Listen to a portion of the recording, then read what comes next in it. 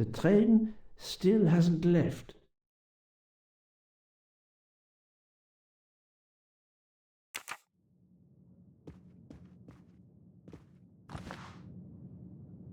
The moustache comb to tame unruly knots.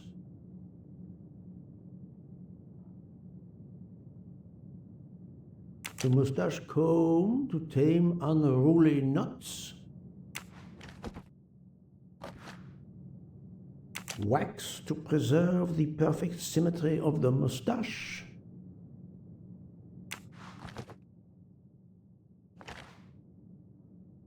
The finest of curling irons for the moustache.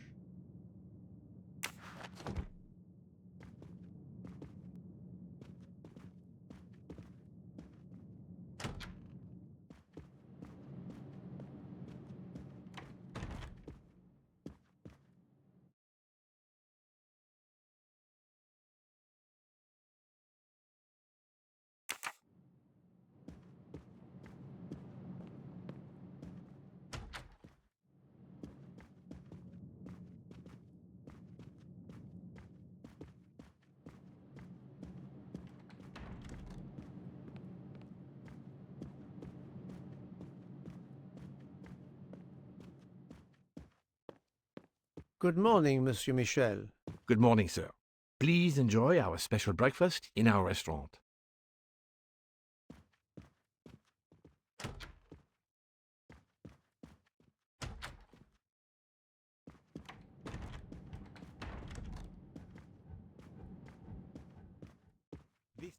My daughter said it would be the easiest way in the world. Just sit on the train until I got to Paris. And now we may be here for days, and my boat sails the day after tomorrow. How am I going to catch it now?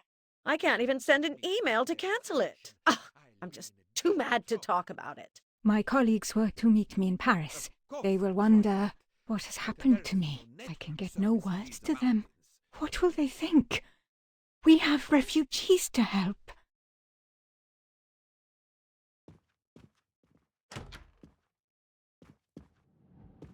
Good morning, madam. The snow is a predicament, is it not?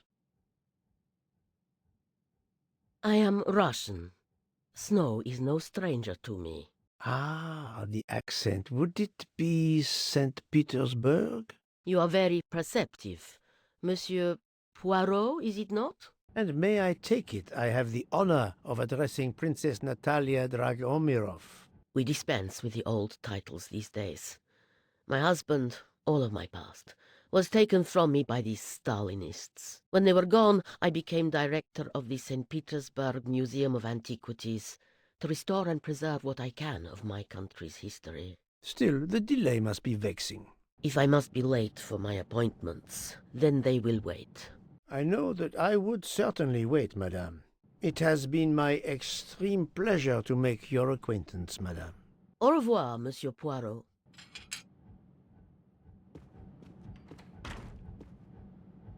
A beautiful piano. What a luxury. Pity there's no one to play it. Mademoiselle, you are not concerned about the train stopping? What can one do? Indeed, this does not make the train move. You have great strength to remain calm at a time like this. I know one far, far stronger than I. And that is? Well, that old lady, for instance. You have probably noticed her. She just has to lift her little finger and ask for something in a polite voice, and the whole train runs. It runs also for my friend Monsieur Bouc, but that is because he is a director of the line, not because he has a masterful character. You don't have to have a strong will when you have power. But I suspect I did not need to tell you that, Mr.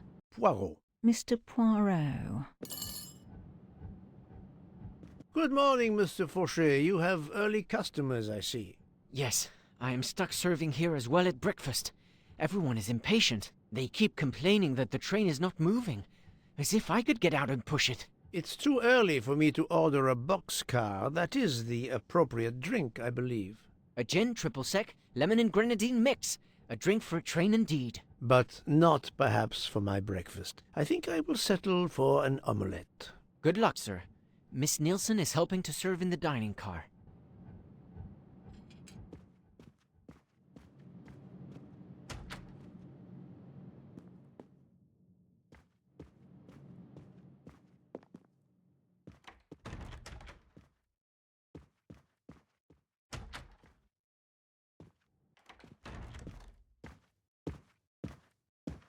How long are we expected to be stranded here? It won't do much good complaining to me. That fellow there with the moustache, he may know something. Excusez-moi, sir. Yes? Monsieur Bouc asks for you to join him in compartment 203. Look here, Poirot. Can you tell us anything? I can tell you the snow, it will not move aside on its own. Of course. But you obviously have some influence with Book. I am going to see him now. I will ask him if he has any information.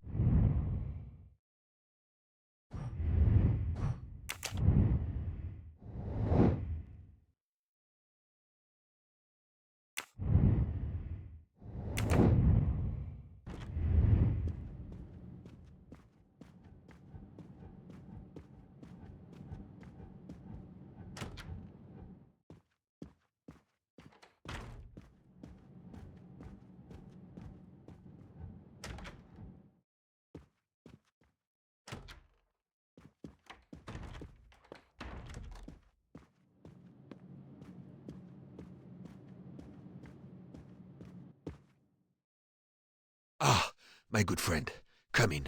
We have need of you. What has occurred? A passenger lies dead in his bed, stabbed. A passenger? Which passenger? In there. He's an American, a man called Ratchet.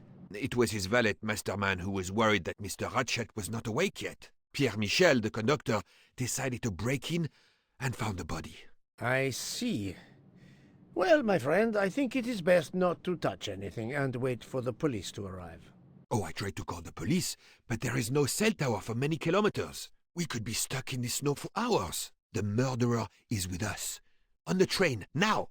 The sooner we catch him, the sooner we'll be out of danger. The Dr. Constantine is already examining the body. Mon ami, this is not a missing train ticket. We must follow procedure. We must wait for the police to secure the crime scene. Please, Poirot. I will take full responsibility. Book, you ask. Well, if we cannot contact the outside world, then... Oh, you are going to drive me crazy. In truth, this problem intrigues me. I was reflecting not half an hour ago that many hours of boredom lay ahead whilst we are stuck here. And now, a problem lies ready to my hand. You accept, then? C'est entendu. You place the matter in my hands.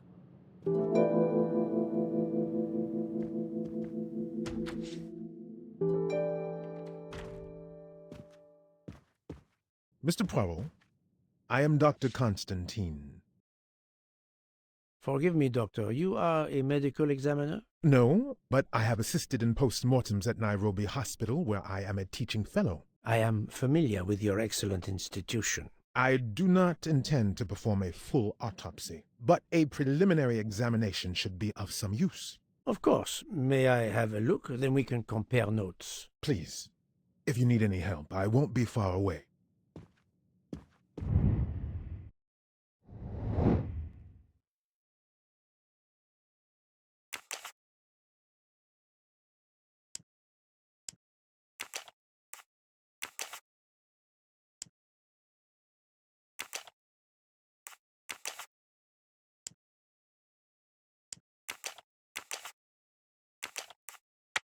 No, not good.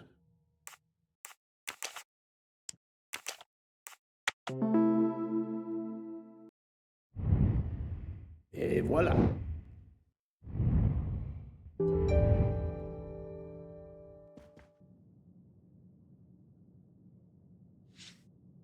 I'm sorry, Doctor, but I must question you. Of course.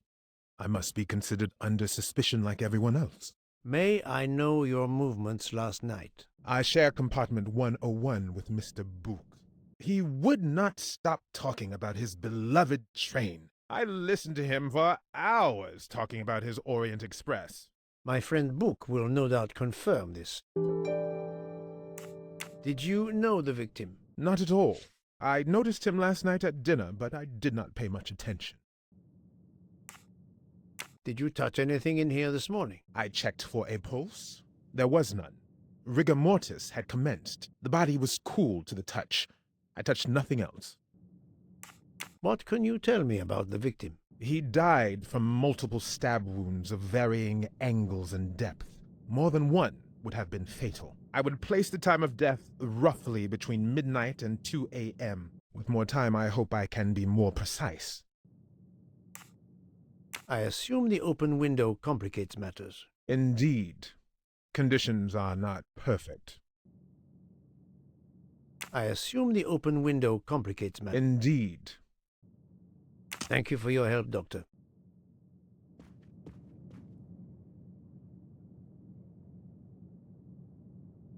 As you see, the victim has been stabbed many times. Several alone would have been fatal. Yes, I agree. An attack most savage. I will, of course, prepare a complete report on my findings. Thank you. I'll take photos.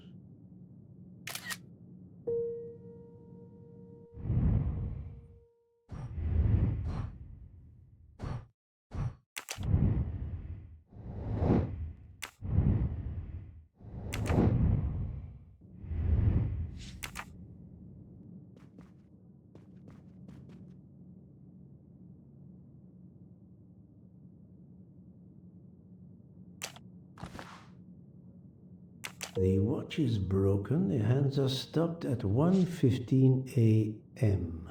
One would expect that to be the time when the attack occurred.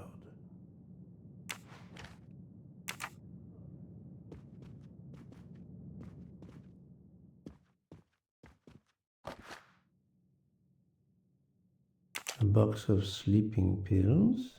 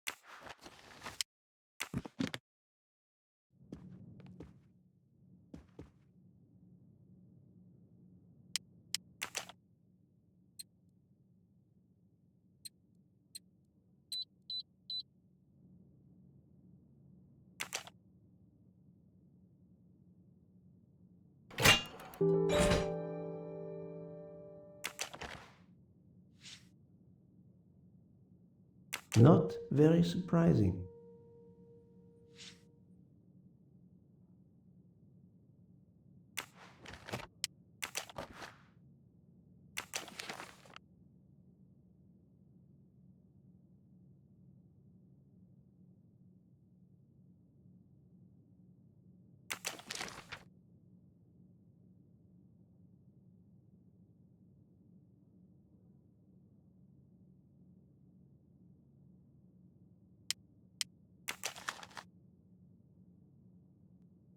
Ah, a meeting place on the back of a postcard. Someone with the initials A.W.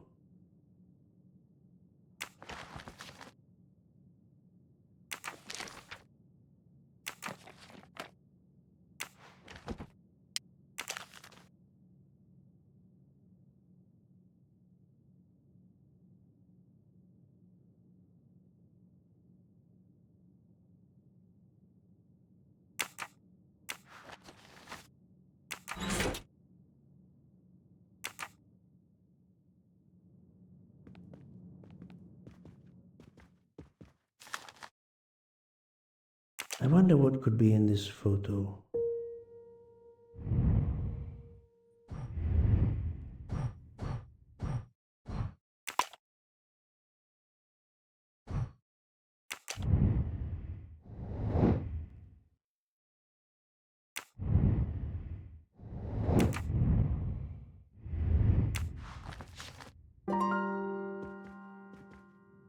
Where can the killer have gone? The chain lock is broken. Monsieur Michel told me that he broke the chain on the door to get into the room.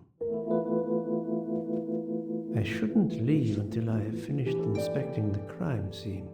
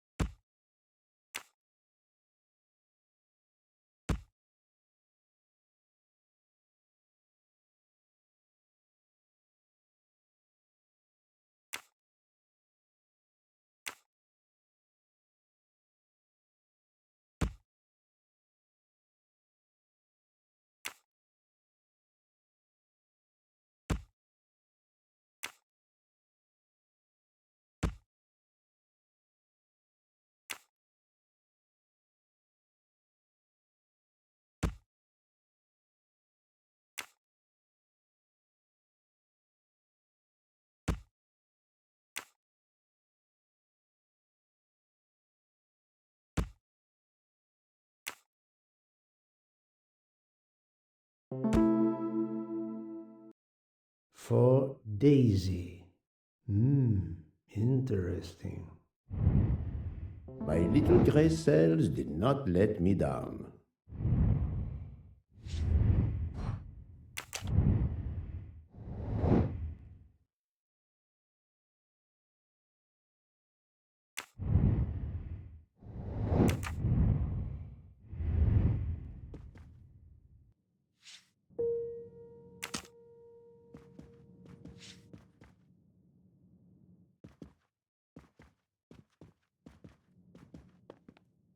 This door communicates with compartment 204.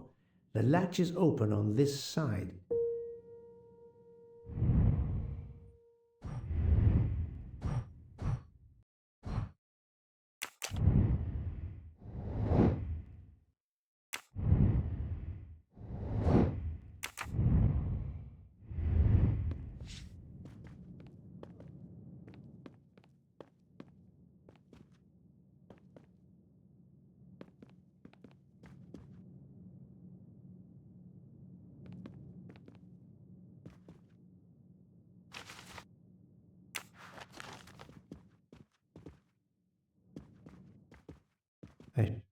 I shouldn't leave until I have finished inspecting the crime scene.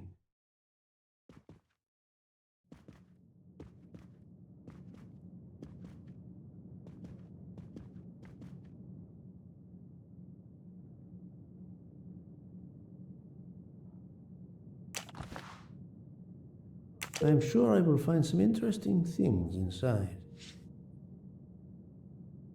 I'm sure I will find some interesting things inside.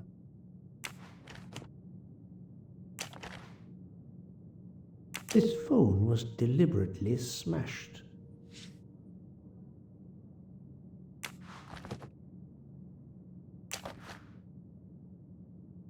Last night, Monsieur Ratchet said he takes precautions. I see now what he meant. He knew he was in danger and wanted to be ready, yet it was no use to him. I will leave it here for the police.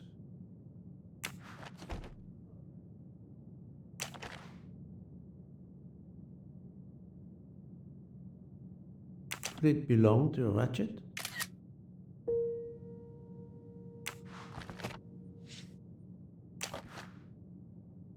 A handkerchief. There's a letter H embroidered on it.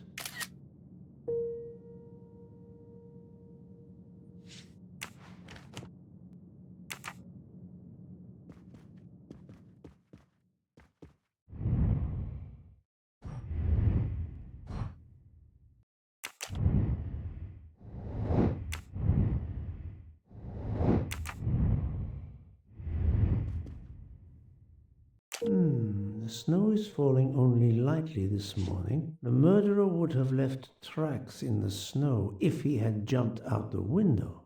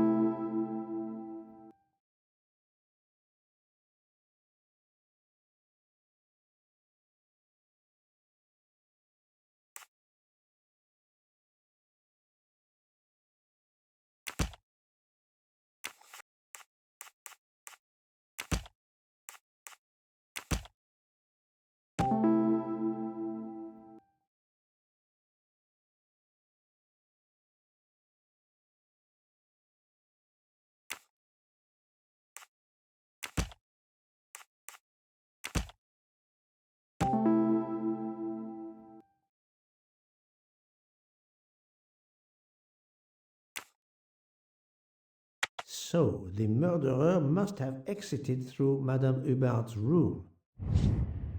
I'm right again. That happens to me a lot.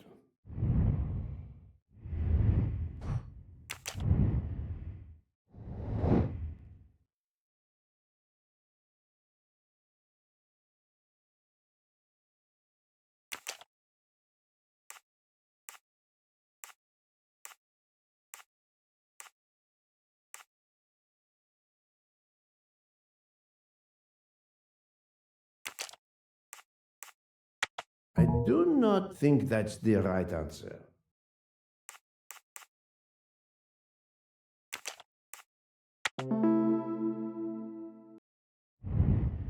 I'm right again. That happens to me a lot.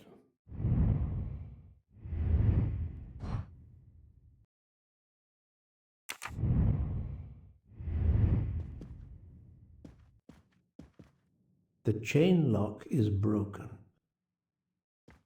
I shouldn't leave until I have finished inspecting the crime scene.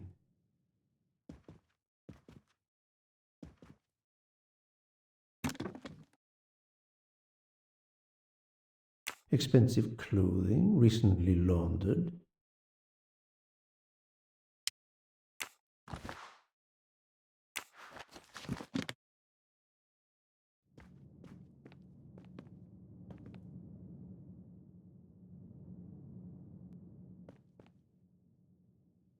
This door communicates with compartment 2.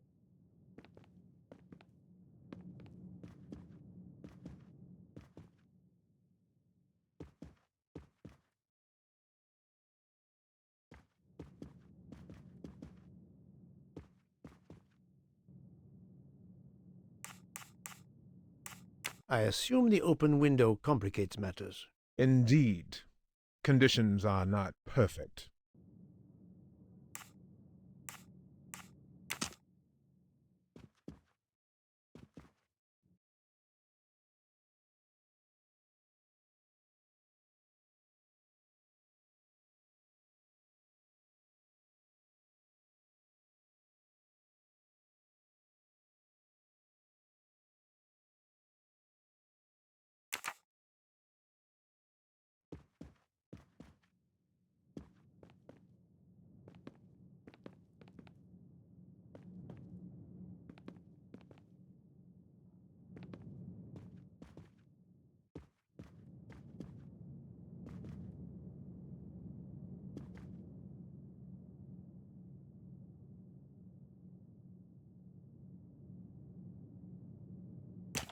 As you see, the victim has been stabbed many times. Several alone would have been fatal.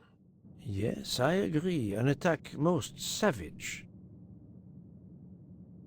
I will, of course, prepare a complete report on my findings. Thank you.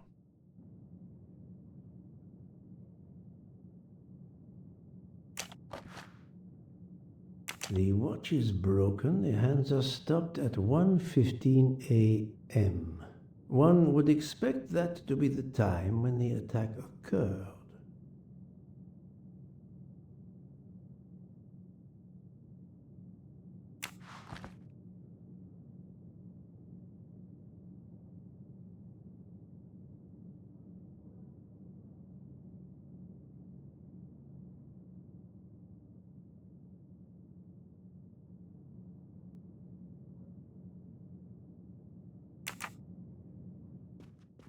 I shouldn't leave until I have finished inspecting the crime scene.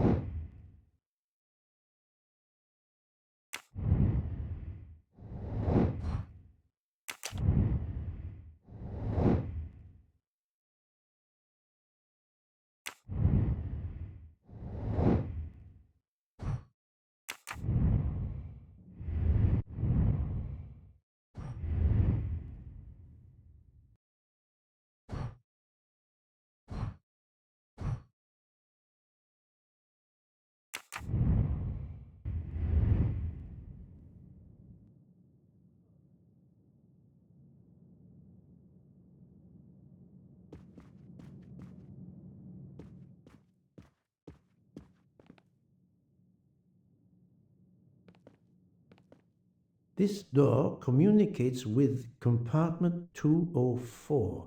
The latch is open on this side.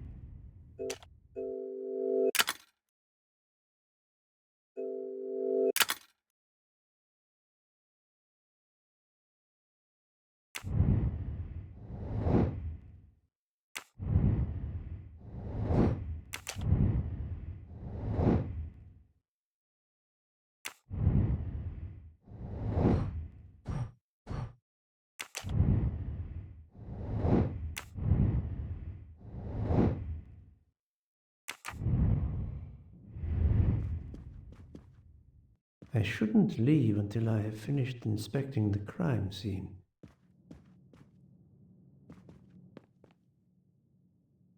This door communicates with compartment 204.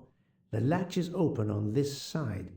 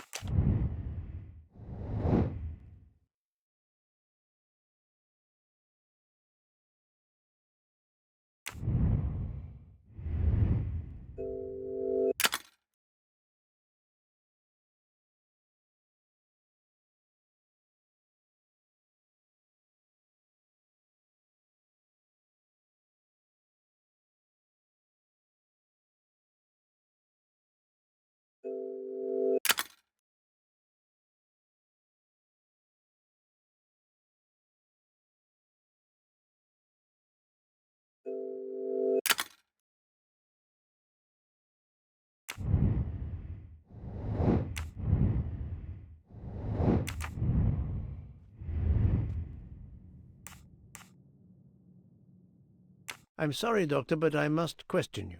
Of course.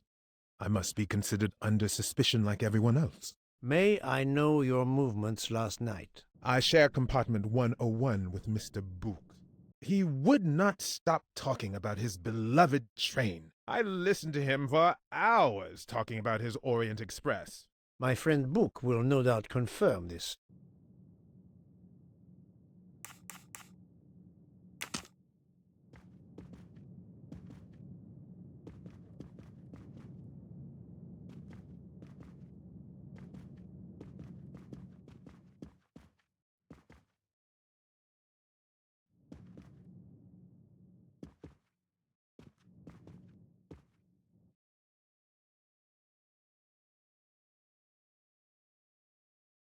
The snow is falling only lightly this morning. The murderer would have left tracks in the snow if he had jumped out the window.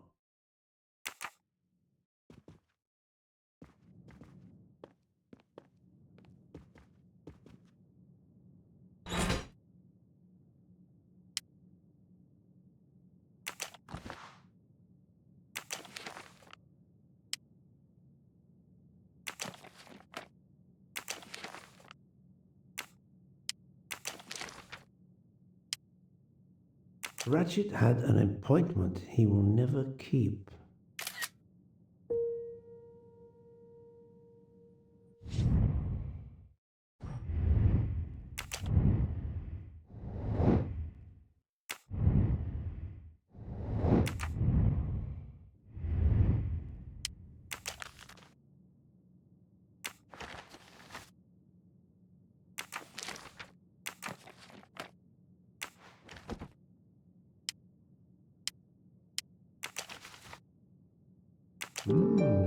unusual letter, this.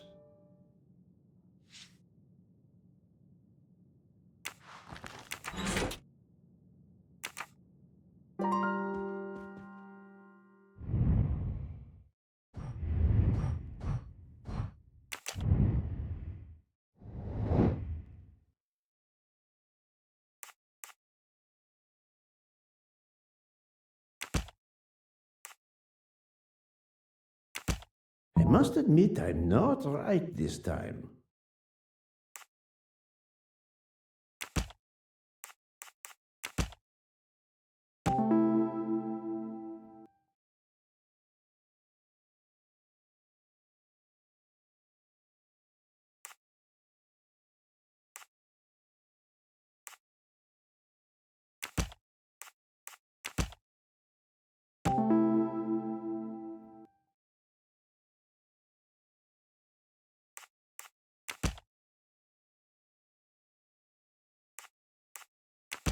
I do not think that's the right answer.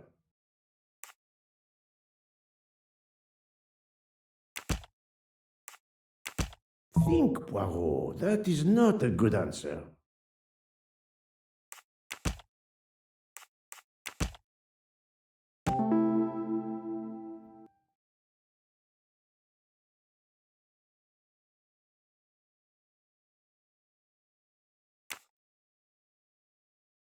I can't imagine Ratchet taking a sleeping pill if he feared for his life. That's the right answer.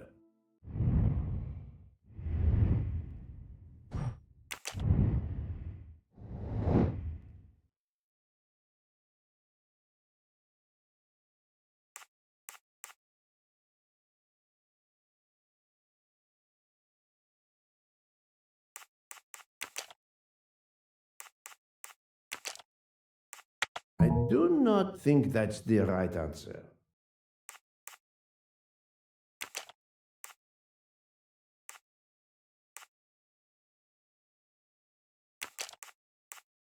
Think, Poirot. That is not a good answer.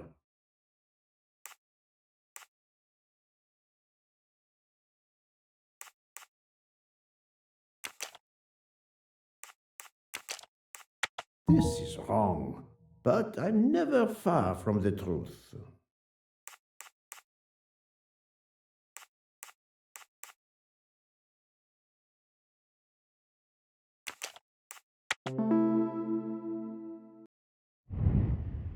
My little gray cells did not let me down.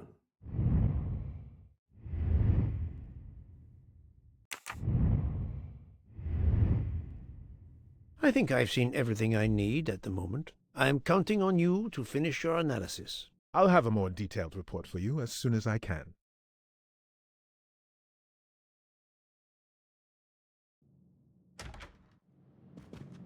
So, Poirot, did you find anything out? It's a bit early for the handcuffs, my friend, even for Hercule Poirot. Do not worry, mon ami. I believe our culprit has no plans to strike again. Monsieur Ratchet was the target. Of that I am convinced. Tell me, Book, how did you spend last night? This is a joke, I hope. Don't you trust your old friend? My friend, calm yourself. I must hear your story in order to corroborate other accounts. Ah, naturally. Let me see. I went to my compartment after dinner. Dr. Constantine was already there. We talked about his career. He's a Cambridge man, you know. After university, he returned to his country and has done much good there. He was so interested in the Orient Express. I told him all the anecdotes I know. I'm not certain when we fell asleep, but it was very late. Here is what I have found out. Monsieur Ratchet was stabbed many times. I also found threatening letters in his safe. He had a loaded gun under his pillow, so he was on guard, ready to defend himself. However, there was an empty glass with white residue at the bottom. I suspect a barbiturate. Perhaps he was forced to take it. In any case, I am certain he was unconscious, unable to defend himself. I also found several other items at the crime scene, possibly related to the murder. They must be investigated. By all means, Poirot. As fast as you can. I also found liquid for an electronic cigarette, but I could not find a vape. This might belong to the murderer. This criminal is an amateur. I need a list of the passengers with their compartment numbers. Pierre Michel will have it. I must interview the rest of the passengers and the staff. I'll be in the bar car if you need me. We are hours late. Soon I hope help will arrive.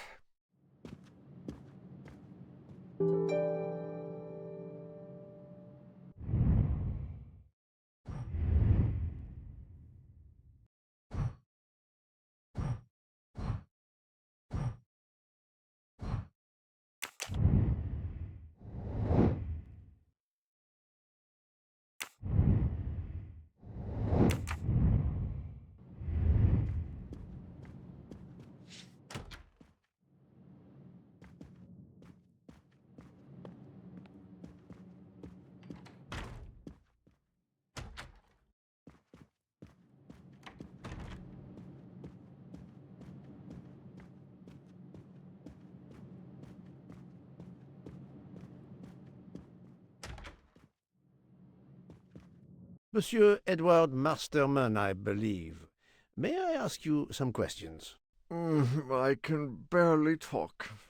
I have a terrible toothache. We have a doctor on board the train. Perhaps... I do not need a doctor. I use essential oils. If you can find my flask of clove oil in my box, I would be grateful. Fine, if you insist. I will help you.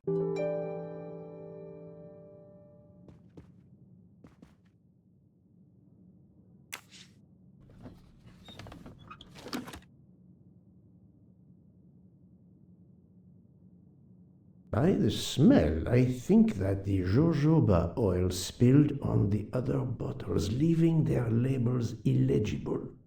I must find another way to find which one is Masterman's toothache remedy. The weighing scale is soaked in jojoba oil. It's unusable. Ah, this old scale will do the job. To start, I must first arrange the vials from the lightest to the heaviest.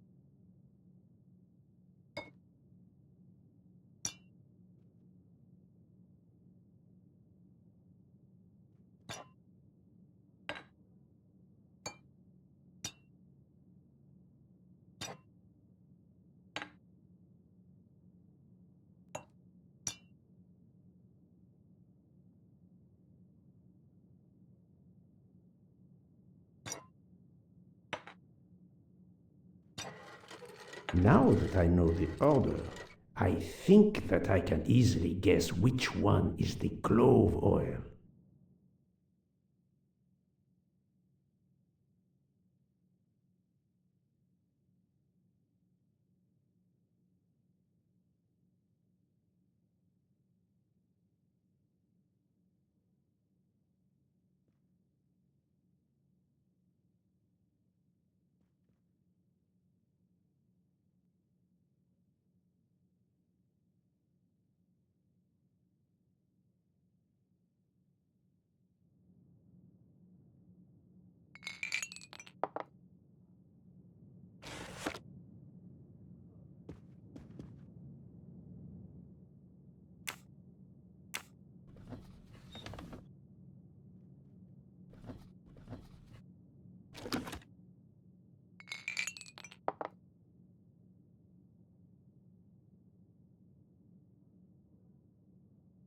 To start, I must first arrange the vials from the lightest to the heaviest.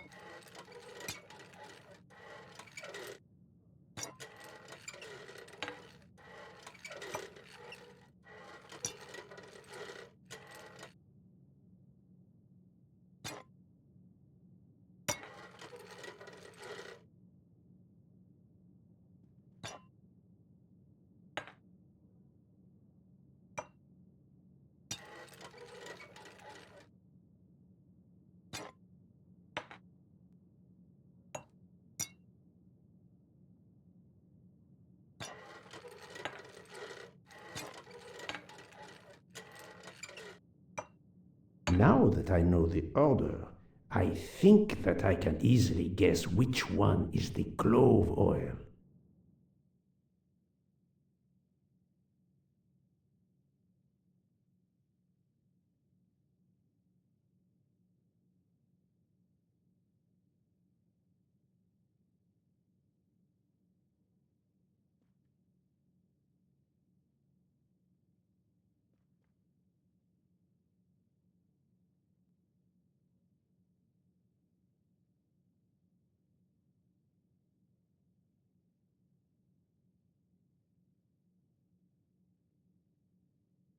Here is Monsieur Masterman's remedy.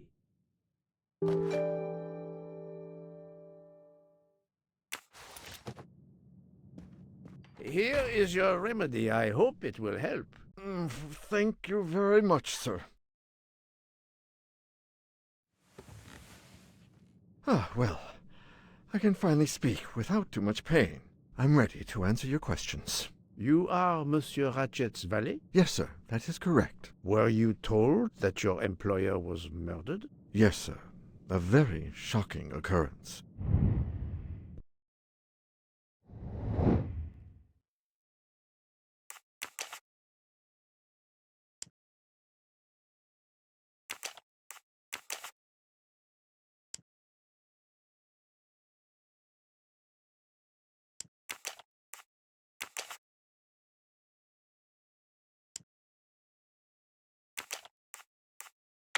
No, not good.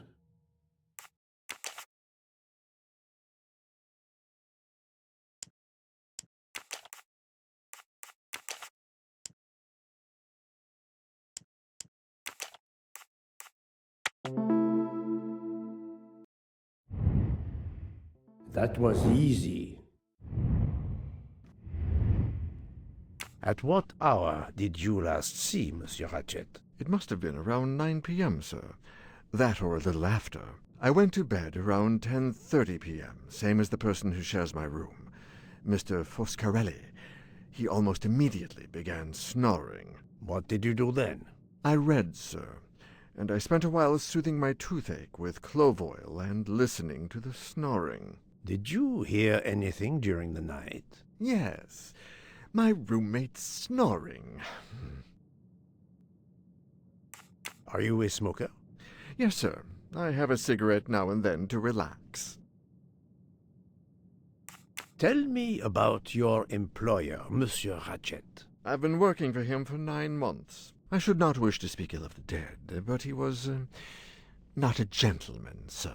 Did you know that he had enemies? Yes, sir. I heard him discussing some threatening letters, sir, with Mr. McQueen. Did he mention these letters to you? He had been reading a letter when I came in. He asked me if I was the one who put it in his compartment. I told him that I had done no such thing, and he should report it to the police at the next station. How did he respond? He laughed, sir. You're joking. I do not joke, sir. Forgive me, I can see you do not. Was he taking sleeping pills? Always when traveling by train, sir. He said he couldn't sleep otherwise. Last night he asked me to give him 2. I did so, along with a glass of water. He dissolved them in the water. Did you see him drink the water? No, sir. I left right after I gave him the pills. Was Monsieur Ratchet a smoker? No. He finds smokers disgusting. Can you tell me again why you gave sleeping pills to Monsieur Ratchet? Yes, I gave him the pills because when he takes the train, he has trouble sleeping. The letter must have worried him. He specifically asked me to prepare the sleeping pills. I didn't see him drink the water with the pills in it.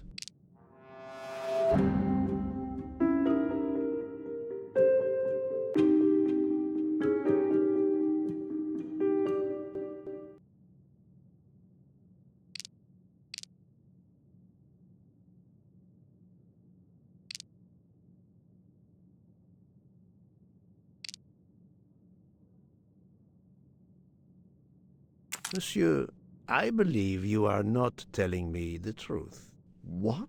How can you say that?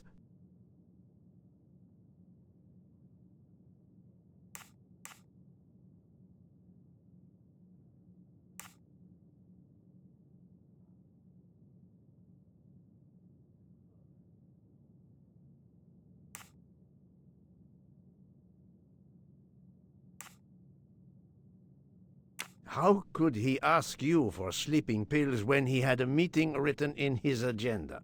I am very sure he had no meeting planned for the middle of last night. Masterman is right.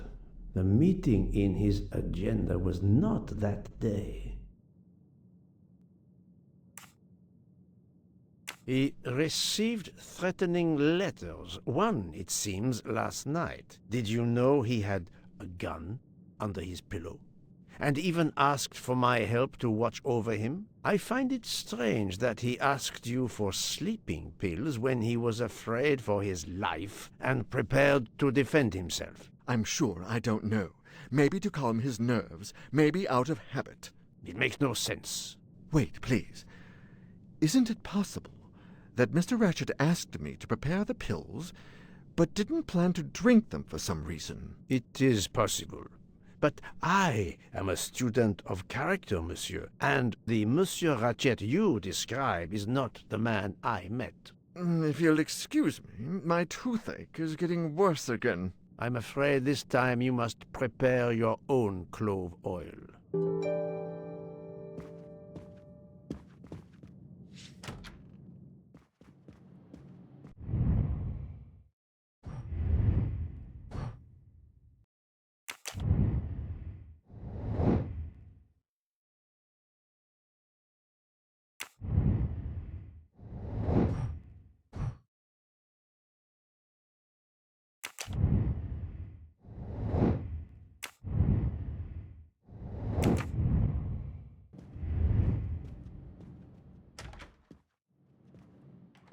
I believe I am addressing Monsieur Hector McQueen. Guilty as charged. I beg your pardon. Oh, sorry. Just an expression. My father used to say it. You must have had an interesting childhood. I am Hercule Poirot. No need to be modest. You're a detective. You are Monsieur Ratchet's secretary? I am Mr. Ratchet's secretary. Just over a year. I mainly take care of translating certain texts for him. Mr. Ratchet only speaks English. Prepare yourself for a shock. Your employer, Monsieur Ratchet, is dead. So they got him after all. What do you mean? You are assuming he was murdered? I know he had enemies. What can you tell me about Monsieur Ratchet? He was American. He was an antiques dealer. I don't know much more. Mr. Ratchet never talked about himself or his life, but I think Ratchet wasn't his real name, and he left the United States to run away from something, or someone. Yes? He started getting letters, threatening letters. Do you still have them? I have one. Did you know that Monsieur Ratchet had asked for my help? Asked you?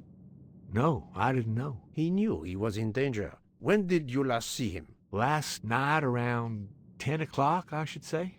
Did you like your employer, Monsieur McQueen? No, I did not. He was, I'm sure, a cruel and dangerous man. Can you tell me your movements last night? I went back to my compartment. I read a little. In Belgrade, I went out onto the platform to smoke, but it was cold. I quickly went back in. I then went to Mr. Ratchet's compartment to take some dictation for him. I left around 10 o'clock. I saw Captain Arbuthnot. We ended up chatting in my compartment. Then we went out on the platform to quickly stretch our legs at Vinkovsky. He left around 2 o'clock. Thank you.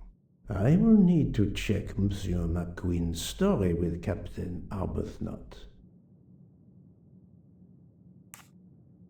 I found a diary in Monsieur Ratchet's safe.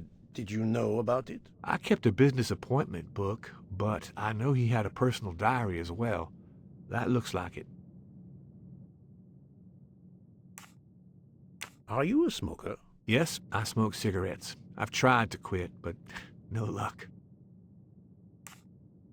Can you give me this letter, please? Of course, here it is.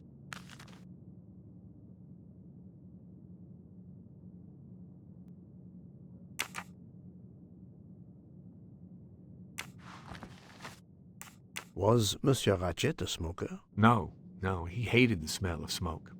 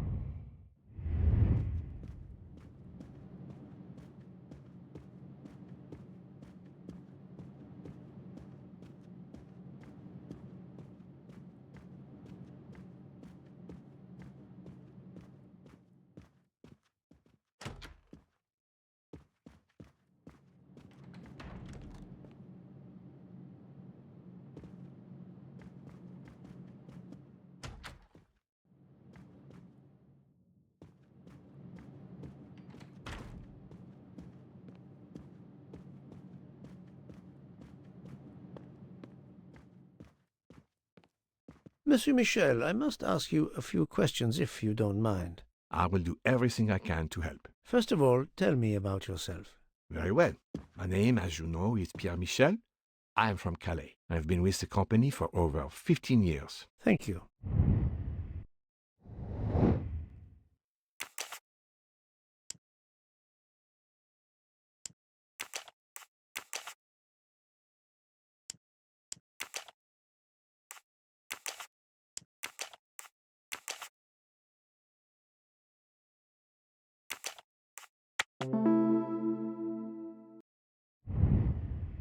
My little gray cells did not let me down. Can you provide me with a listing of the passengers and their rooms, please? Yes, certainly.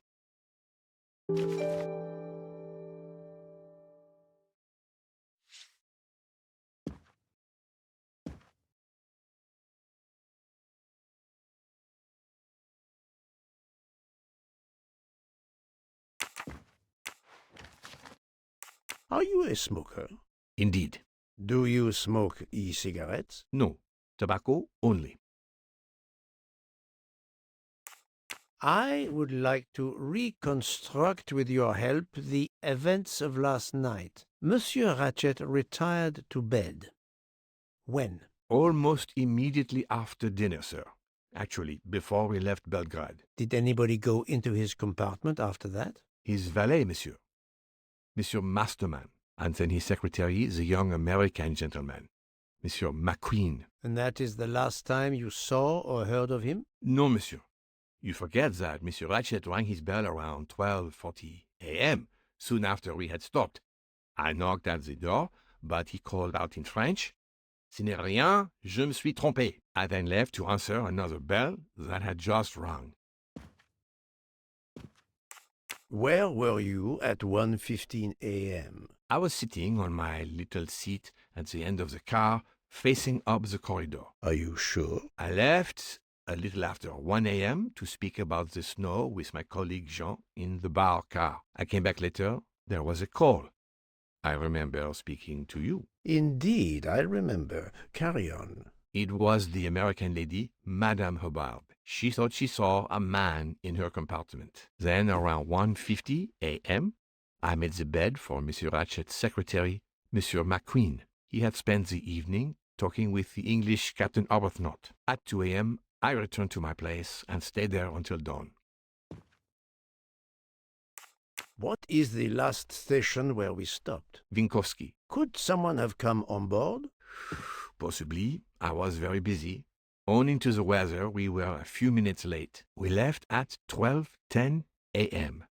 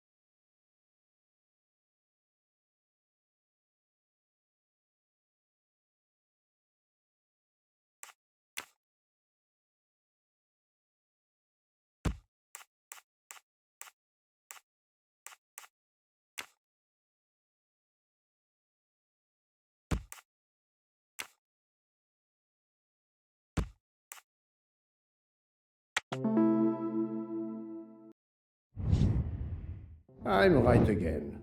That happens to me a lot.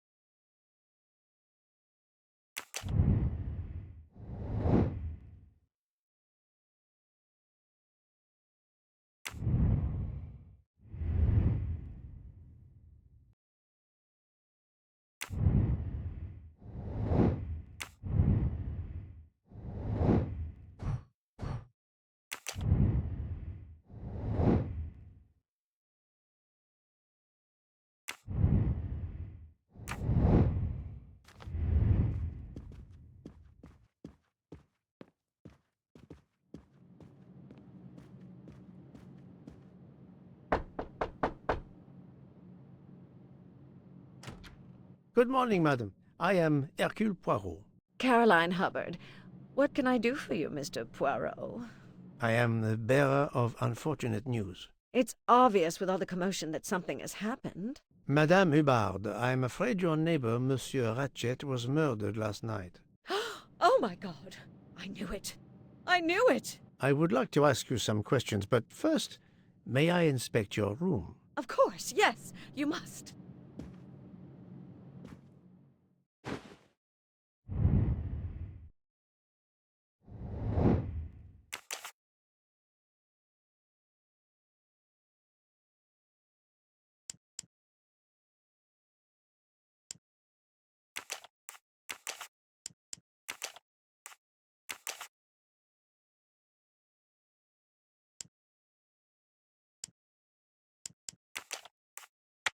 Think, Poirot. That is not a good answer.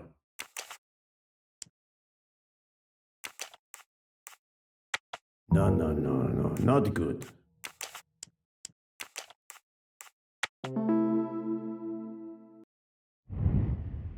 My little gray cells did not let me down.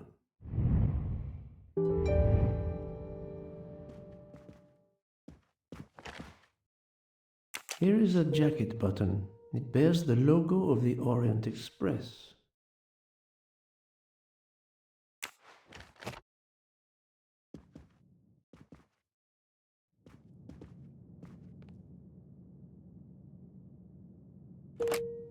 This door connects to Monsieur Ratchet's compartment. It was latched on this side. The luxury of the Orient Express is present in every detail.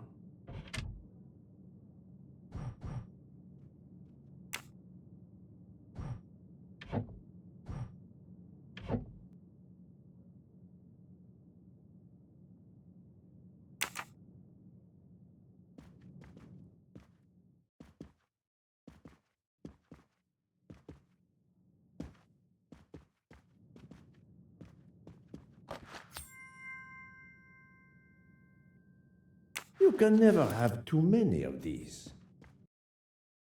Madame, please tell me about last night. The murderer was right here in my compartment. I woke up. All in the dark it was. I was just so scared I couldn't scream. I pressed the call button. I pressed and pressed. I heard footsteps running in the corridor, then a knock on my door. "Come in," I screamed. And I switched on the lights at the same time. And would you believe it? There wasn't a soul there. You think he went back into the other compartment? How do I know where he went? I had my eyes shut tight. The conductor came in. I told the man what had happened, and he didn't seem to believe me. I asked him to search the room, but he found nothing. I told the conductor to look at the door between the compartments, and sure enough, it wasn't bolted. Well, I soon saw to that. I told him to bolt it, then and there. How is it you didn't bolt the door between the two compartments? But I had. Well, as a matter of fact, I asked that Swedish lady, Olsen, Greta, if it was bolted, and she said it was. How was it you could not see for yourself? I was already in bed, and my toiletry bag was hanging on the hook of the door. I couldn't see the latch from where I was. What time was it when you asked her to do this for you? Oh, it must have been around 10:30 or 10:45 p.m. She'd come along to see if I had an aspirin.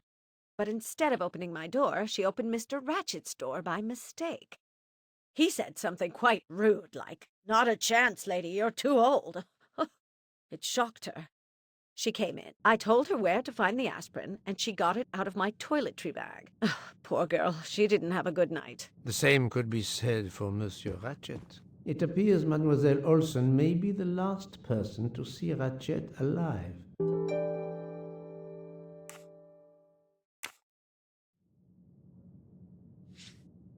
Is this your handkerchief?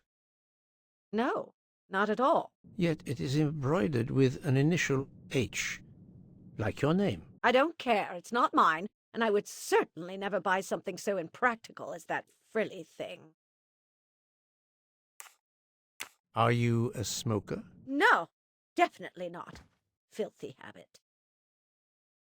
I found a jacket button on your table. It looks like it belongs to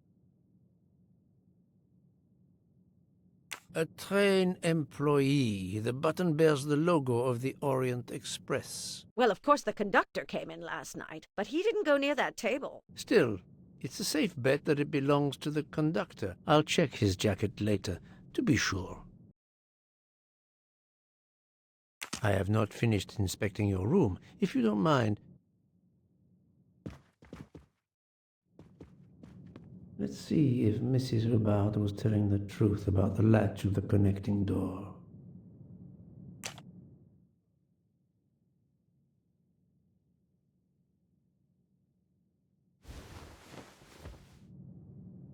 This hook is probably where Mrs. Hubbard hung her toiletry bag.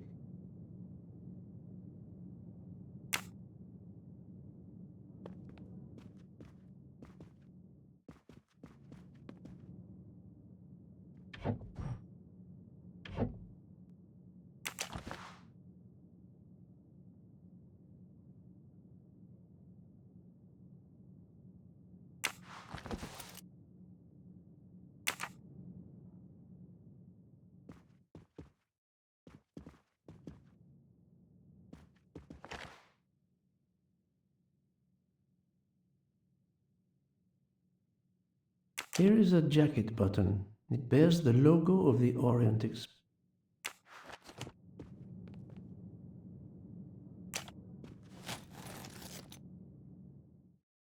I can see the latch very well from here, even with the toiletry bag attached. I'll have to clear that up with Mrs. Hubbard. This door connects to Monsieur Ratchet's compartment. It was latched on this side. Mrs. Hubbard, you told me that the door connecting the two compartments was closed, correct? Yes, it was, as I told you. I was already in bed and my toiletry bag was hanging on the hook of the door. I couldn't see the latch from where I was. That's why I asked Miss Olson to check if it was closed.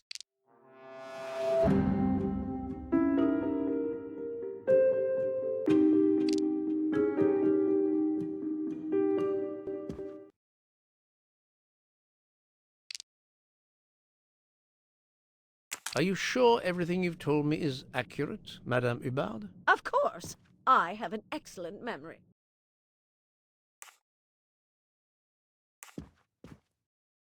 Mrs. Hubbard, I tested putting your toiletry bag on the door hook as you told me. From your bed, you can easily see the latch on the door. The toiletry bag does not hide the latch at all.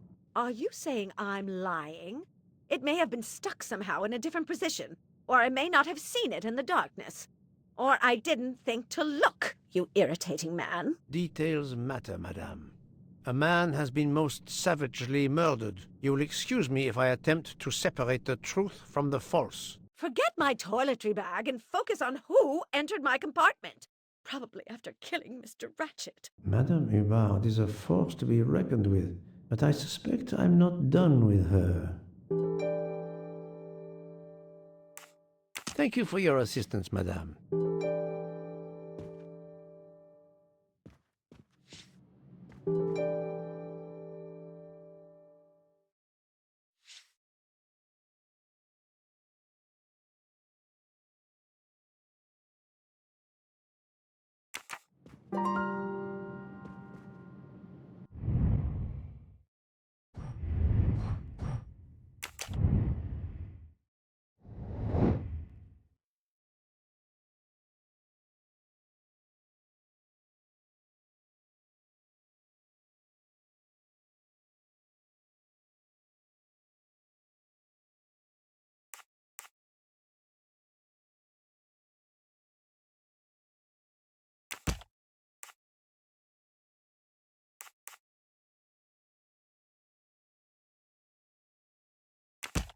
No, not good.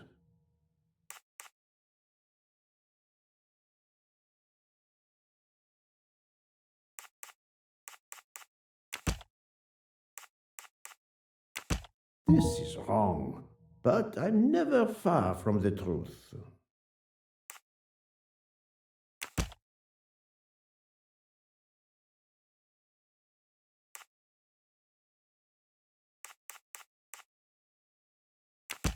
think, Poirot. That is not a good answer.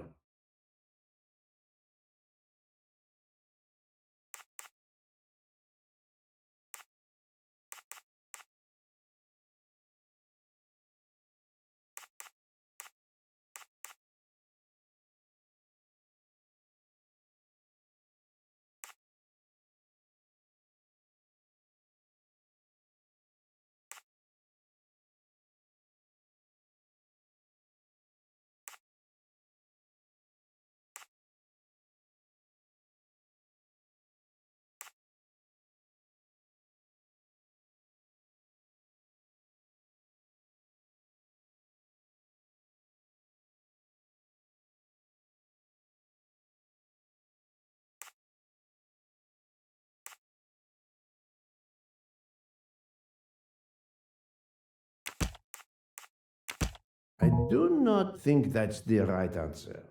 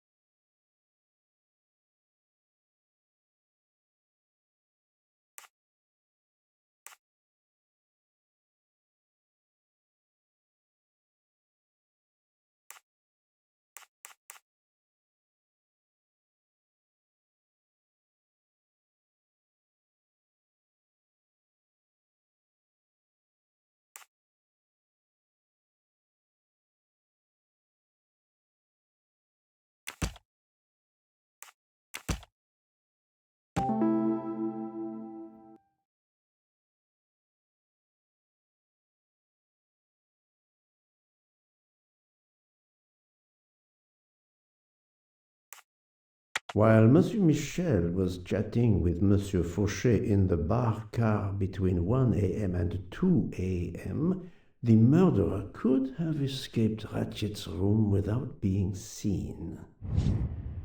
That's the right answer.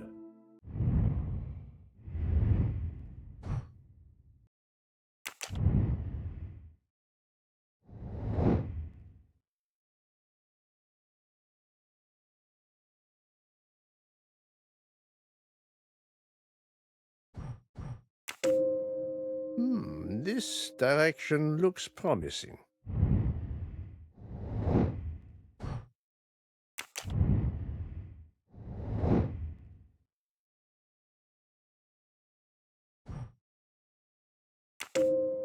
This is the most likely answer.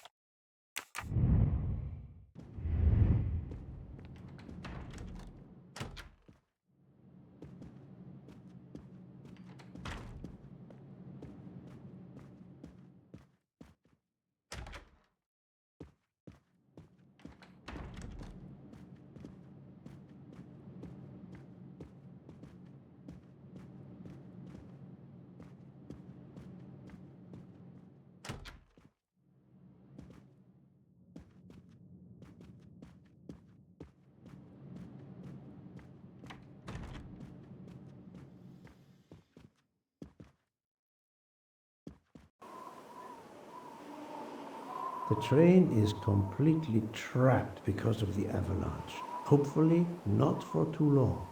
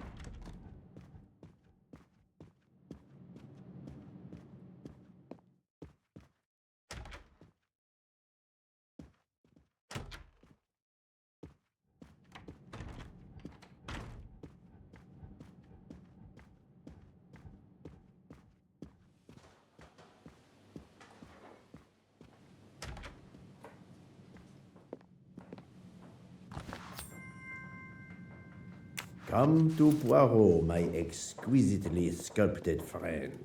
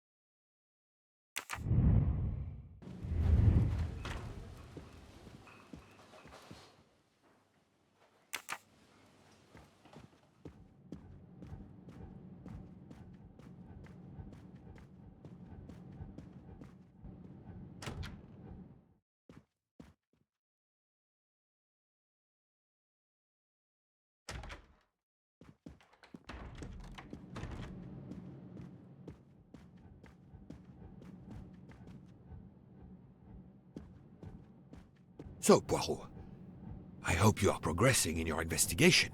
I have not finished yet, but it is progressing, yes. I still have many questions that must be answered. I will report to you as soon as I can. Please, do me the courtesy of leaving me alone, if you will. I'm sorry. There's nothing I can add to what I've already told you.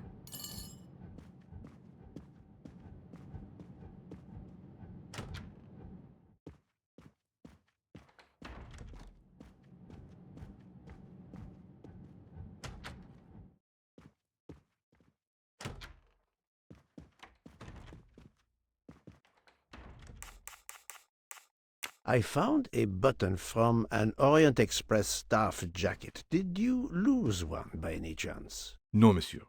As you can see, I have all my buttons. It is not mine.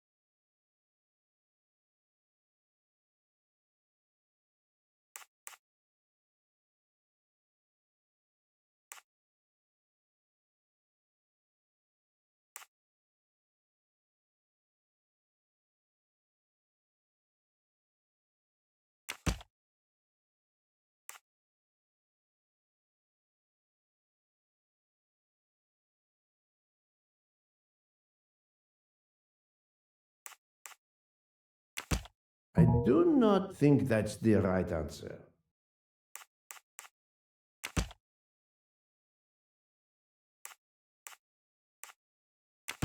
This is wrong, but I'm never far from the truth.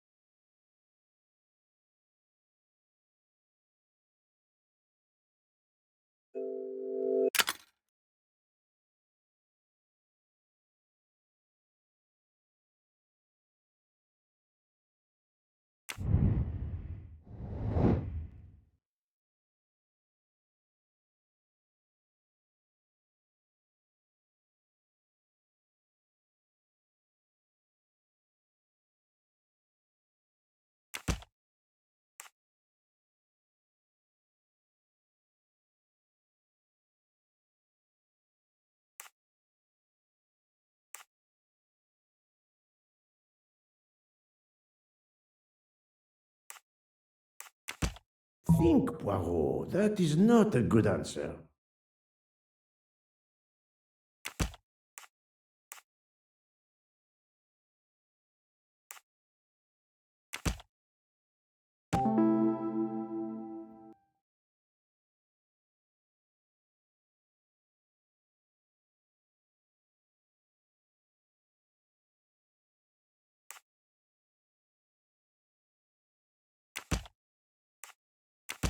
I must admit I'm not right this time.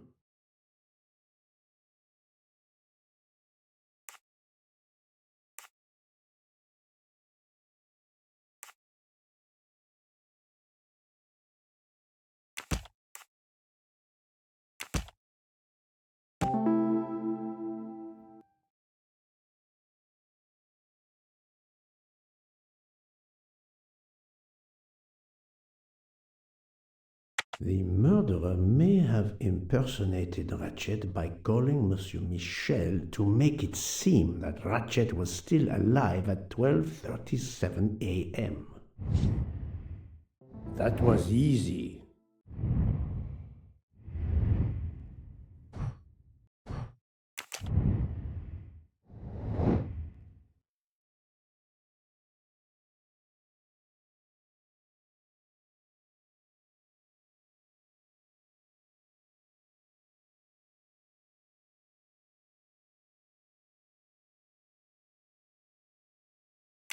No, no, no, no, not good.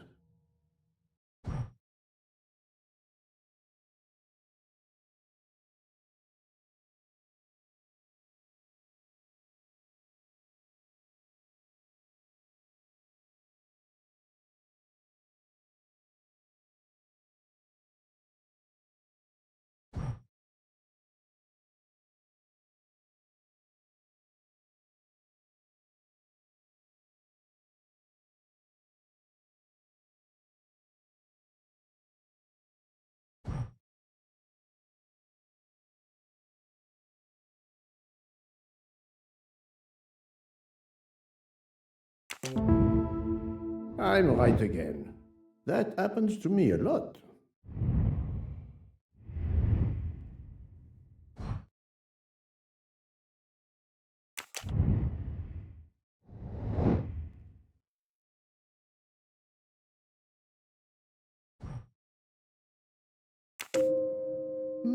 This direction looks promising.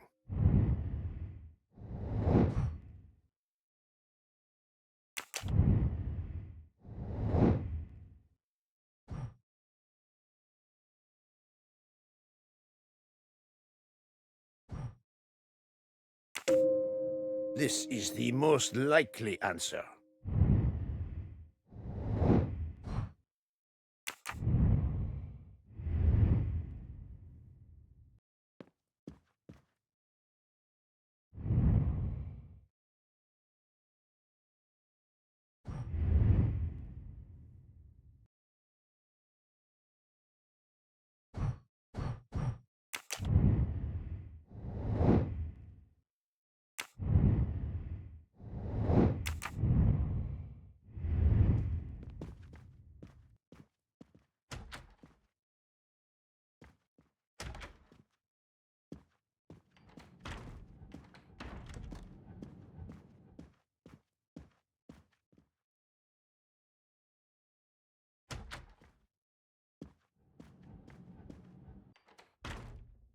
So, my friend, have you found our killer? Not yet, but I will tell you what I have learned. Please. Our assassin could have gotten on the train at Vinkovsky disguised as a conductor, entered Ratchet's room, and killed him. Then he walked out through Madame Hubbard's connecting door, where he lost a button from his jacket. He had to wait for Monsieur Michel to be absent. He waited too long. The train had left the station. He was trapped aboard. Indeed. He had opened the window to make it look that he'd escaped that way. However, if he waited until the train stopped again due to snow, his footprints would have been found. The murderer is still among us. On the train. There's a problem with the second-class toilets. What now? All morning passengers have been complaining that the door is locked, so I went to check. I knocked, but no one answered. I didn't think I should open it without speaking to you first. You did well, Monsieur Michel. Lead the way. I used my master key.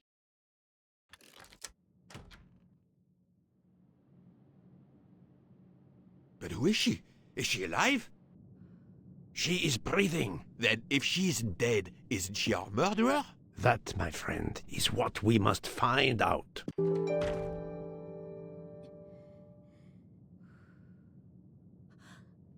Miss, can you hear me?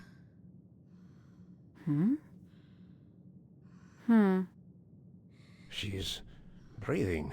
Her pulse is strong. There is no sign of physical violence. This woman is sleeping very soundly. The ticket reads Joanna Locke, traveling in compartment 105.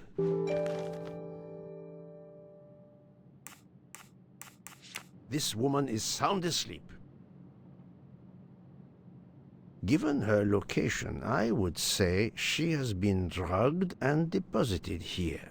Well, at least it's not another murder on my train. The train is, of course, full. Monsieur, the list I gave you indicates that Hildegard Schmidt shares her compartment. I will want to talk to her later. For now, we will concentrate on this mysterious young lady. Let's return her to her more comfortable bed. Good idea. Pierre, locate this woman's room and fetch the doctor. Yes, sir. I will question her when she wakes up. Please, let me know what you learn. Mademoiselle Locke's compartment is 105. I suggest we return her to her more comfortable bed. Yes, hopefully she will awaken soon.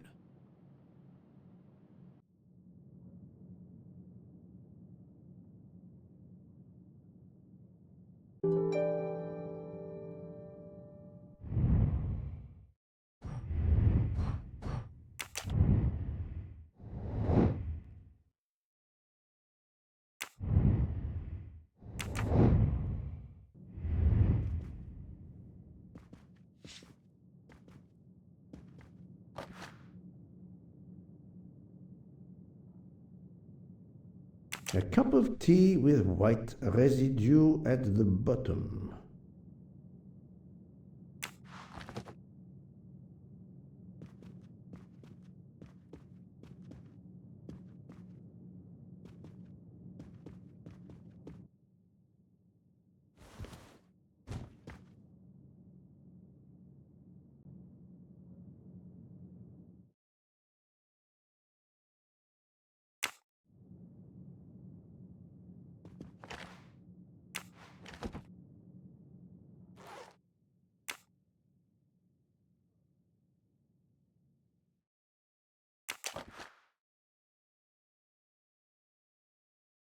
A briefcase and a wagon lit conductor's jacket. And the button is missing.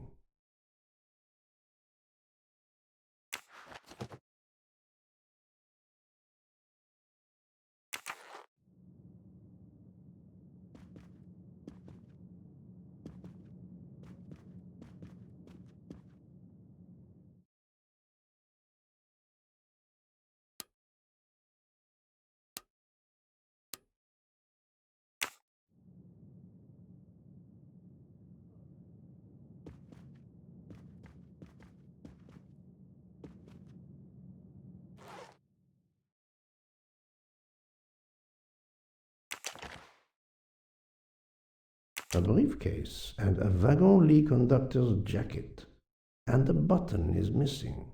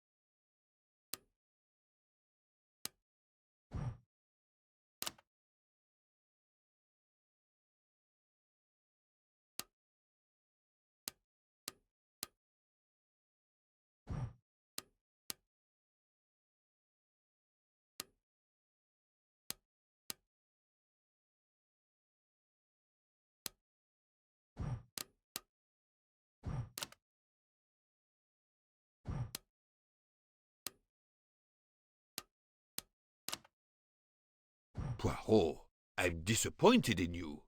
I was certain you would have it by now. Have you tried 1, 2, 3, 4? So, Poirot, any luck so far? But of course you know what you're doing. It is booby-trapped, is it? Poirot, what if the briefcase is booby-trapped? If you need a break, I can ask Jean to make you some coffee. No, that's mine. I never remember my passwords, so I make them easy ones. We really need to find the combination. Have you tried 0000? Poirot, I'm disappointed in you. I was certain you would have it by now. No, that's mine. I never remember my passwords, so I make them easy ones. Poirot, what if the briefcase is booby-trapped? Have you tried 0000? So, Poirot, any luck so far? If you need a break, I can ask Jean to make you some coffee. Have you tried 1, 2, 3, 4? We really need to find the combination. But of course you know what you're doing. It is booby-trapped, is it? If you need a break, I can ask Jean to make you some coffee. Have you tried 0000?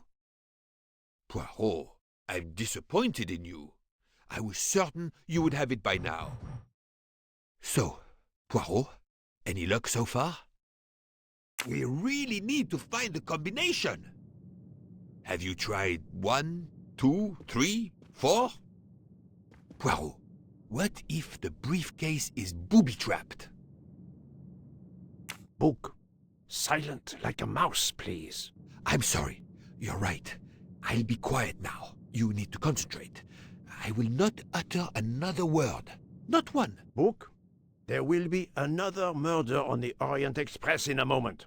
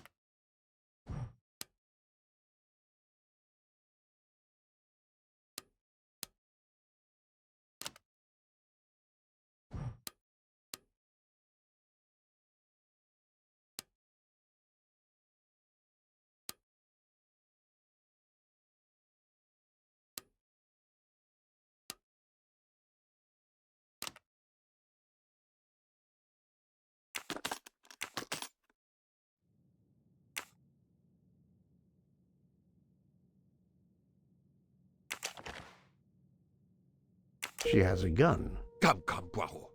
Criminals are often known to carry one. Ratchet was stabbed, not shot. But then why take it on the train?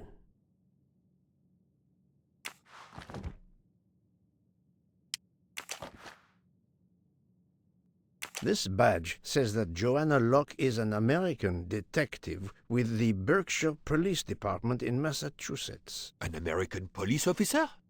Oh.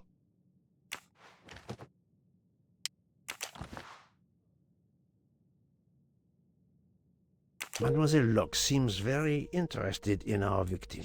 Of course. She has studied her target. Possibly.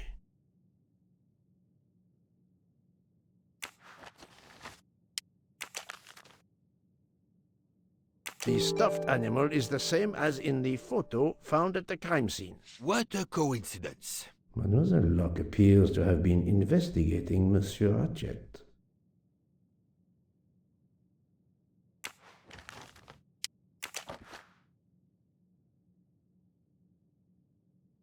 Her driver's license confirms her identity. She is American. These are fake IDs. It's certain. Look, she's waking up. Thanks to you, I would not be surprised if our murder victim were also waking up. What?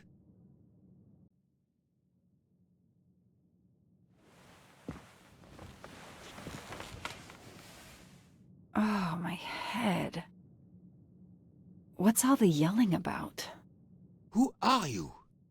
Give me a good reason why you should not be in handcuffs. I can give you a reason, Book. Whose handcuffs will we use? I have none. Do you? Well, You are Joanna Locke, mademoiselle? Yes, Joanna Locke. I'm a detective. Berkshire, Massachusetts Police. I have found your credentials, mademoiselle. And I know who you are, Mr. Poirot. Then, if the introductions are complete, perhaps the explanations may begin. I'll try. It's simple, really. I'm on the trail of a murderer.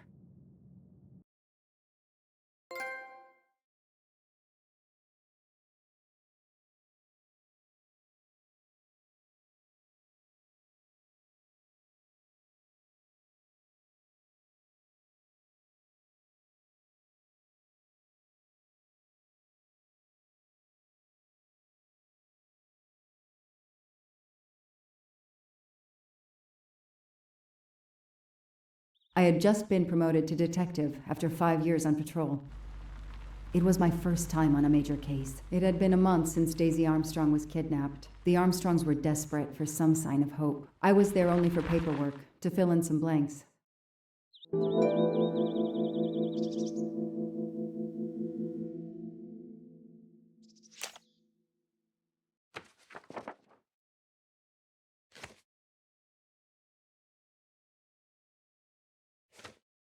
The crime was audacious. How could the kidnapper know which was the window of Daisy's room? No, they could use a ladder to reach it, and no, they could enter the room without being seen. The misspellings are clearly on purpose, and they didn't return the child when the ransom was paid.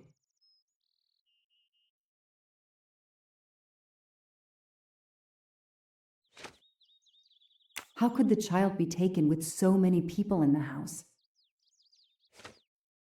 I can't imagine the pain her parents felt when they realized Daisy was gone. How are they going to feel when they realize I have no answers for them? Only more questions. That's why I'm here. A damn computer glitch. Or somebody pushed delete instead of save. Whatever happened, we lost the nanny's deposition. So my entire contribution to the investigation is to take it again. The phone record of the night of the kidnapping. The last call was for 911.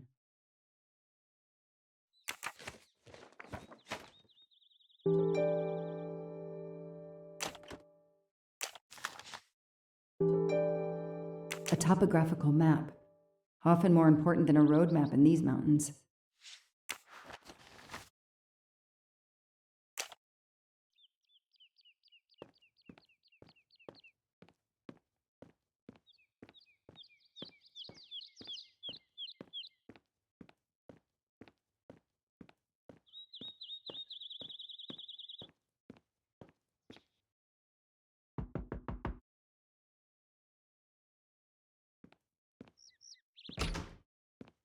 Good evening. Colonel Armstrong? Yes. You're the detective they phoned about. Joanna Locke. I don't remember you. I'm newly assigned to the case. It's about time more detectives were involved. My wife, Sonia, she hasn't been herself. Every day is a waking nightmare for us. Tell me you've uncovered something new. I'm here to speak to your daughter's nanny. There was a computer problem. Her earlier statement has been lost. Oh, I see. We had hoped. Well, do as you wish. I won't be far if you need me.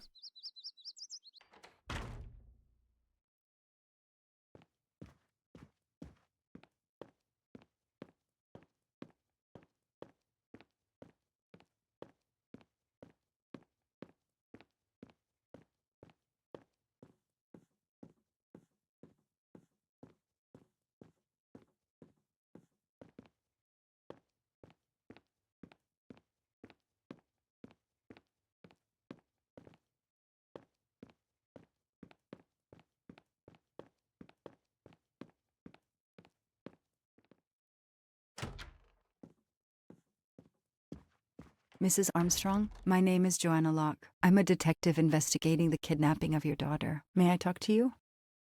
When is your baby due? Mrs. Armstrong? Sonia? I don't want to talk. I just want to see my daughter again. That's all that matters. The poor woman. I can't imagine how she feels.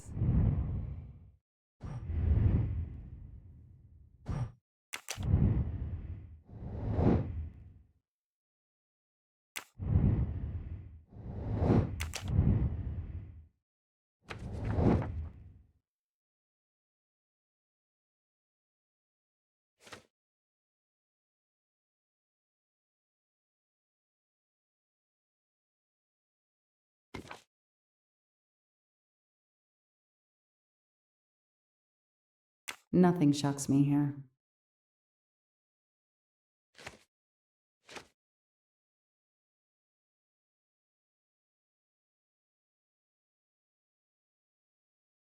Everything looks okay here.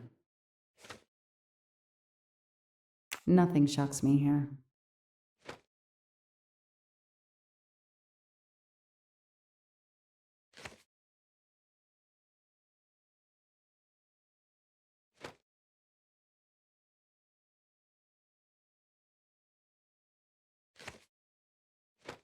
Everything looks okay here. Nothing shocks me here. Everything looks okay here.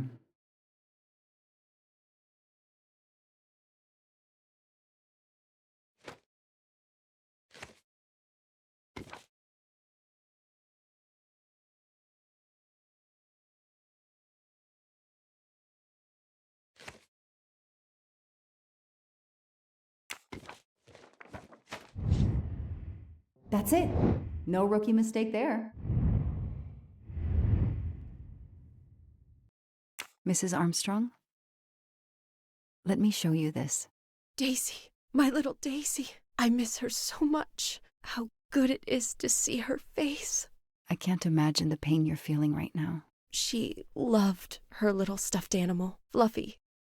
She took him everywhere with her. The kidnappers took it as well. They didn't have to. That means they wouldn't hurt her, doesn't it? Every lead will be followed up. You have my word on that. Thank you. I shouldn't lose hope.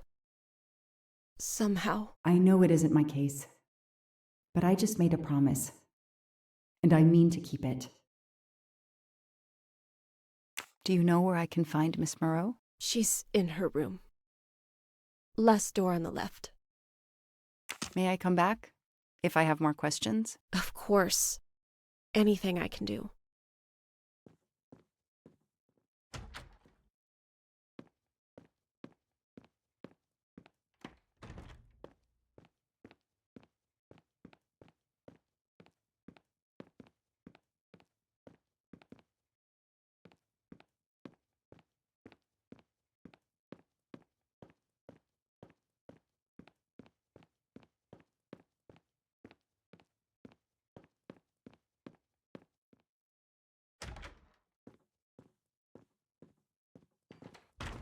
Hello, are you Suzanne Moreau, Daisy's nanny? Yes?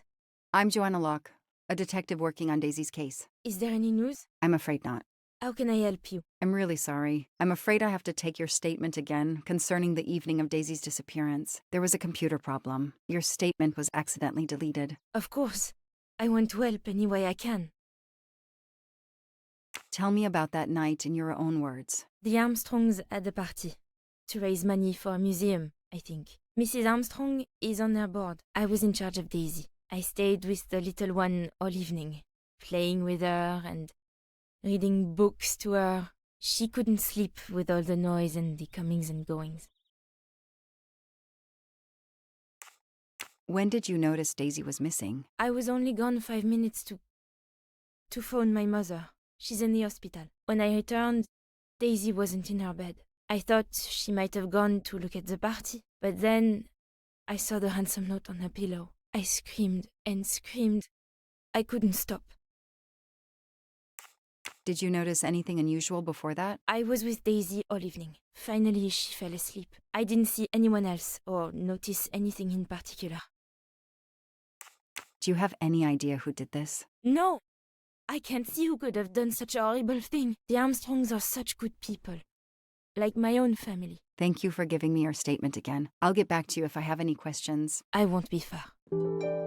Okay, I have Suzanne's statement, but her answers need some checking.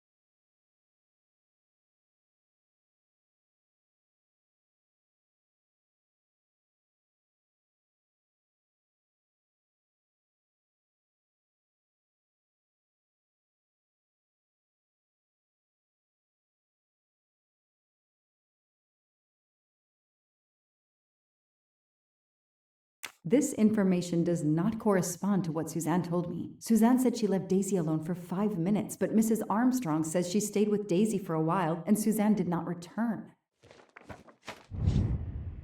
That is a great detective job.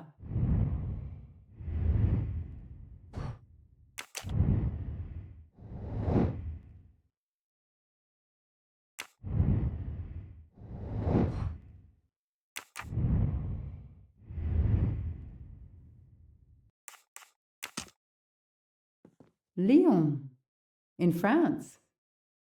What a lovely looking city.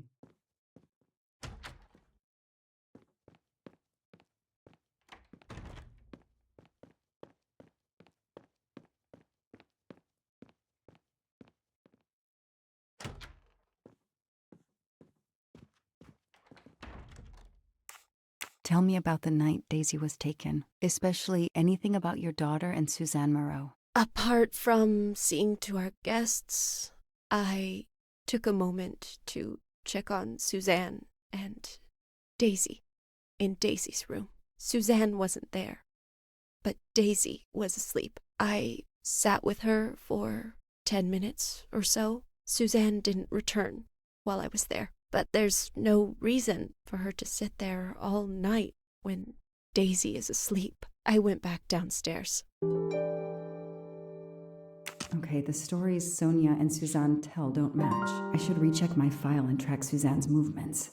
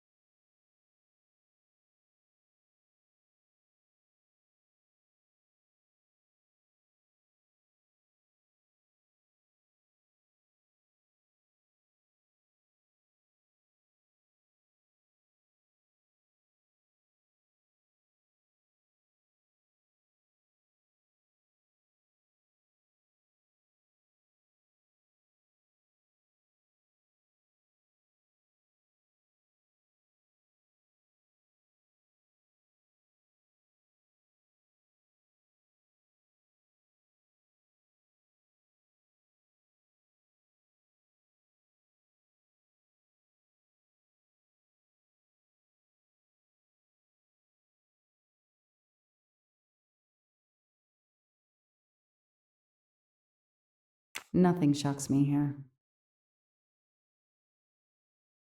That is not exactly what Suzanne told me earlier. Suzanne was on the phone more than 5 minutes. Score. 1 for the good guys.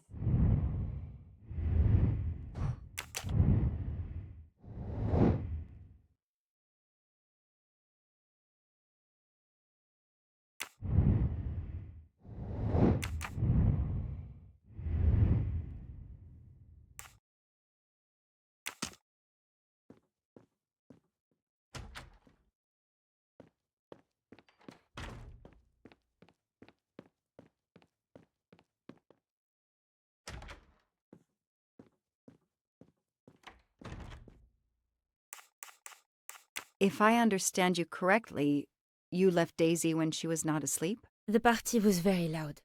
Daisy was too wound up to sleep. I read her a Motley Mule detective story to try and put her to sleep. Daisy finally fell asleep. Right before Motley Mule solved his case in the book I was reading her. I had to make a quick phone call. No more than 5 minutes. But when I came back, Daisy was gone.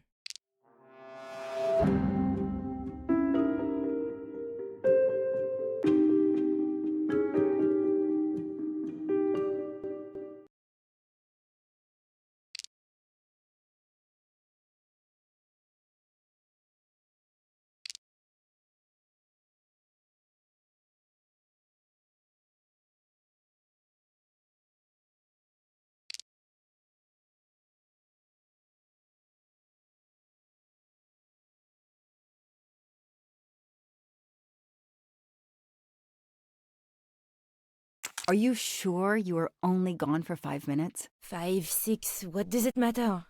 It was very quick.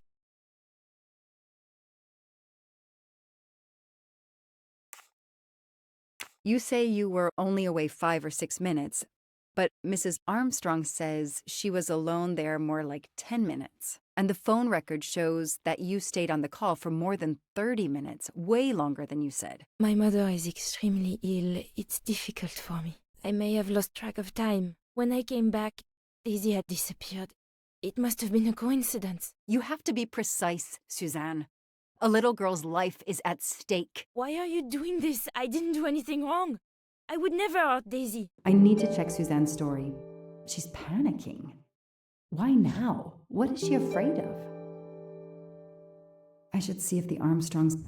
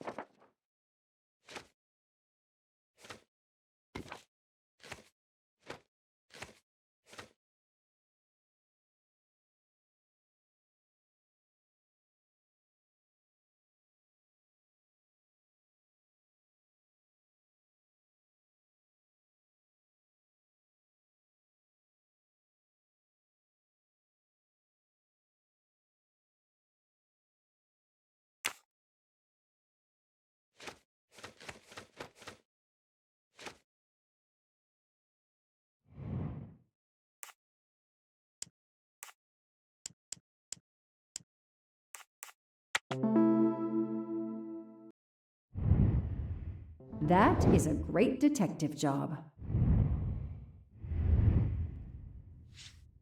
The number you have called is not in service at this time. Please hang up and dial again, or contact your service provider. The number Suzanne called is not in service? A hospital? I should see if the Armstrongs can confirm what Suzanne told me.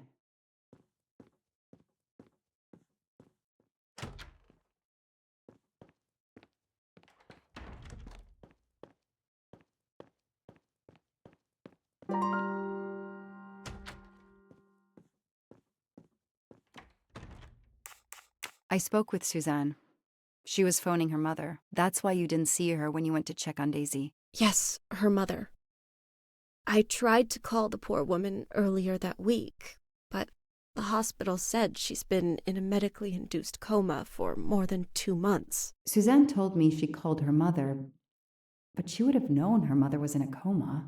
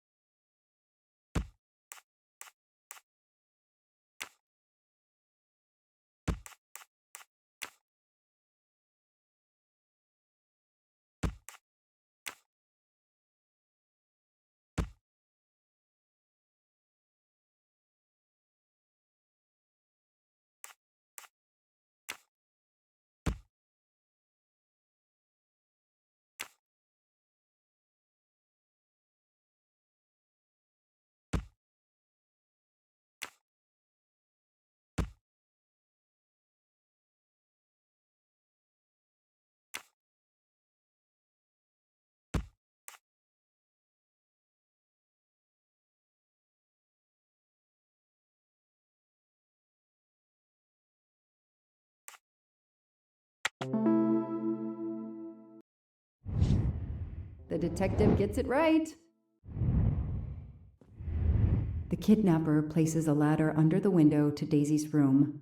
Then he joins the party, just one guest in the crowd. He somehow knows when Suzanne leaves the room, then sneaks upstairs. He opens Daisy's window, carries her down the ladder, and vanishes.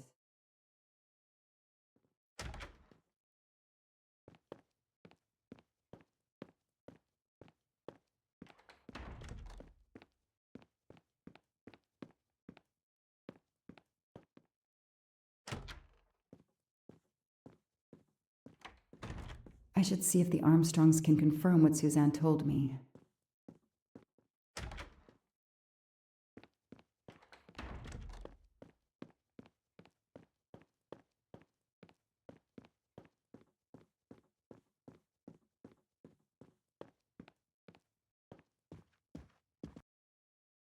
How are you doing? Are you holding up? You know, in the military, you're supposed to have the stiffest of upper lips. The Desert War taught me that soon enough. But this, it's difficult. Damned difficult. Harder on my good lady, of course. Do you know where I can find Miss Moreau? Her room is upstairs across the hall from Daisy's. She seldom leaves it. Did you see Miss Moreau during the party? I remember seeing her at some point, but otherwise no. I was too busy with my guests. Wear the smile, shake the proffered hand. Ms. Moreau told me she called her mother. Well, why not? I believe they are very close, and the poor woman is not well. She needs some experimental treatment that isn't available yet in France.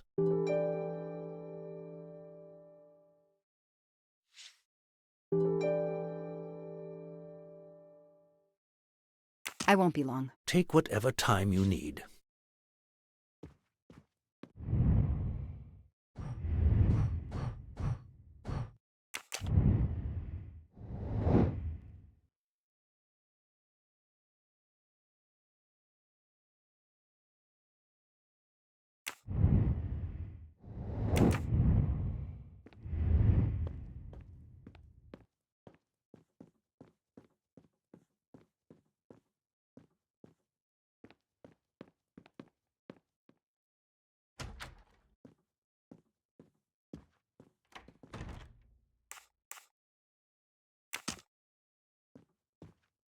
A toy castle. When I was a kid, I had a police station and a tiny squad car with a siren that really worked.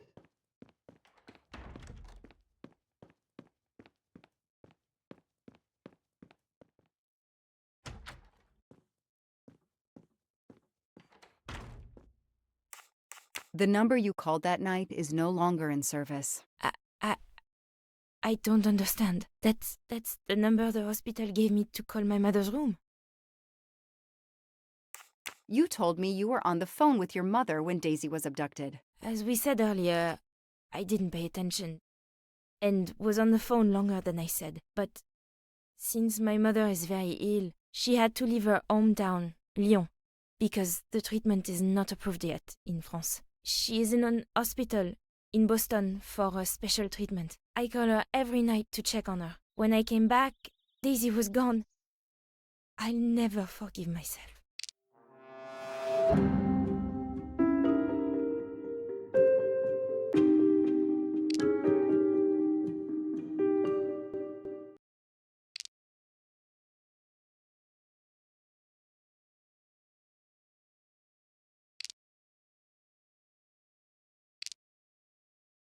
Are you sure you called your mother? Yes, every night since she was admitted in December.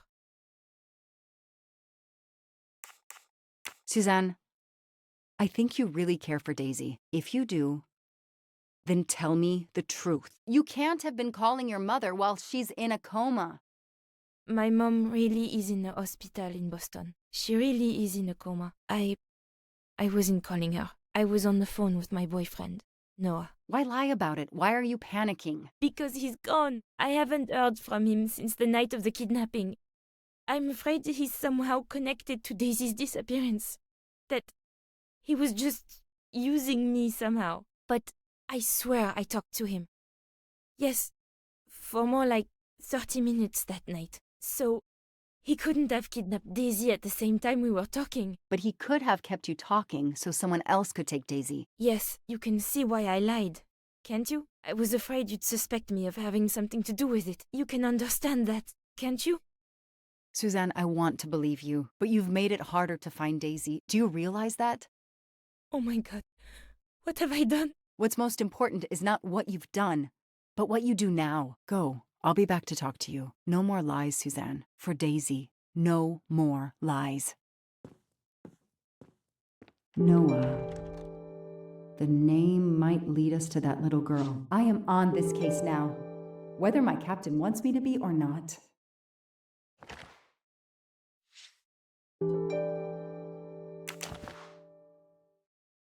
A card from the florist. It's signed N.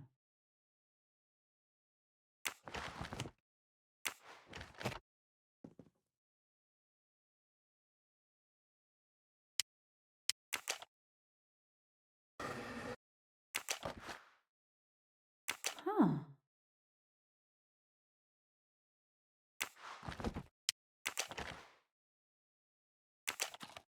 What's in the glass case? Oh, big surprise. Glasses.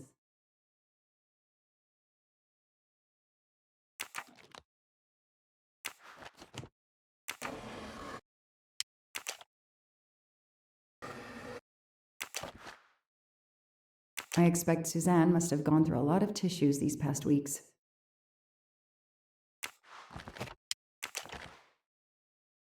An Eiffel Tower keychain. but no key.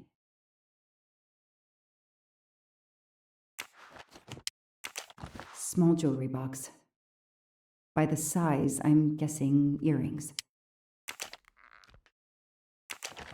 Why put a key in a jewelry box?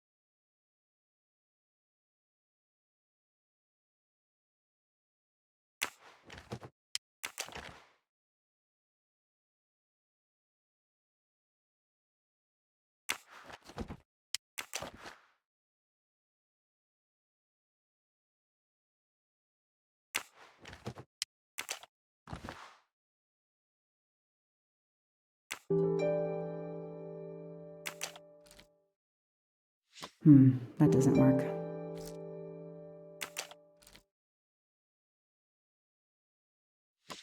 That doesn't work.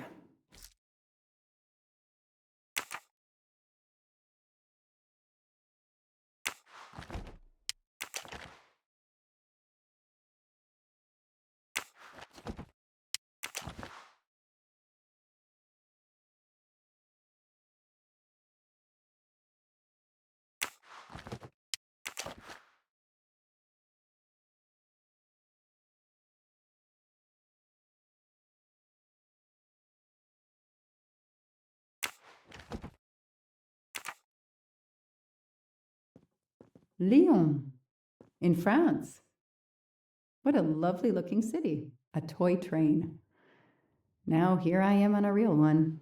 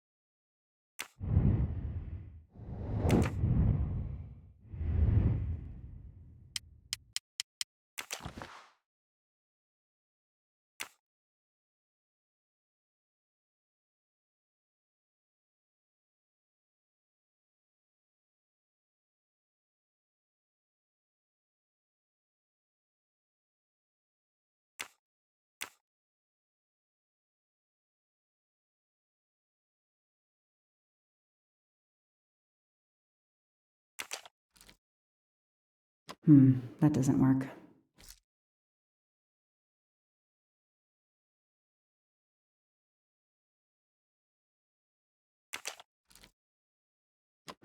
That doesn't work.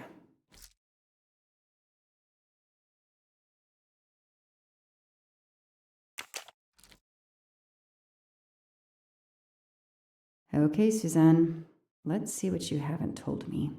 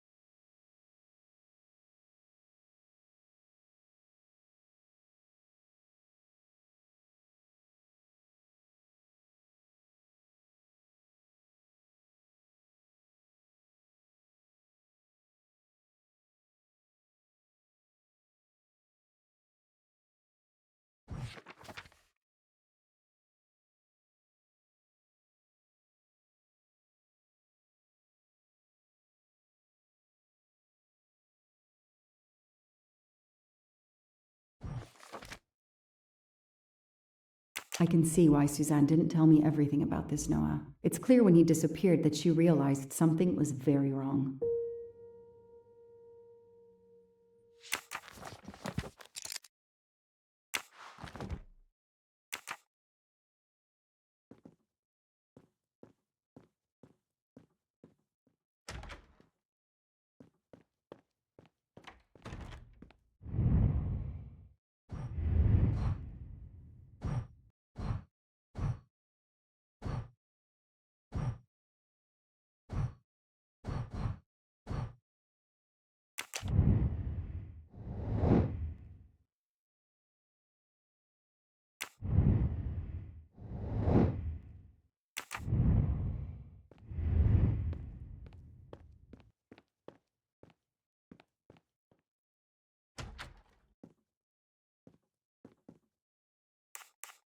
Can you tell me anything about Suzanne's boyfriend? I know she dated our chauffeur for a while.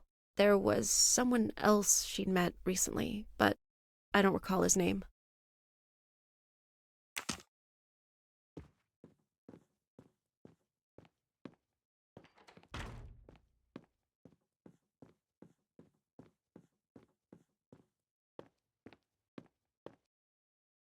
I imagine these flowers must have been beautiful. Who gave them to you? The gardener. They're getting pretty wilted, but I hate to throw them away. Tell me about your boyfriend. Have you been together long? My boyfriend? Why? He doesn't have anything to do with this. Please, Suzanne, the sooner you answer my question, the sooner we'll be done. His name is Noah Garrity. I met him at a Lunar New Year party in Great Barrington. He is a kind and caring person, although, well, I miss him. He had to go away on business. He should be back.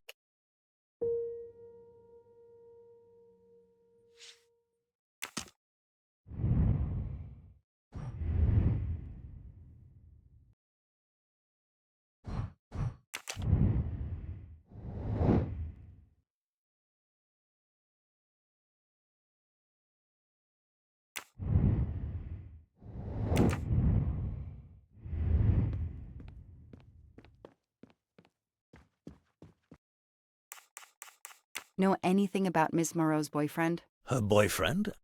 I know she went out with someone for a while there. More recently, I saw a man in a 4x4 who would pick her up on her nights off. He never got out of his car, just waited for her.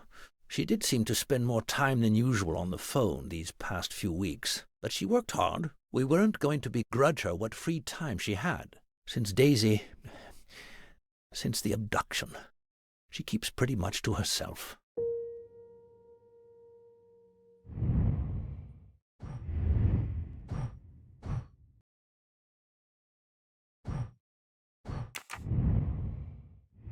I won't be long. Take whatever time you need.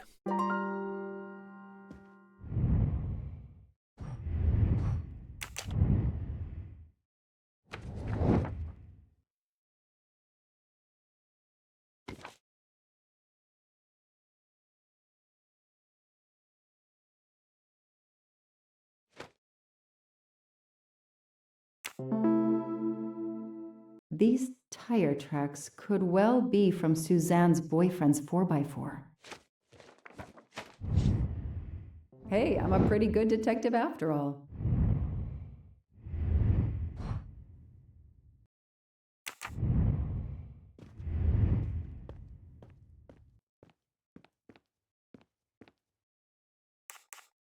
Tread marks of a four-wheel drive vehicle were found outside the garden on the night of the kidnapping. Noah drives one, doesn't he? Where is he, Suzanne? If you know anything more about him, you have to tell me. I know what you're thinking, but it's impossible.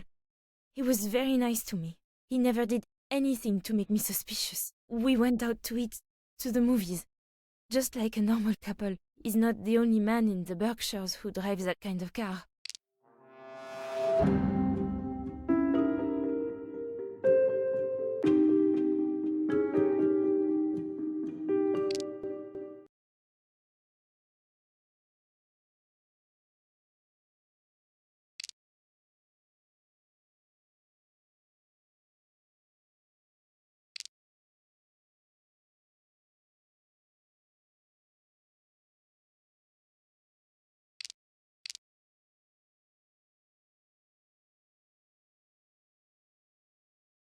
You really didn't notice anything strange about Noah until he vanished? He could get moody at times, as if he had a lot on his mind.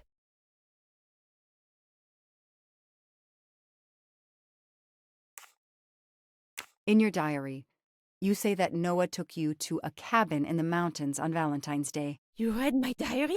I'm sorry, but we have to find Daisy. We both want that. So yes, I looked in your diary.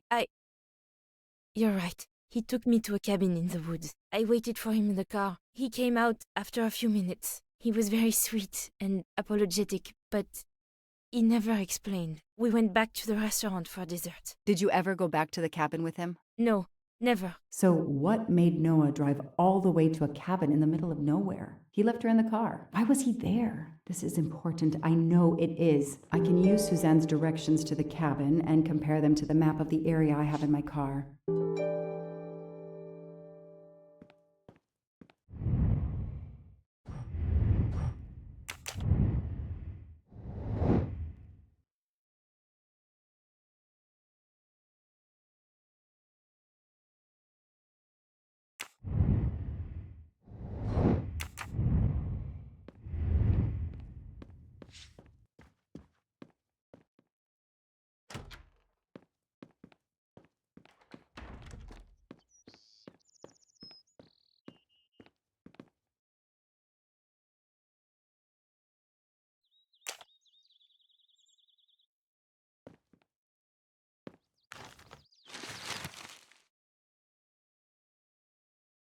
Thanks to the information Suzanne gave me, I should be able to find the cabin on this map.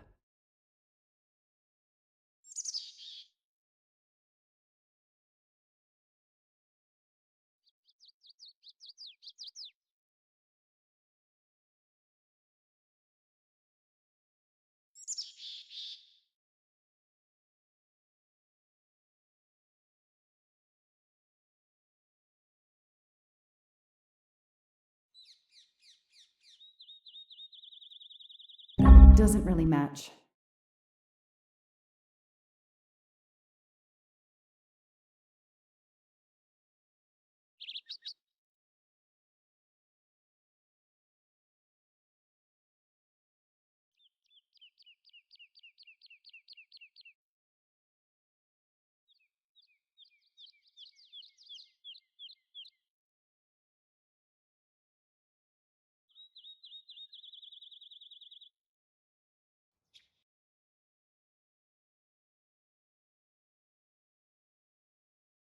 Probably not here.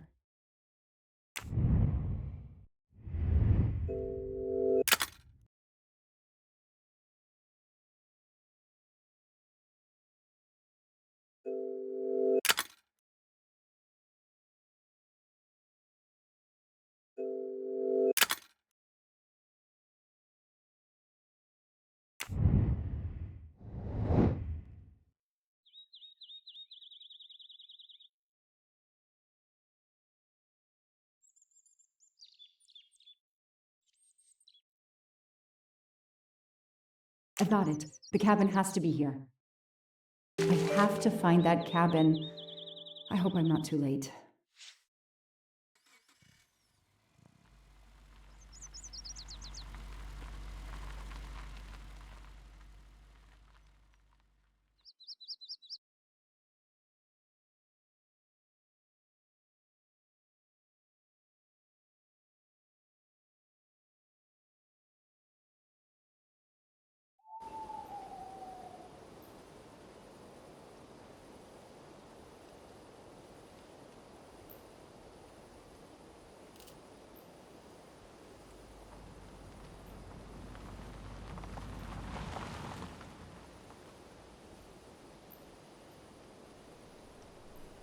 Okay, here is this famous cabin.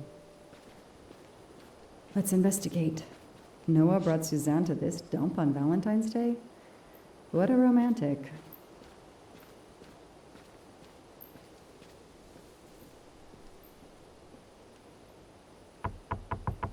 Hello? Is anyone there? Nobody. I can't just waltz in without a warrant.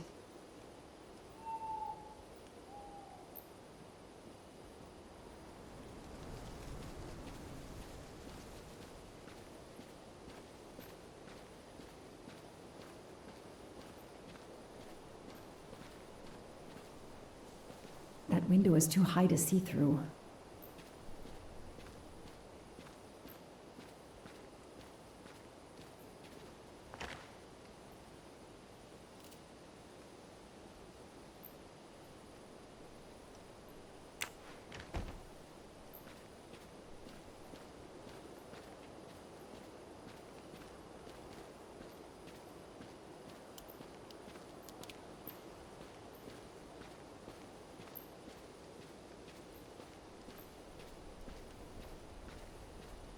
If only I could see what's inside. That barrel is sturdy enough. I could climb on it.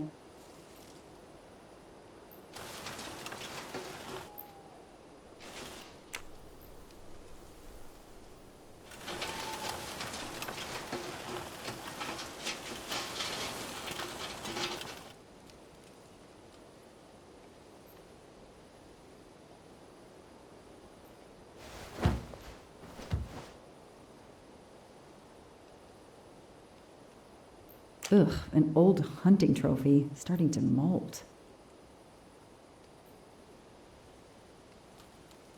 Empty wine bottles. Somebody has been here lately.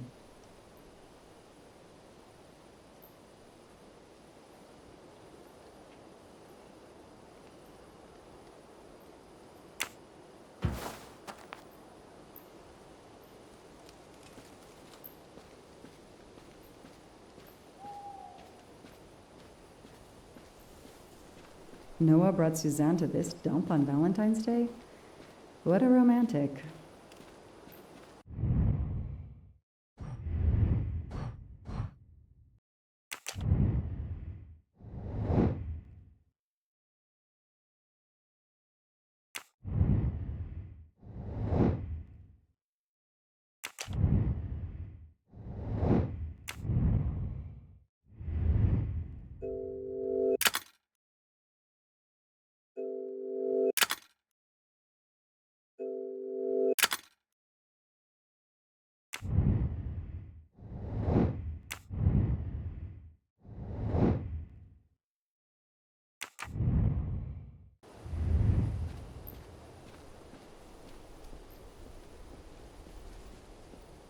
Hello?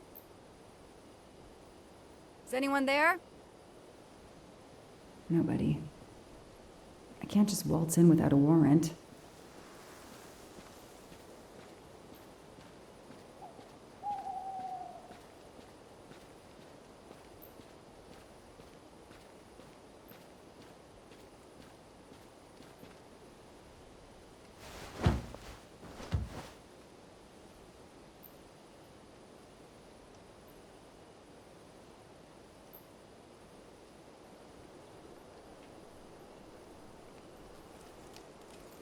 It's Daisy's plush toy. If Fluffy is here, the kidnapper has been here.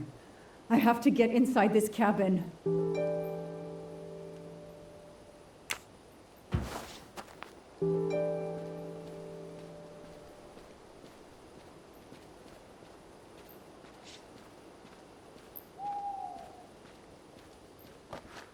A maul for splitting wood. Perfect for attacking doors.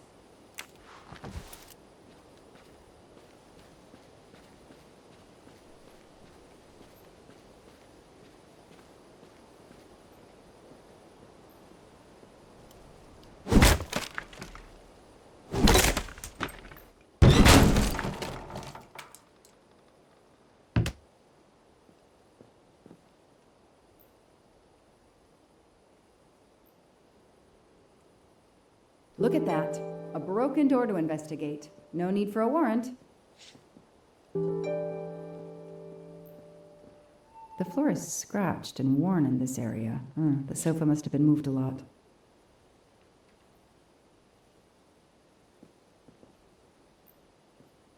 The stove is cold. Nobody's been here recently. Some people seem to have played here before. Some boxes. I wonder what they were used for. A lot of tools. I guess somebody noticed the cabin was about to fall down.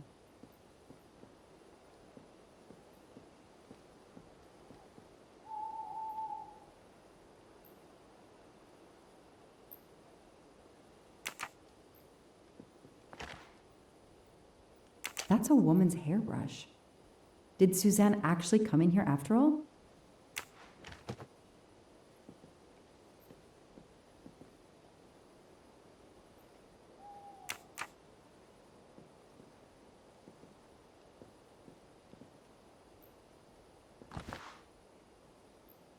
This bottle comes from the Blue Lagoon.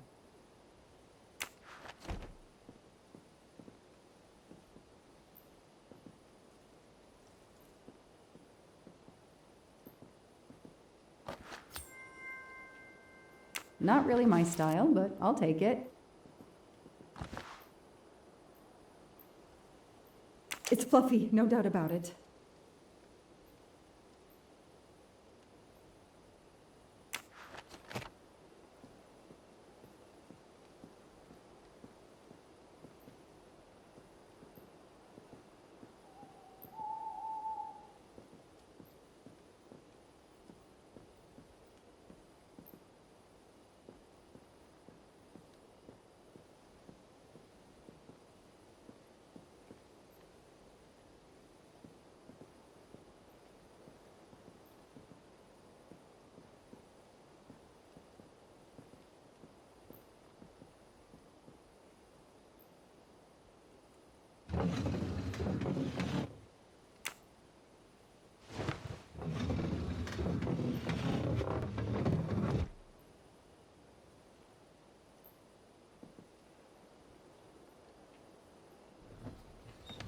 Damn, it's booby-trapped. If I move, it could go off, and that countdown tells me it wants to go off anyway.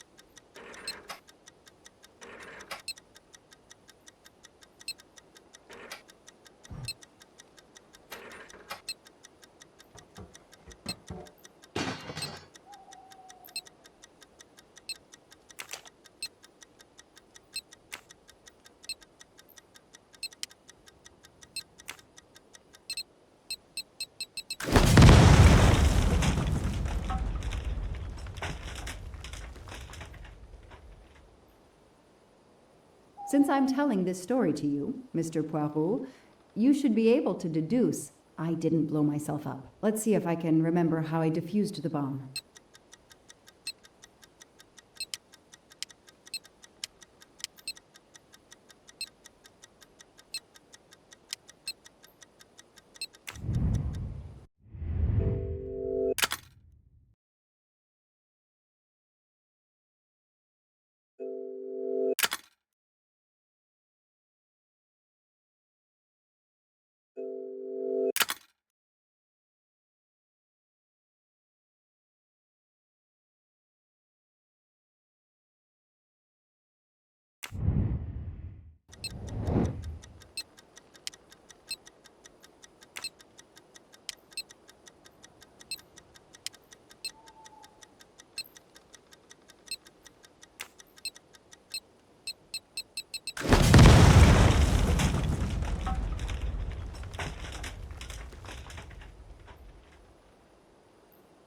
Since I'm telling this story to you, Mr. Poirot, you should be able to deduce I didn't blow myself up. Let's see if I can remember how I defused the bomb.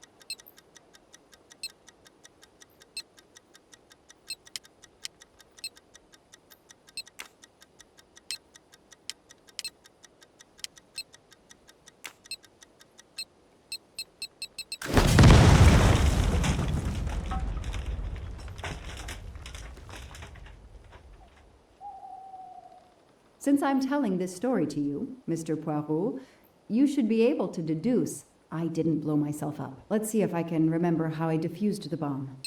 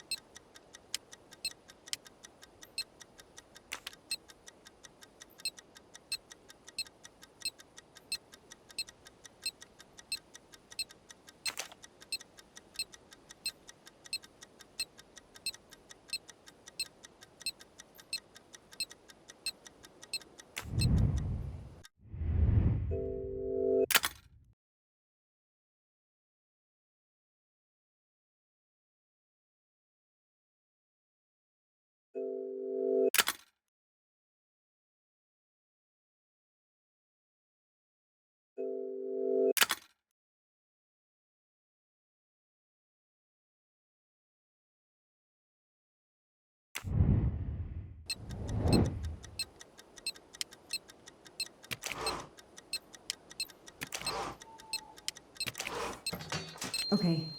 So far, so good. Wow, I wonder if that's how close it was. This would have ended my investigation right here. These rods are heading towards the canisters. It must be the trigger for the explosion. I smell a strong, sweet smell. Damn. I think these are filled to the brim with diethyl ether. Incredibly flammable. It looks like the kidnappers wanted to utterly destroy this place and whoever opened this hatch. A wooden crate? I have to open it.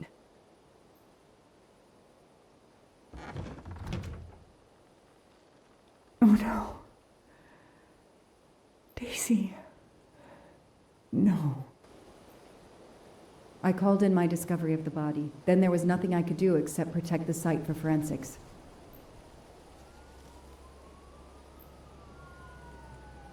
The forensics team arrived an hour later, cordoned off the cabin with crime scene tape, and went to work, looking for physical evidence, fingerprints, testing for fluids, DNA, any clues science can uncover.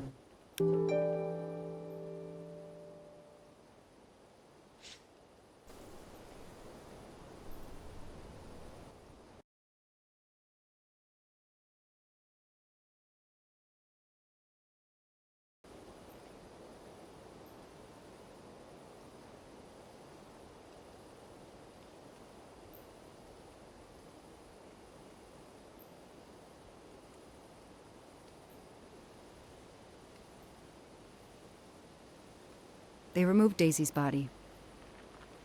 The autopsy would take place in the morning. But I had one more stop to make.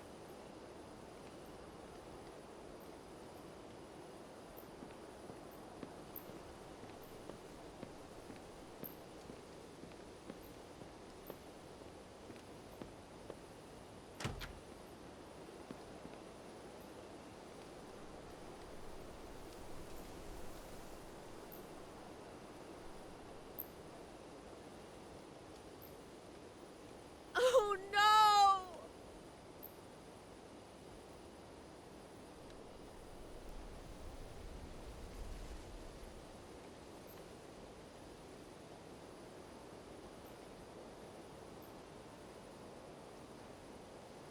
That night, I swore to find the monster who killed that child.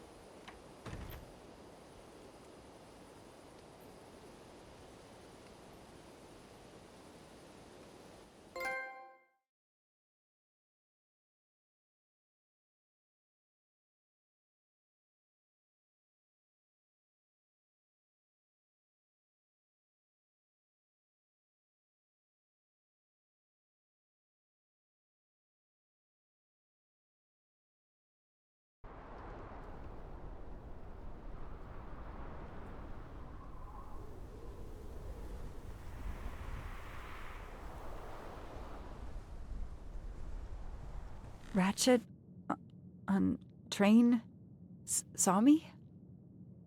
How? Daisy.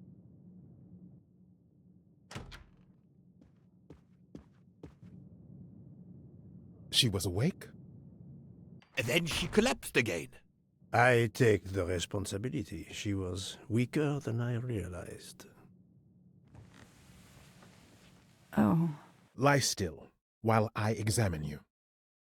Pupils dilated? I'm all right.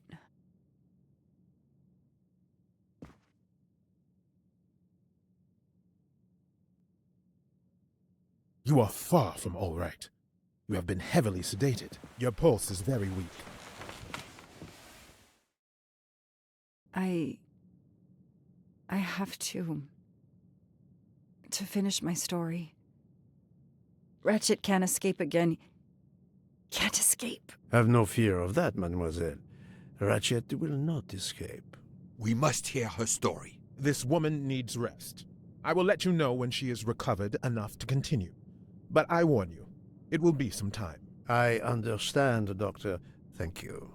I have completed my preliminary examination of the deceased. I think that it will interest you. Indeed it will, and I have other witnesses to interrogate. You are right. Let's not put this poor woman in danger. There will be plenty of time for her to finish her story when she has recovered. By all means, tell me the results of your examination.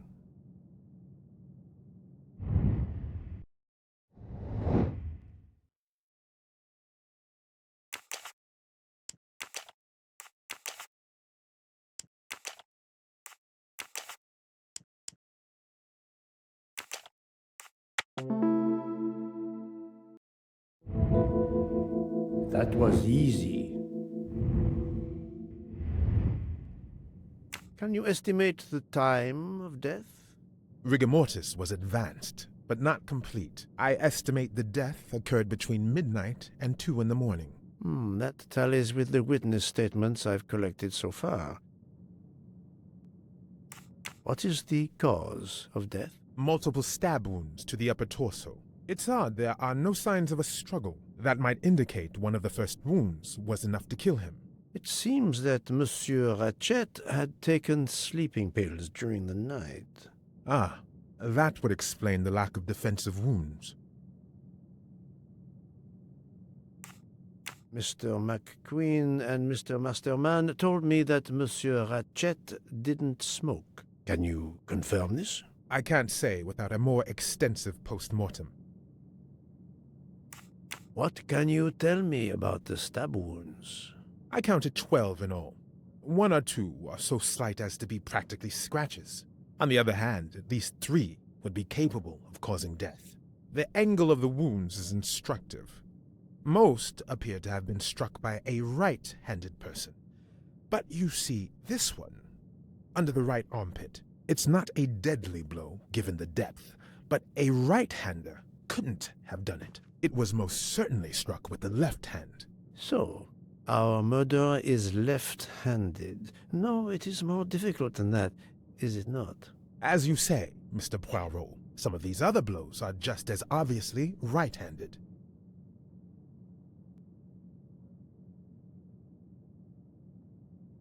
Do we have a first and second murderer, as the great Shakespeare would put it? The first murderer stabs his victim and exits left, turning off the light. Then a second murderer comes in the dark, does not see his or her work has been done, and stabs a dead body. Magnificent. You think so? I'm glad. It sounds to me a little like nonsense. Thank you, Doctor. Excellent work under difficult circumstances. Please let me know when I may speak again with Mademoiselle Locke. Of course.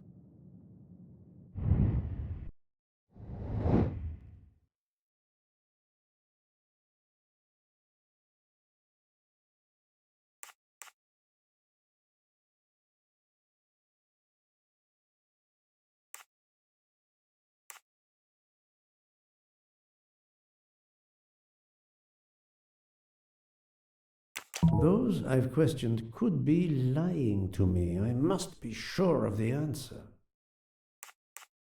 Even a smoker might innocently turn me down.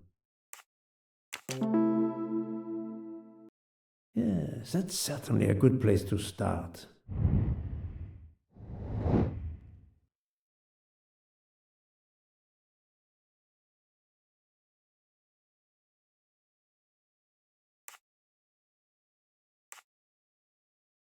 I don't remember any conversations about smoking. The topic is of no interest to me. Yes, I have personally seen some passengers smoking. I just have to remember who they were.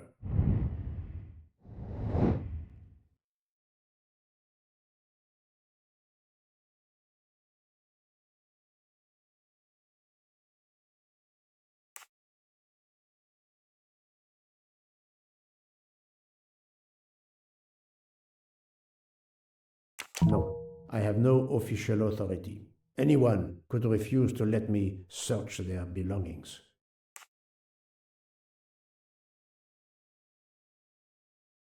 No, this is a tenuous clue at best. I still have more important interrogations to conduct. Yes, I suppose it's likely they will give me the list of who smokes what. That's the right answer.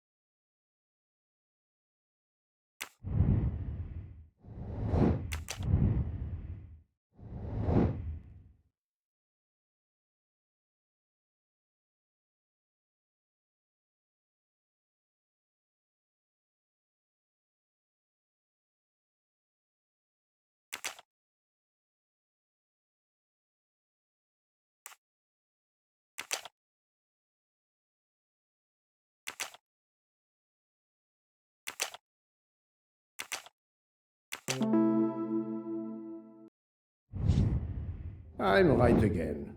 That happens to me a lot.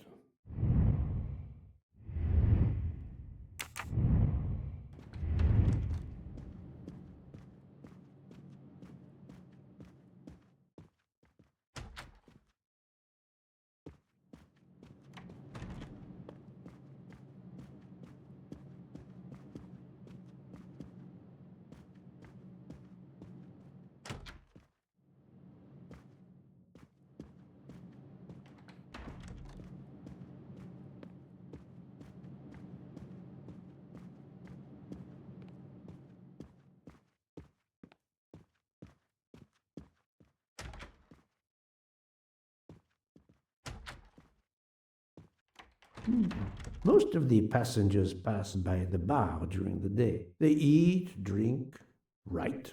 Maybe I can use this information for my investigation.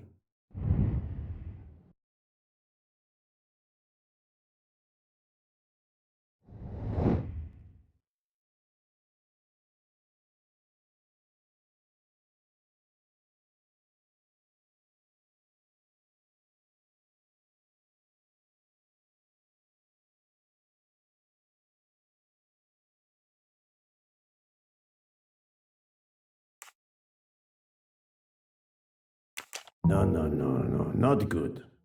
No. Great. Yes, it could work. He appears to be an observant young man and serves the passengers regularly.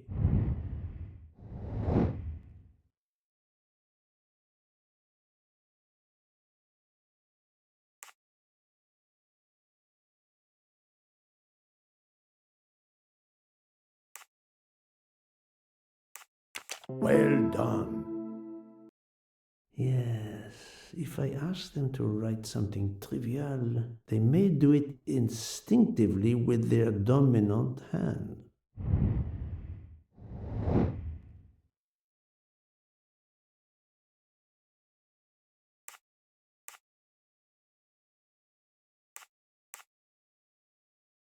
I do not think that's the right answer.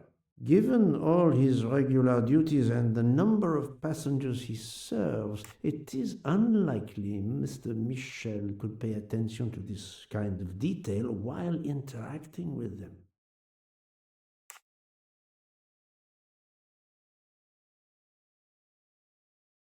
Great. Yes, I will remember which people use their right or left hand. My little grey cells did not let me down. Mademoiselle Debenham, I have a few questions for you. Of course. Let's start with your movements last night. There's little to tell. I went to bed and slept. Did you know the man who was killed? I saw him for the first time during lunch yesterday. Did you notice anything about him? Well, if I believed in auras, I might say he seemed dark. Would you mind writing your address on this paper for me? Not at all. That's it. Mademoiselle Debenham is right-handed. Do you recall what time Mademoiselle Olsen went to get some aspirin from Madame Hubbard? I remember glancing at the clock. She left our room just after 10:30 p.m. Was she away for a long time? About 5 minutes. That confirms what Madame Hubbard told me.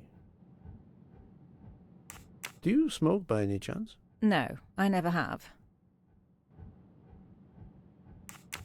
Do you own a scarlet nightgown? No, it isn't mine. Whose then? I don't know. What do you mean? You do not say, I have no such thing. You say, it isn't mine, meaning that you know who it belongs to. Am I correct? Oh, I see. No. I woke up this morning about 5 a.m. with the feeling that the train had been standing still for a long time. I opened the door, and I saw someone in a scarlet kimono some way down the corridor. Her back was turned. It was impossible to see who it was. I understand. Thank you for your assistance, mademoiselle.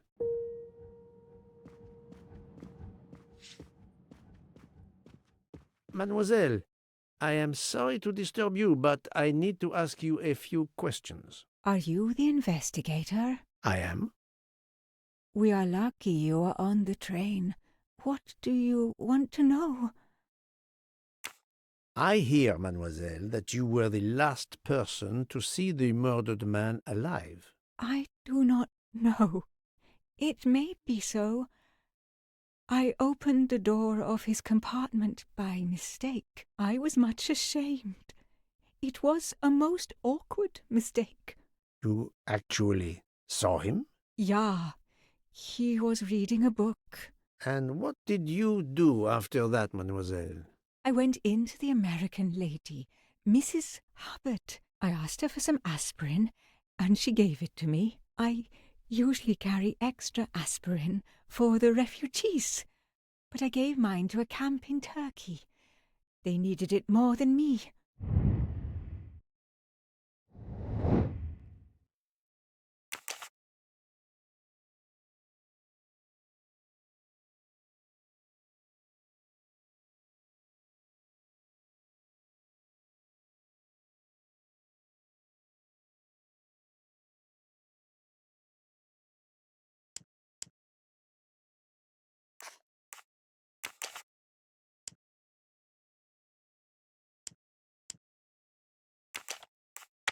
Think, Poirot. That is not a good answer.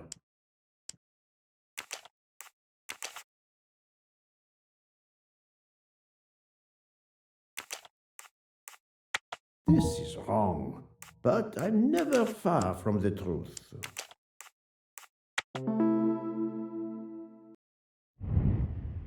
That's the right answer.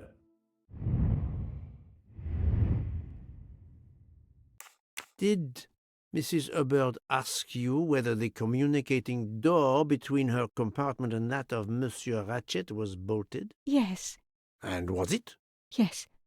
And after that, what did you do? After that, I went back to my compartment, took the aspirin, and lay down.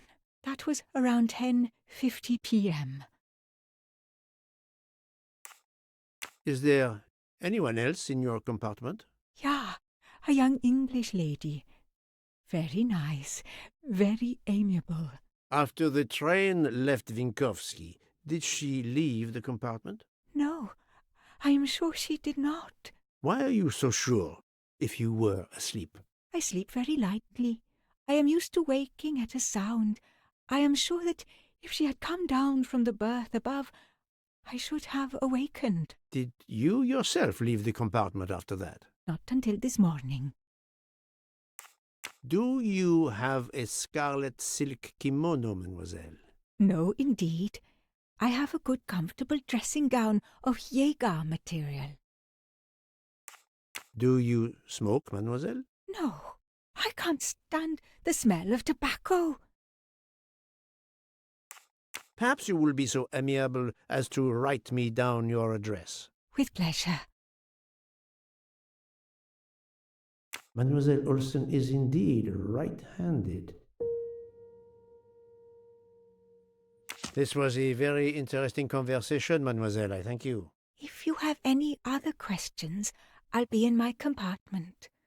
Good luck, Mr. Poirot.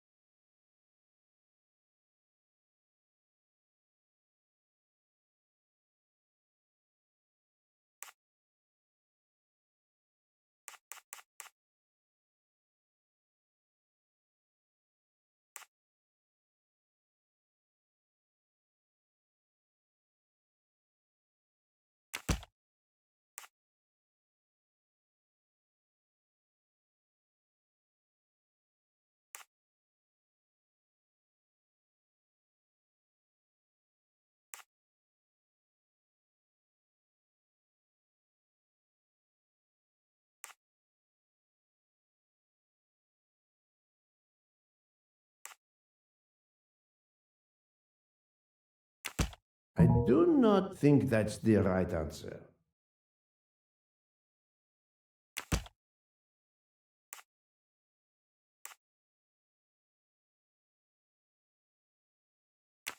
This is wrong, but I'm never far from the truth.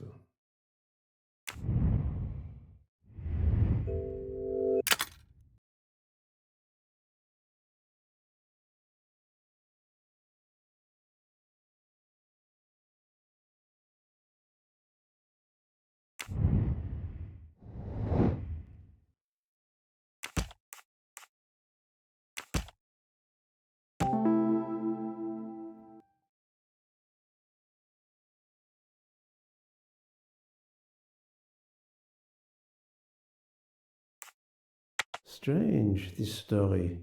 If Mademoiselle Olsen is such a light sleeper, why didn't she tell me about Mademoiselle Debenham getting out of bed? She even made a point to tell me the opposite. My little grey cells did not let me down.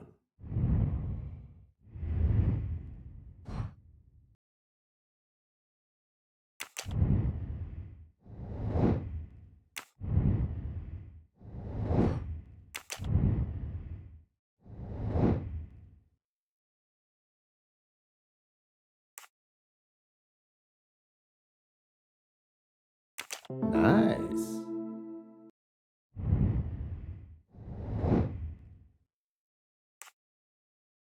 Good job. That's the right answer.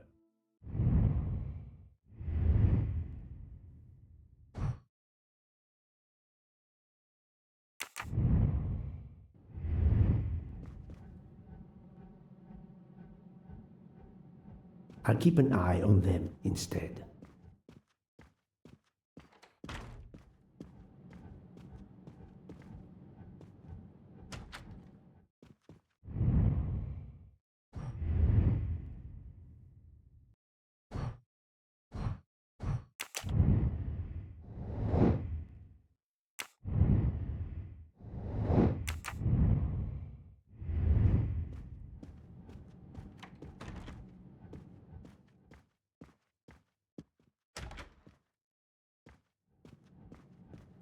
I'll keep an eye on them instead. Monsieur Fauché, may I disturb you for a moment? Of course. How can I help? It is, of course, about the murder of Monsieur Ratchet. Can you tell me your movements last night? I understand. Yesterday evening, I took a break at Vinkovsky station with Hotaru. We then went to our quarters in the staff accommodations, a section of the luggage car. Freya was there, reading, and I went to bed right after. Freya is there now, I think, and Hotaru is in the kitchen. They can verify my story. What time was this? 11:30 p.m. or a bit after. The snow is beginning to fall heavily. I see. Thank you. Can you write your address on this paper, please? You want to pay me a visit?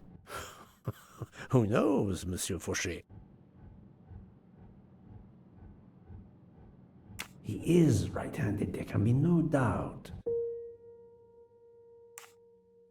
Are you a smoker? I'm trying to quit, but yes.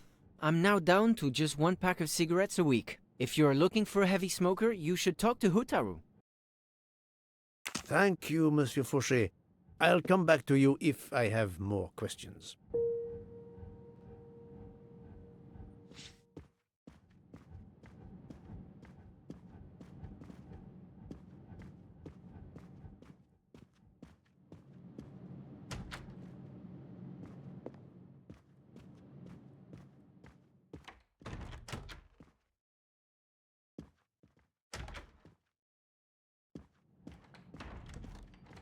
So, Poirot, I hope you are progressing in your investigation. I have not finished yet, but it is progressing, yes.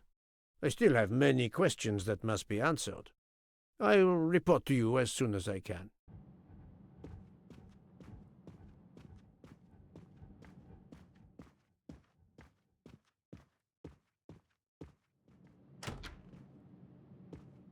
Ah, Monsieur Maury. Would you have a few minutes to give me? I have some questions to ask you. Do I look like I can answer questions? The room is spinning. My head is about to explode. You were celebrating last night? Celebrating?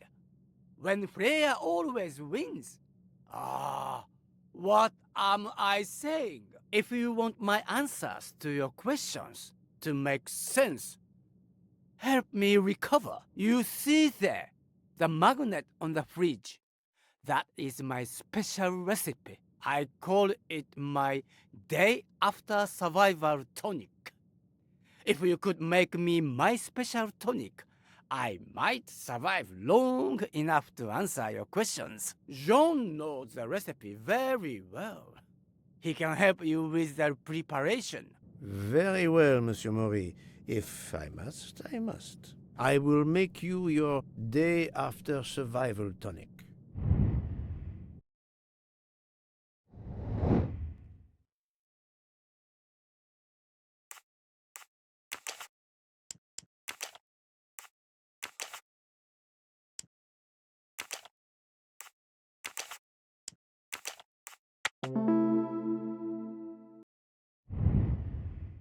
That was easy.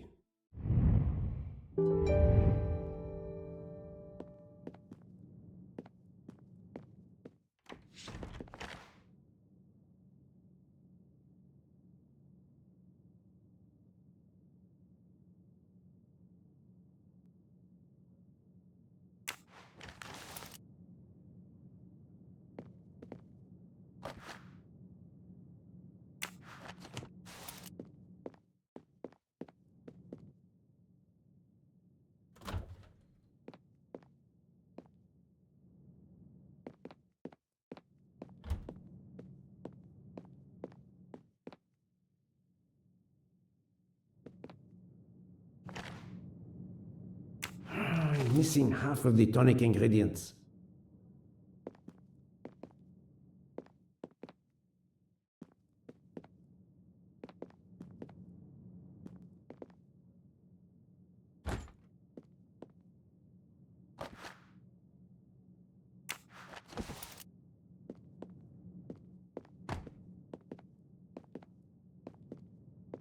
How are you feeling, Monsieur Maury? Do you have my tonic?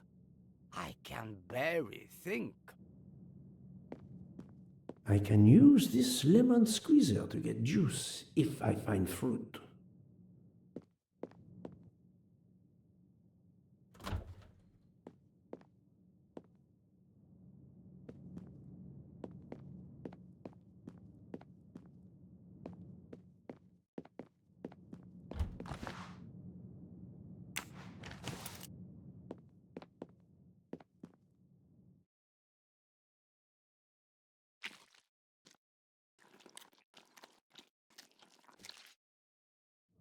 I have all the ingredients for Monsieur Maury's tonic. I have to go and see Monsieur Fauché so he can prepare it for me.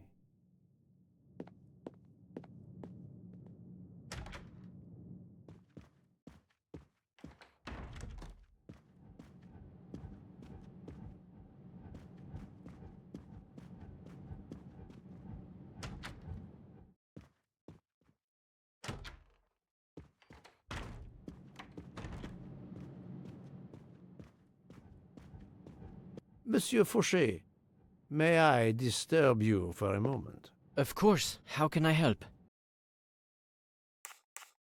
Monsieur Fauché, I need your help to prepare a cocktail. What is this phrase? This is music to my ears. What can I fix for you?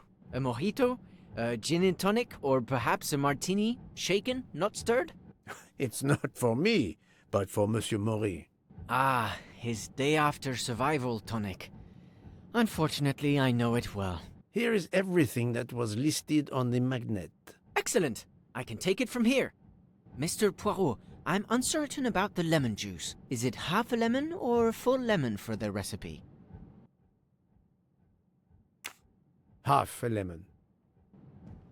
I can't remember if Hotaru prefers it with ginger or without. Do you remember?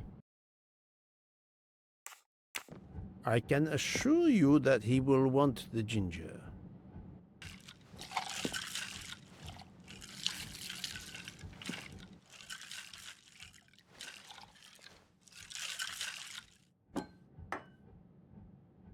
There you are, sir.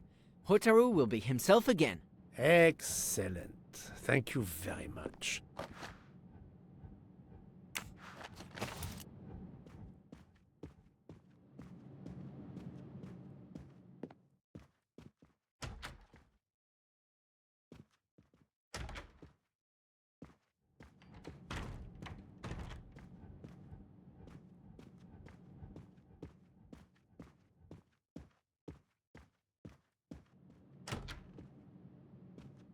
Here you go, Mr. Maury. I hope this will help you. Thank you very much. Please give me a moment while this takes effect. It will be a while, I'm afraid. But I will not move from the kitchen. Since I have to wait, do you know where I can find Mademoiselle Nielsen? She is in the staff quarters in the luggage car. If the door is locked, John will have the key. Thank you. I will return. I hope you have a speedy recovery.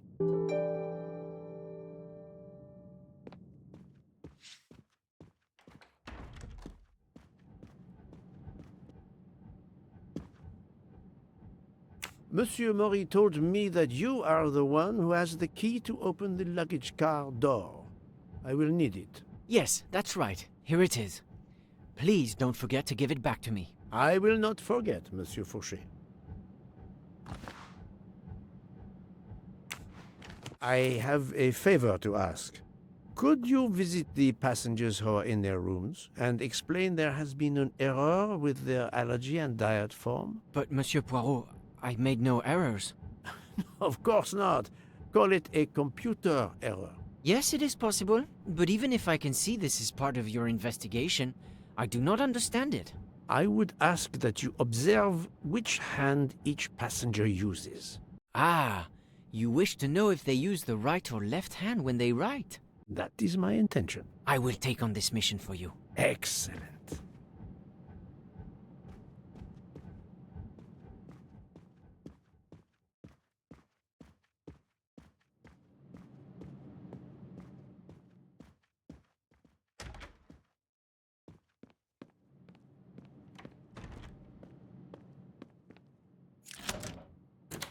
That's it. It's open now.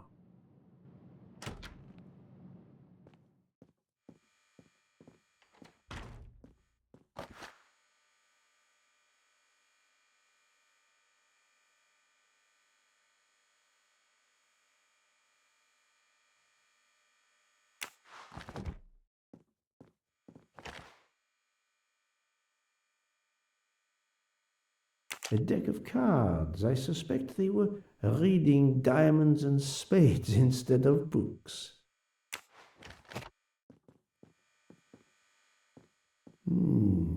Empty rum bottles?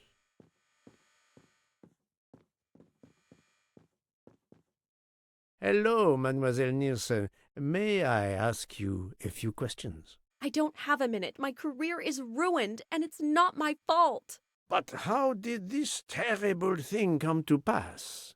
My supplies, passenger luggage, our living space. There is so little room. I gave the cargo handlers in Istanbul strict instructions how to stack my crates containing the ingredients I need for my desserts, so as one box is used up, it can be discarded. And these fools of cargo handlers did not follow your instructions? Ignored completely. I have 4 crates that must be moved from there to here to correct the order they are stacked. But placing the wrong crate on top of a smaller crate will crush it, its contents, and my career. Calm yourself, mademoiselle. I understand. So, the problem is these 4 crates must be moved there, but carefully. Yes. I have to move these 4 boxes from this location to here. But there is not much space to move the boxes, and I have to be careful never to put a bigger box on top of a smaller one, or the smaller crate will be destroyed. The problem is clear. I shall assist you.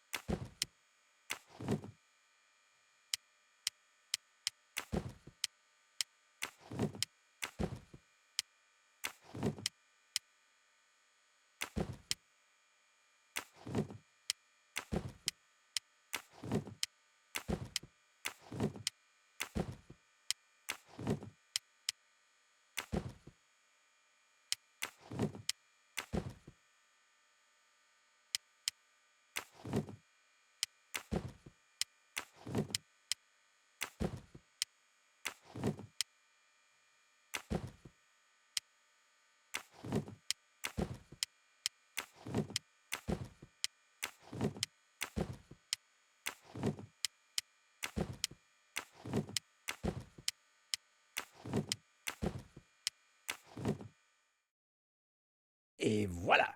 You are a lifesaver. Or at least a dessert saver. Thank you, thank you. I will gladly answer your questions.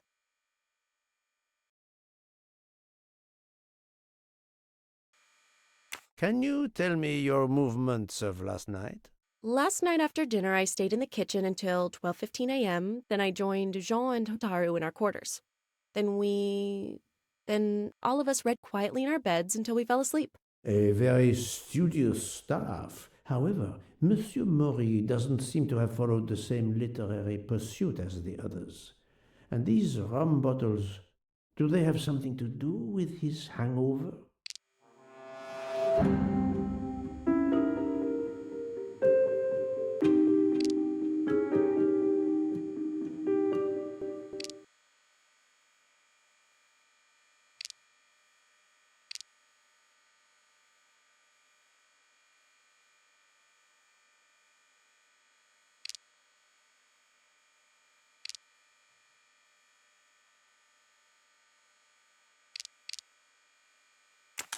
I rather think that you didn't just read last night. What makes you say that?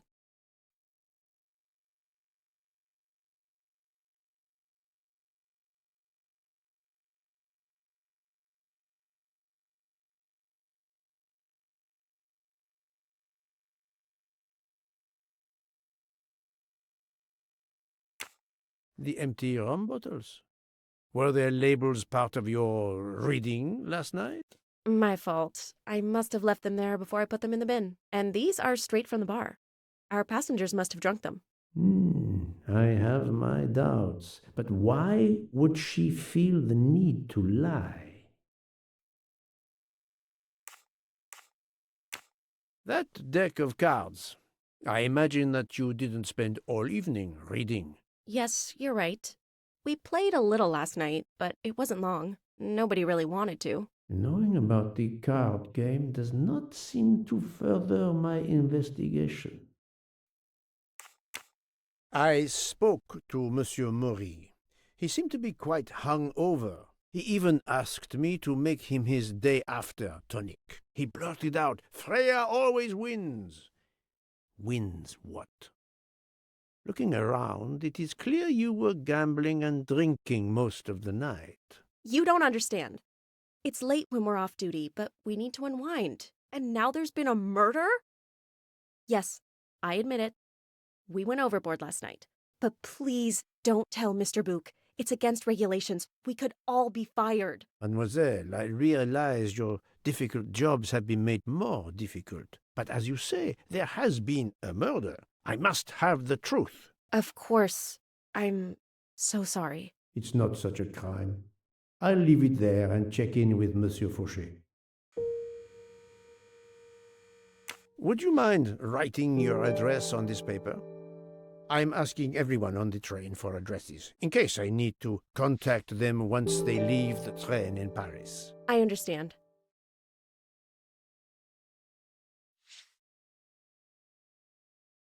Yes, that's it. Mademoiselle Niersen is right-handed. Do you smoke? No, I never have. Thank you. Thank you for your answers, Miss Nielsen. You're welcome.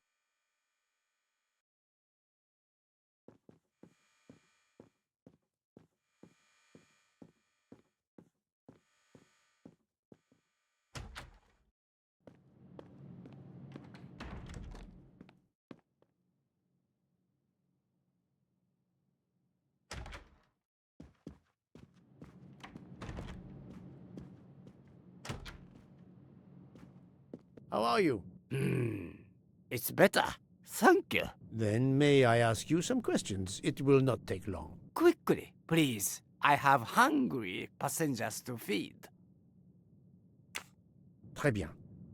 Can you tell me your movements last night? Oh, nothing special. When I went off duty, I joined John and Freya in a compartment. I read for a short while, then went to bed early. Reading? I'm not sure you have recovered enough to tell me the truth. Don't waste what little energy you have recovered to lie, Monsieur Mori. Yes, sorry, Mr. Poirot. You're right. It obviously wasn't reading that made my head hard like that. But if you told Monsieur Bouc, it could mean my job.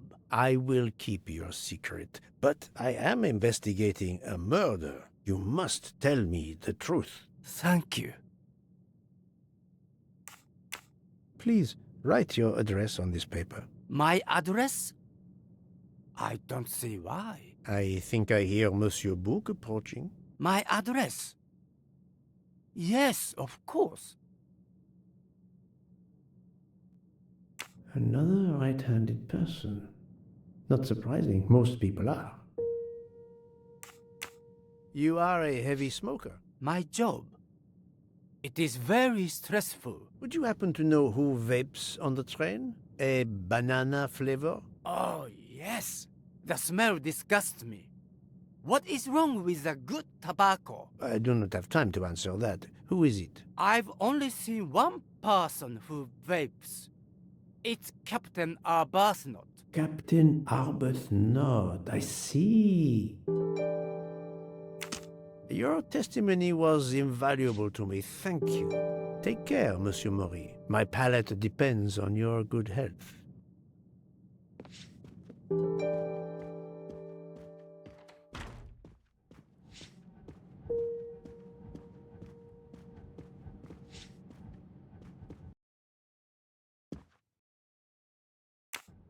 Here is your key. Thank you very much. My pleasure. About the little favor I asked of you. Aha, but of course.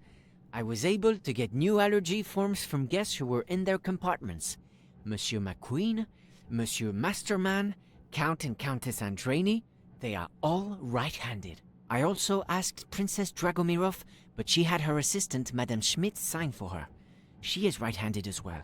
You have exceeded my expectations. Well done. Thank you, Monsieur Fauché. I'll come back to you if I have more questions.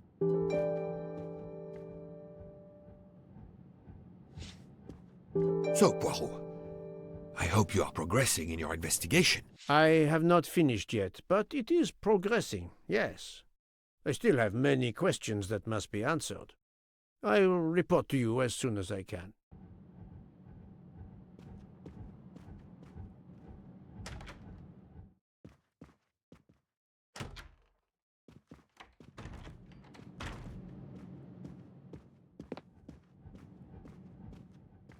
I'll keep an eye on them instead. I'll observe her instead.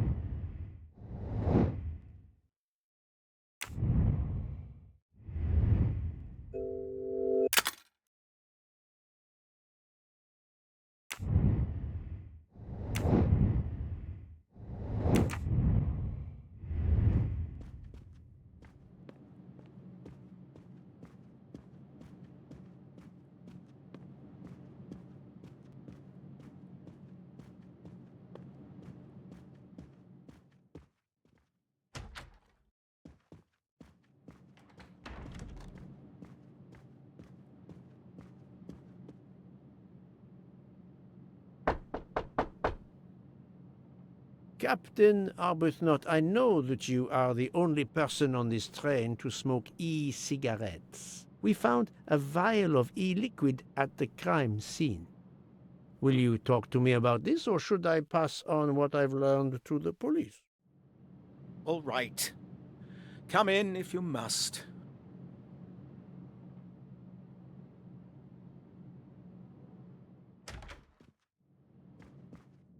I have just a few questions for you. Very well. Let's hear them. The young English lady, Mademoiselle Debenham, was at the Tocatlian Hotel. Perhaps you met her there? We exchanged a few words. Fellow Brits abroad, that sort of thing. What can you tell me about Mademoiselle Debenham? Nothing whatsoever. We barely spoke. The director of the Orient Express, Monsieur Bouc, thinks the assassin is a woman. And that is enough to accuse her? She had nothing to do with this murder. How can you be so certain? The idea is absurd. Ratchet was a perfect stranger to her. She'd never seen him before. Ah, did she tell you so? Well, yes, maybe she did. She may have commented once upon his somewhat unpleasant appearance. If a woman is concerned, as you seem to think, to my mind, without any evidence, I can assure you that Miss Debenham could not possibly be implicated. It is clear that the captain is defending Miss Debenham, a woman he supposedly doesn't know very well. What were you doing last night around 1:15? 1:15? I believe I was still talking to that young American fellow, Mr. McQueen, the secretary of the man who was killed. We were in his compartment. He was a friend or acquaintance of yours? No, I never saw him before this journey. We'd hit it off at dinner, and the conversation continued into the early hours. Until what time was that? Until 1:45 or so. Then I retired to my room and went to sleep. There is nothing you can recall last night that in any way struck you as suspicious? It's nothing. A mere detail. Allow me to be the judge. Well, before returning to my room, I went to the lounge car to get a glass of water. When I was passing through the first-class corridor, I noticed that the door, which is just after your room, 201, was not quite closed, and the person who was inside peered out in a furtive sort of way. Then he closed the door quickly. I know there's nothing in that, but it was the furtive way it was done that caught my attention. Struck me as a bit odd. I understand. Thank you for letting me know. Could you write down your address here, please? My address? If you insist.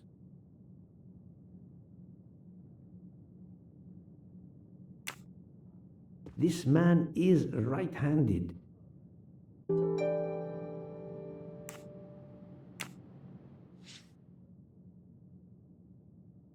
Is this e-cigarette liquid yours? What flavor is it? Banana. Well, that is awkward. That's my flavor of choice. But I have no idea what it was doing there, whatever. Can you explain how it ended up there? I have no idea. I never entered the man's room, Poirot. That's the truth. Thank you, Captain. You're welcome.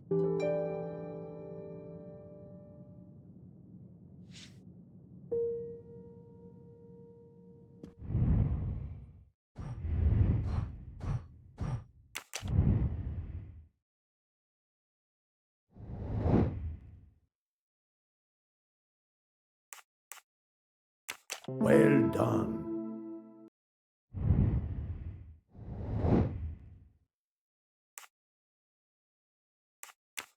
Yes.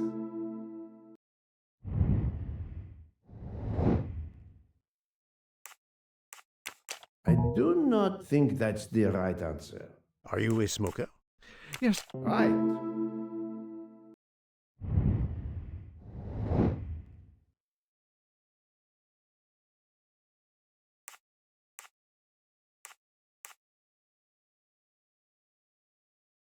Are you a smoker? Yes, I smoke cigarettes. I've tried to quit, but no luck. Brilliant. That's the right answer.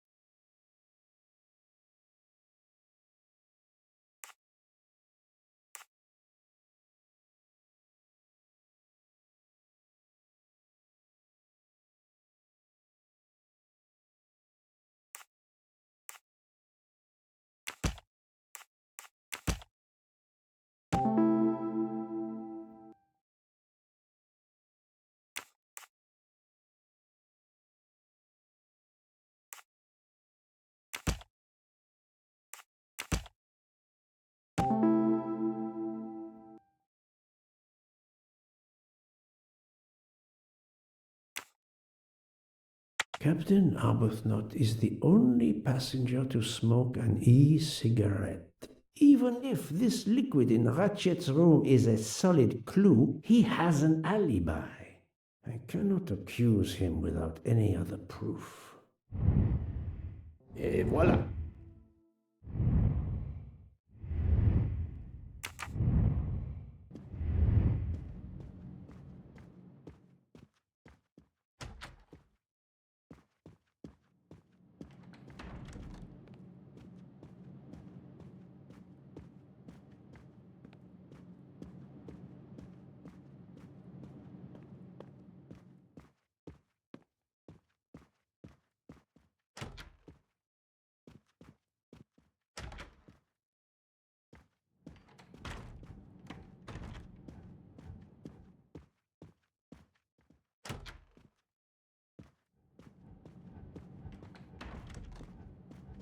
Monsieur Fauché, may I disturb you for a moment?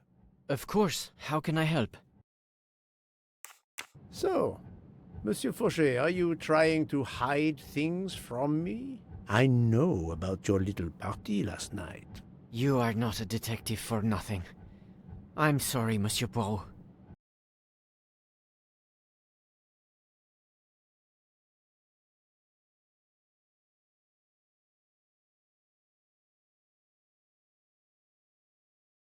Thank you, Monsieur Fauché. I'll come back to you if I have more questions.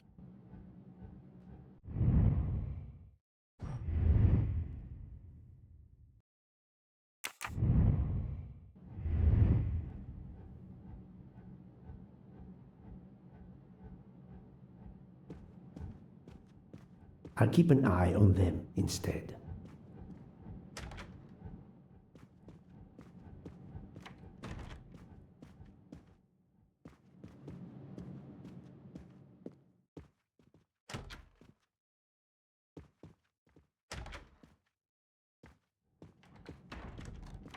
So, Poirot, I hope you are progressing in your investigation. I have not finished yet, but it is progressing, yes. I still have many questions that must be answered. I will report to you as soon as I can.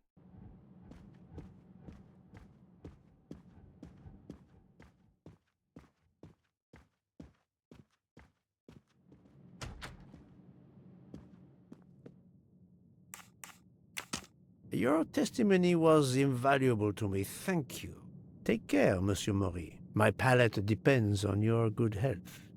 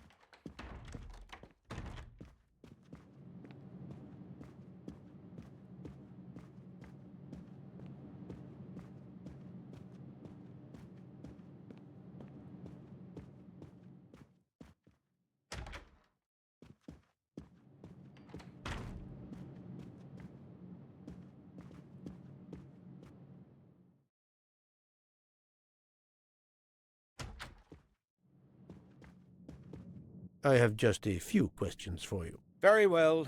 Let's hear them. Thank you, Captain. You're welcome.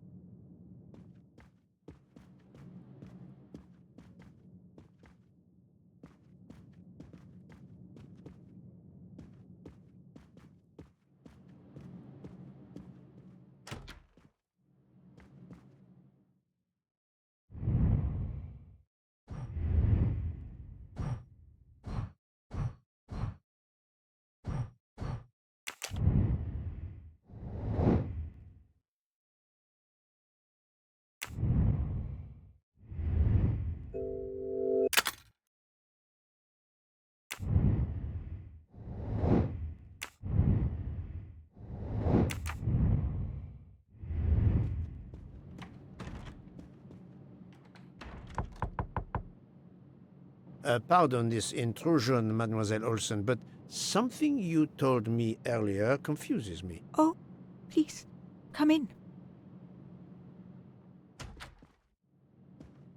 How can you be sure Mademoiselle Debenham was in bed all night? As I told you, I am a very light sleeper. The slightest noise wakes me up. If Fraulein Debenham had gotten out of her bed, I would have heard her. I got up this morning around 8 a.m. She was sleeping soundly.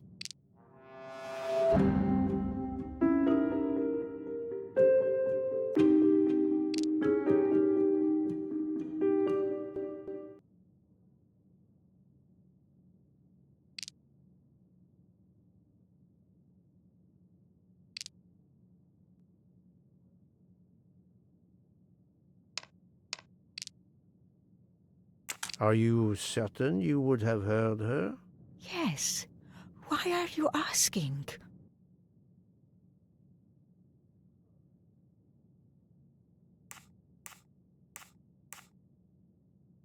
I spoke to Mademoiselle Debenham, and she told me that she got up around 5 o'clock in the morning.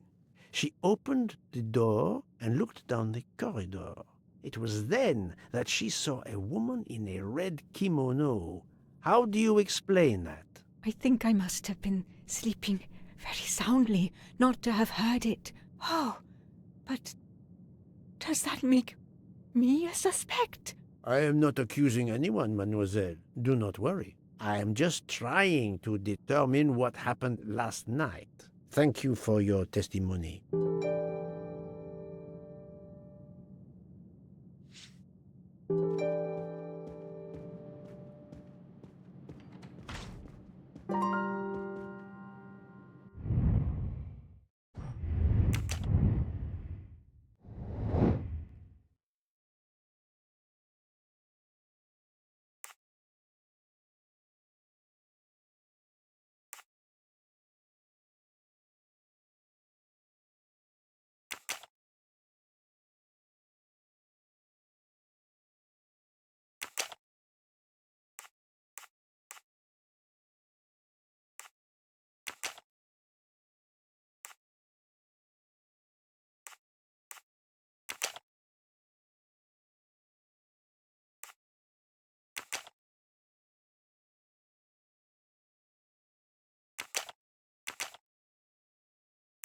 I do not think that's the right answer.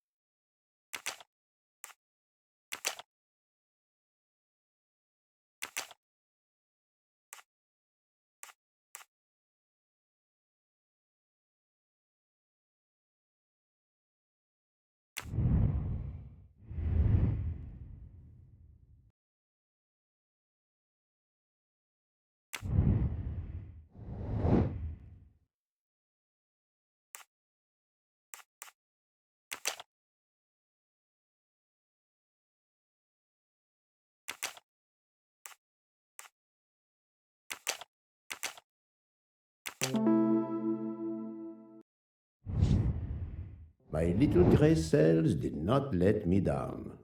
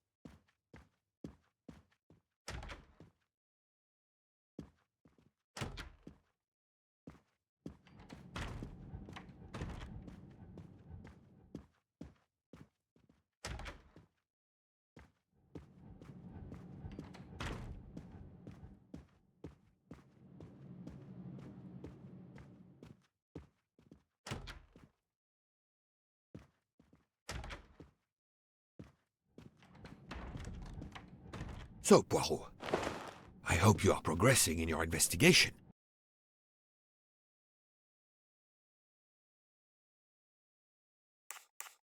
I identified the person responsible for the bottle of liquid for the vape found at the crime scene. So, this is our culprit?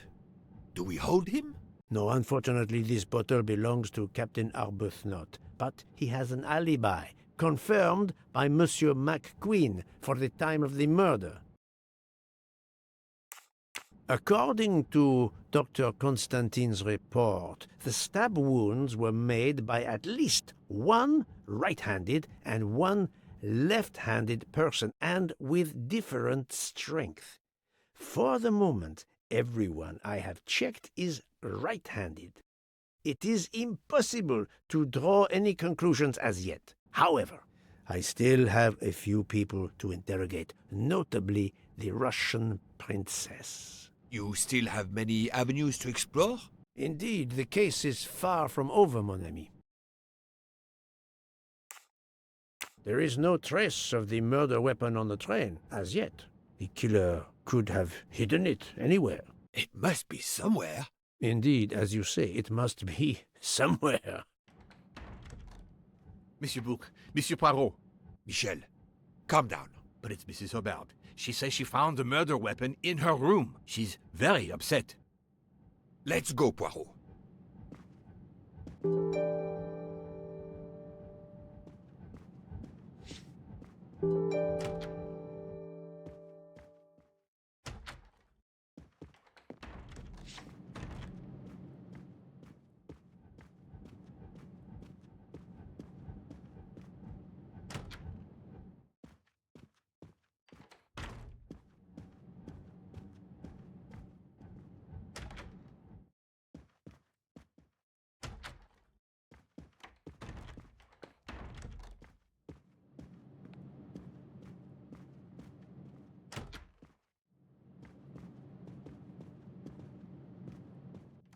I demand to be allowed to leave this train! Madame, we are in the mountains, trapped in a snowdrift.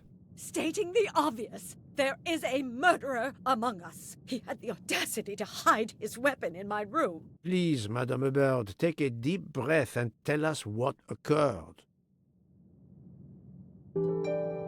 Where did you find the knife? I wanted to get a handkerchief from my purse, and when I opened it, I saw it! A bloody knife! Am I next to be murdered? I very much doubt the murderer would give you his weapon. What do you mean? Madame, he would have used it. Oh, my heaven! Did you touch the knife? Of course not! What a question! I will take that as a no.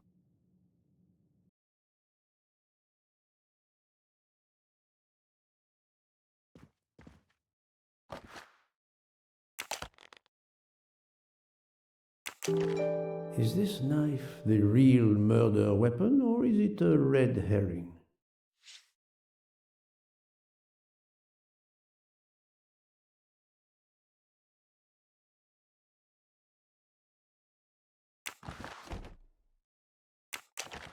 Is this knife the real murder weapon, or is it a red herring?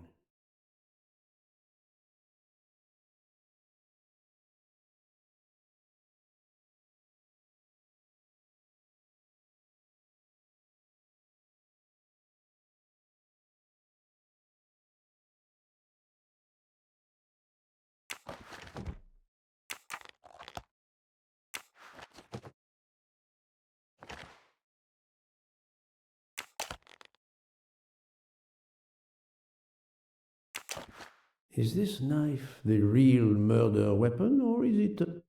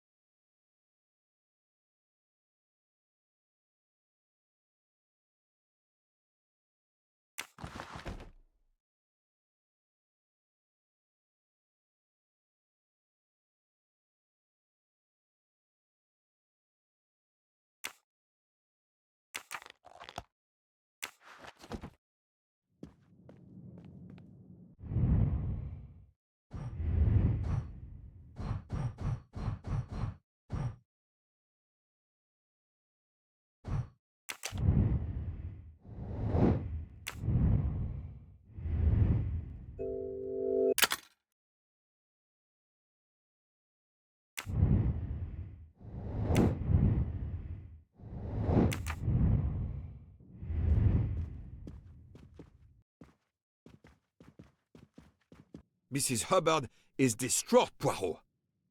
I should stay with her. Please go on without me. I have every right to be distraught. Thank you, Mr. Book.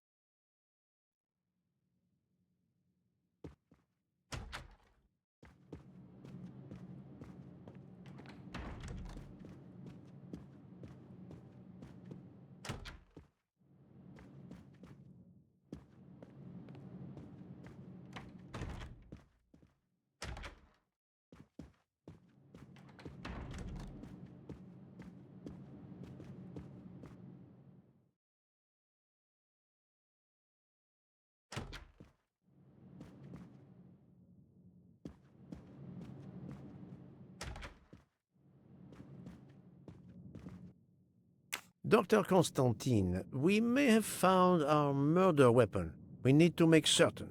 There is a pretty quick way to be sure. I have estimated the depth of the wounds. You can easily find the depth of each wound by comparing the width. There are 5 of them that I am not sure about. Test them, and then we will compare our results. I will do as you say, Doctor.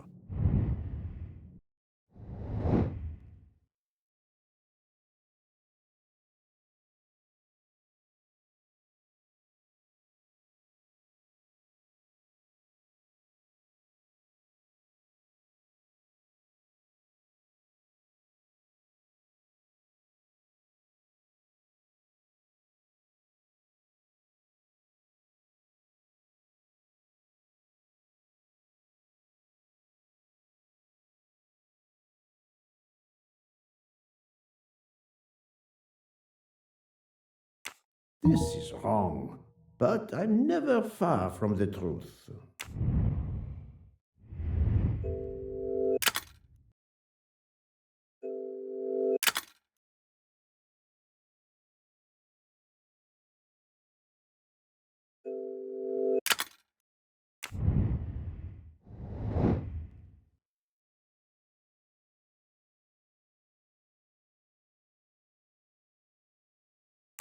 I must admit I'm not right this time.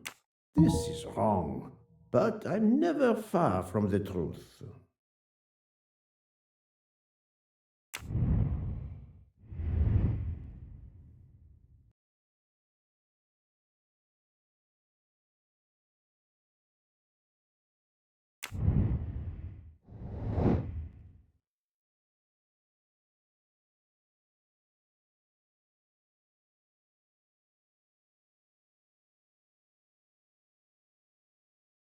I do not think that's the right answer. Think, Poirot, that is not a good answer.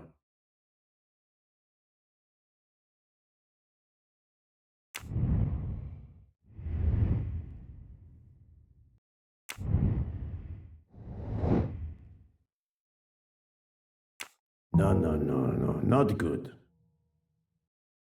I do not think that's the right answer. No, not good. I must admit I'm not right this time.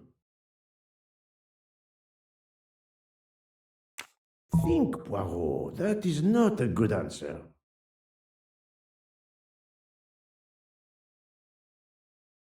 This is wrong, but I'm never far from the truth. I must admit I'm not right this time.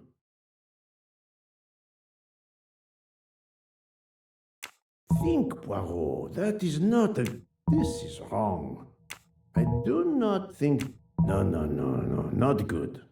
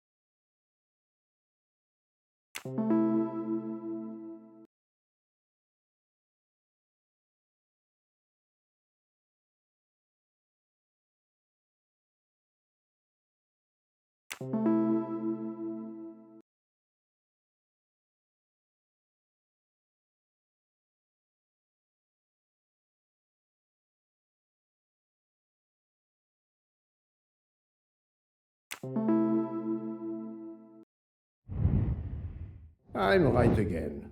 That happens to me a lot. What do you think, Doctor? Is this knife really the murder weapon? There can be no doubt. You found the same depths as the estimates I made during the preliminary autopsy. I can assure you that you hold in your hands the weapon that took Ratchet's life.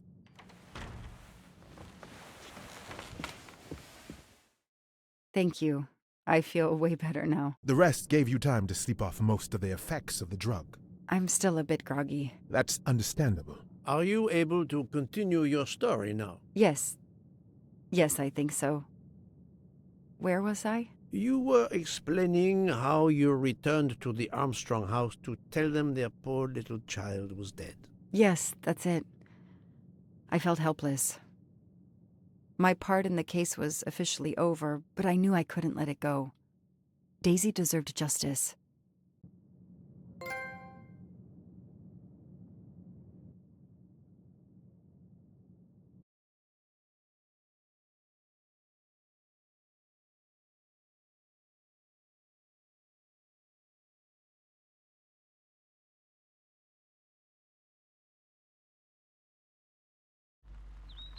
Two days later, I returned to the Armstrong house to tell them Daisy would be released soon for burial. I was angry with myself that I couldn't bring them better news. I wasn't prepared for more tragedy.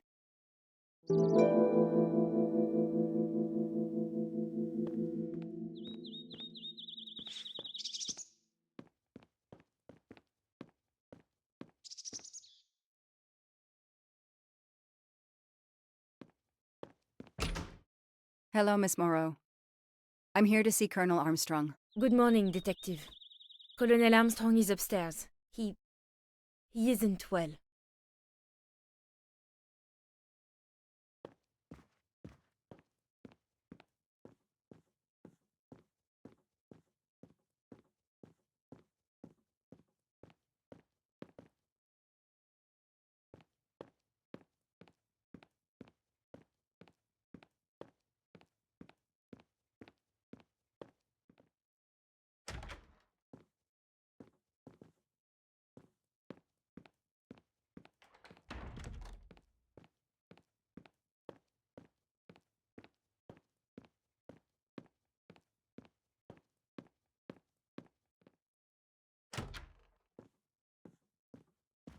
Good morning, Colonel Armstrong.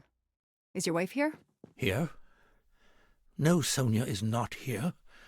Always one step behind. She died of a miscarriage last night. My wife, Daisy, and our baby. My whole family is gone. I'm so sorry. I came straight here this morning. I received word that you can arrange for Daisy to be returned to you for burial. I didn't know. Well, then, now you don't have to come back. I can arrange for Daisy, my wife, and our unborn child to be buried all at once. Very efficient.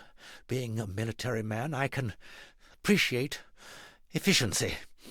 I know how hard this must be for you. No, you don't know. I don't want your sympathy. I want you to do your bloody job and catch the creature that did this. I know you won't believe me, but I swear to you, I will find who did this. If it takes me to the far corners of the earth, I will find them. Then go. Please go now. Go find them.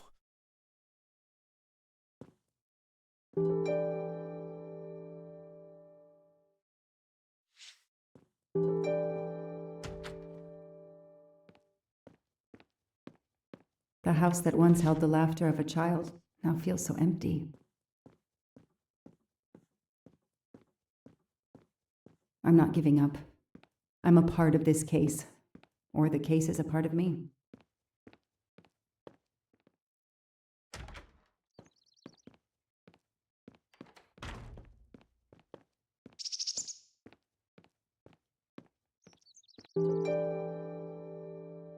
All units, hikers in the vicinity of the cabin where Daisy Armstrong was found spotted a pickup truck drive through the barricade tape and then head up the dirt road toward where the subject cabin is located. Any car nearby who can respond? Unit 28, we can respond, but we're a ways away. Dispatch, this is 11. I'm on it. Copy that. 11, you're good to go. Copy that.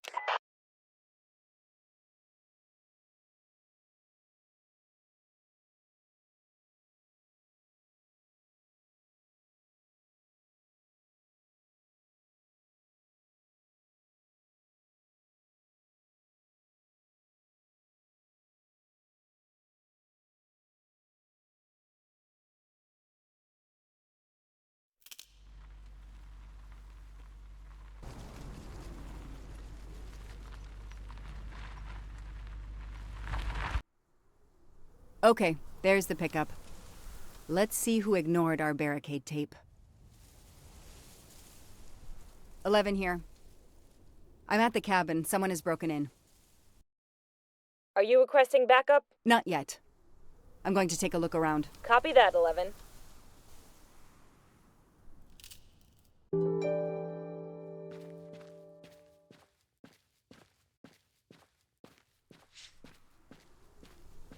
Somebody ignored the barricade tape. Footprints. Footprints. A forensics evidence identification marker. Forensics had to go through this place with a fine-tooth comb.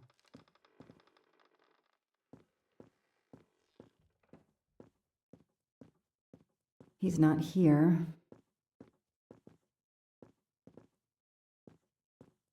That's where I found Fluffy, Daisy's special toy. I hope we returned him to the family.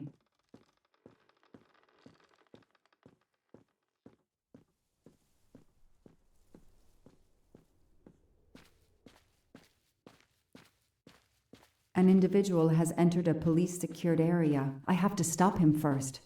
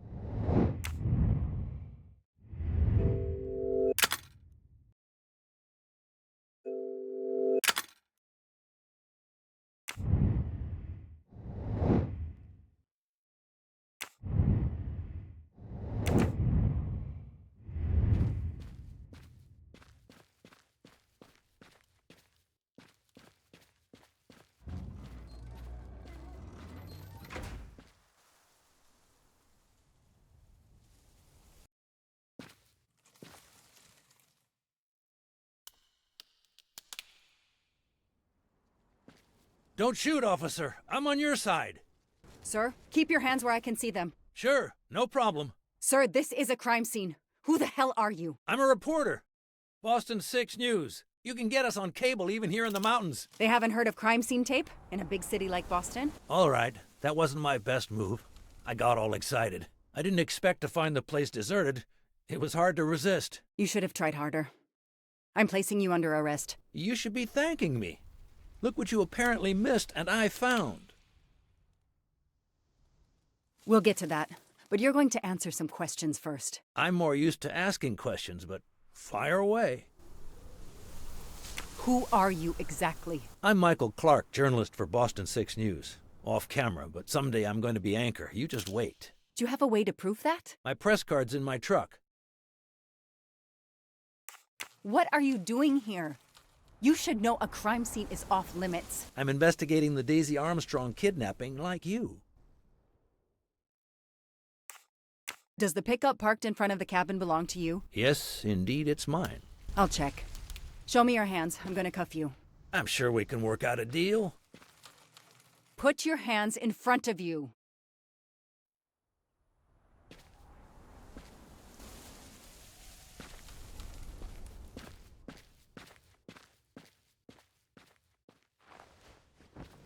Aren't you going to read me my rights? You have the right to remain silent. I really wish you'd exercise that one.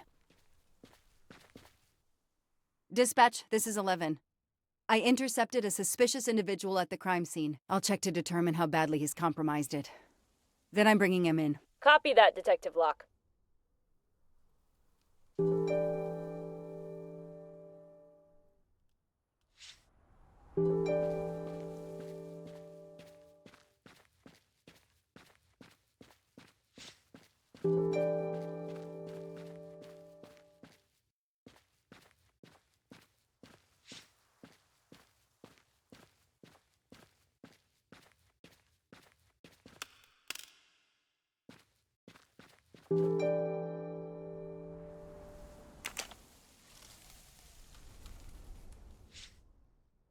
No, that didn't work.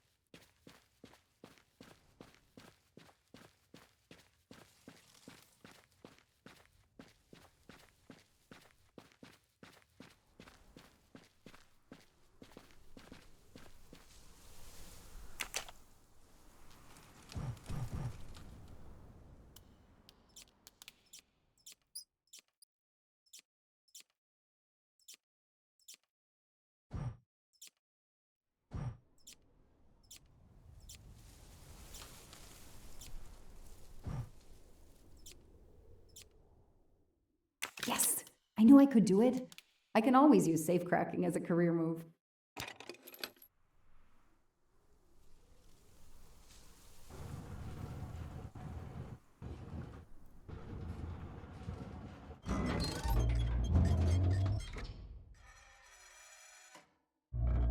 There. Now let's see what secrets you're hiding.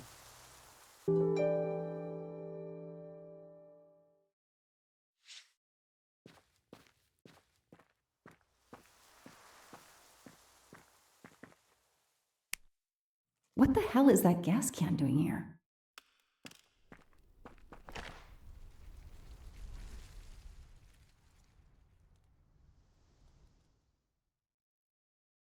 The cap's been damaged, and some gasoline has leaked out.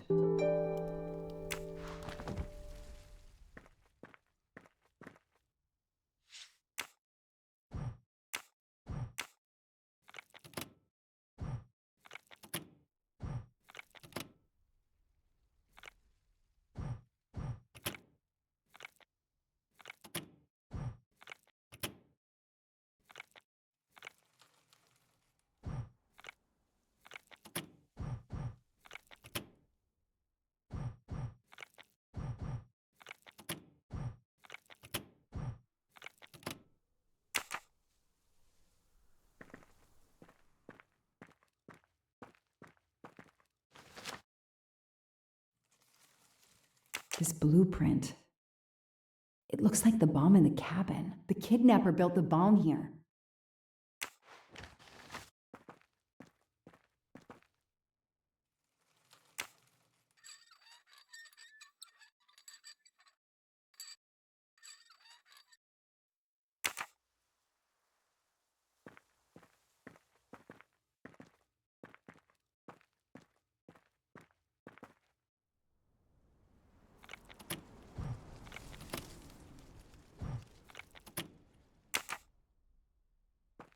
This bunker looks like it's as old as the cabin. Everything is falling apart.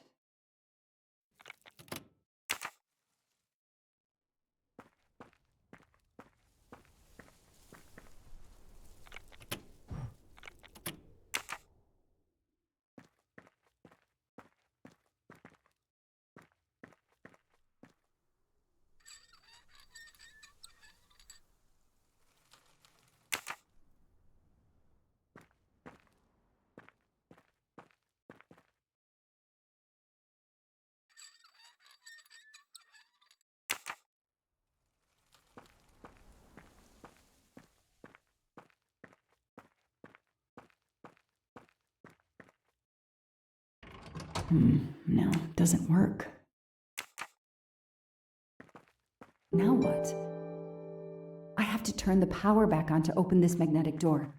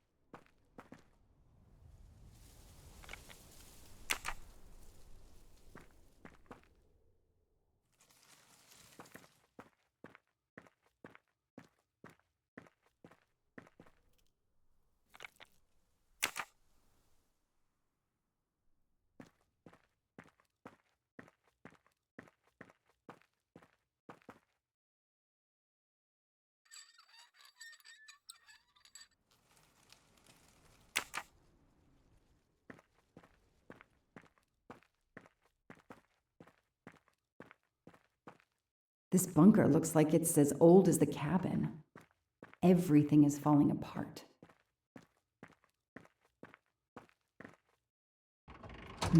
No, doesn't work.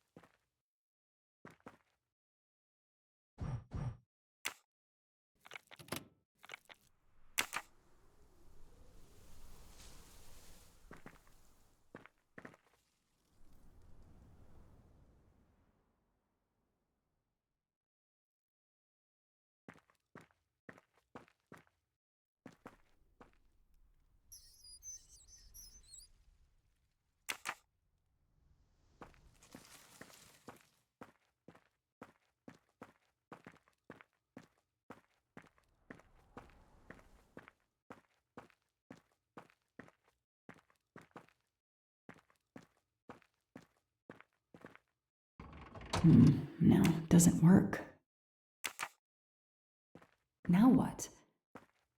I have to turn the power back on to open this magnetic door.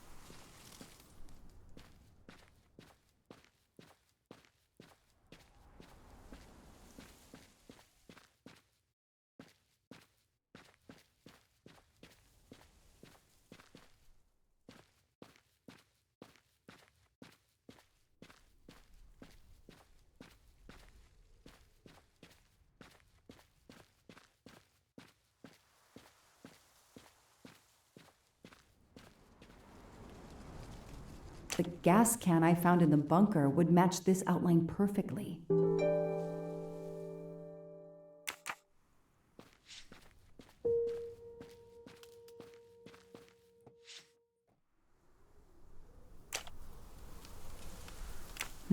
The glove compartment is closed.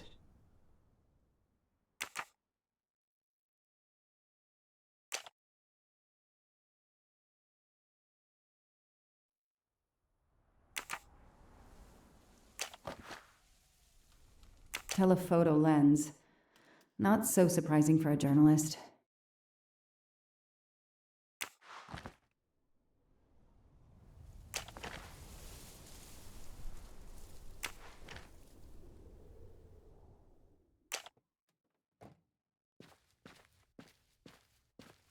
I don't need to talk to the suspect right now.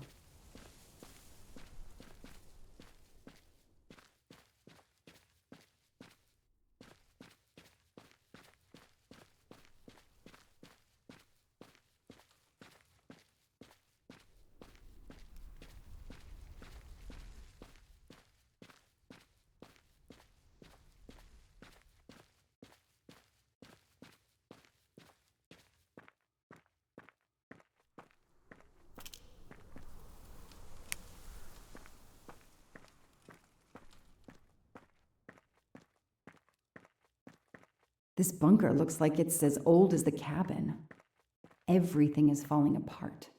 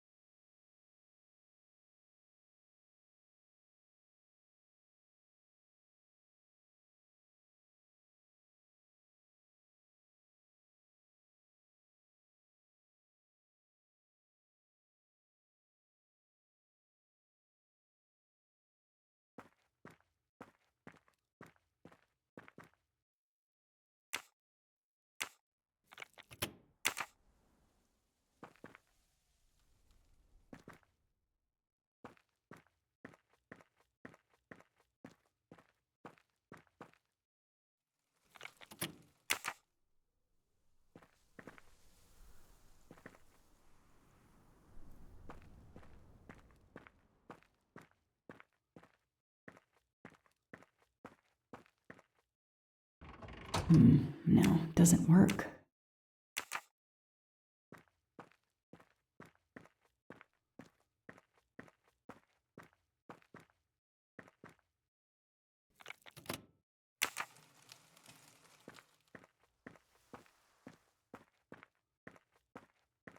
Now what? Let there be light.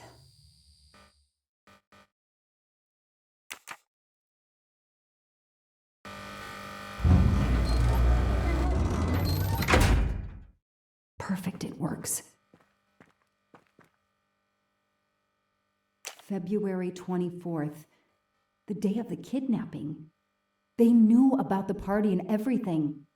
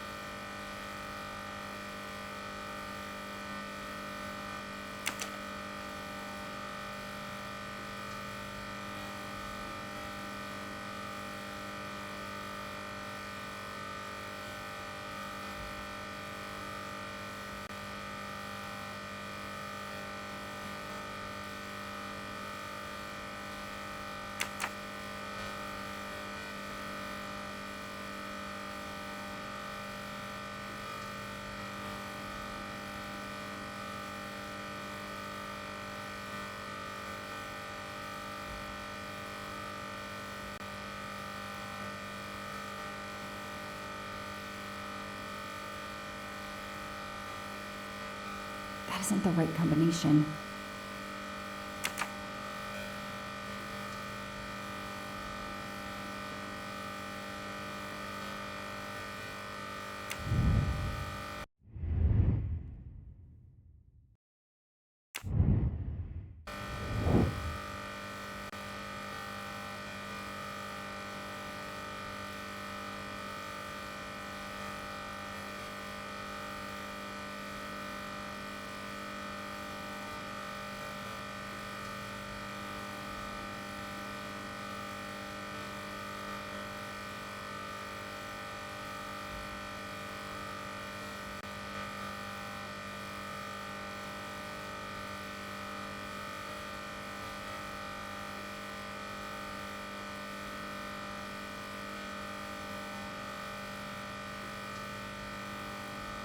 Yes, I knew I could do it.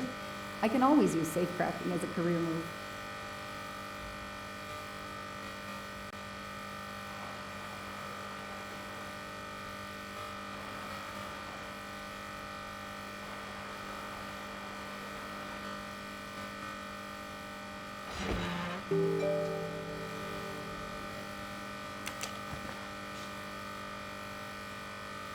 It's Daisy's hair clip, the same as the picture I saw at the Armstrong house.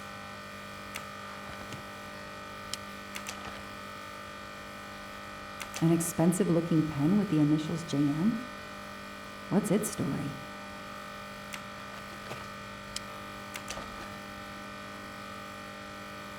That looks like a hair caught in the band around the money. Forensics will tell me for sure, but that doesn't look like Daisy's color. These get locked up again until forensics get here.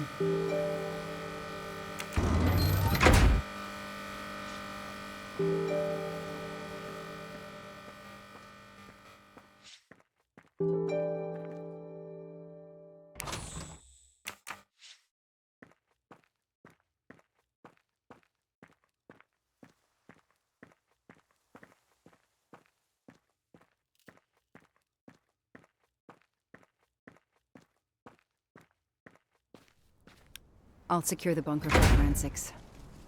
Progress at last.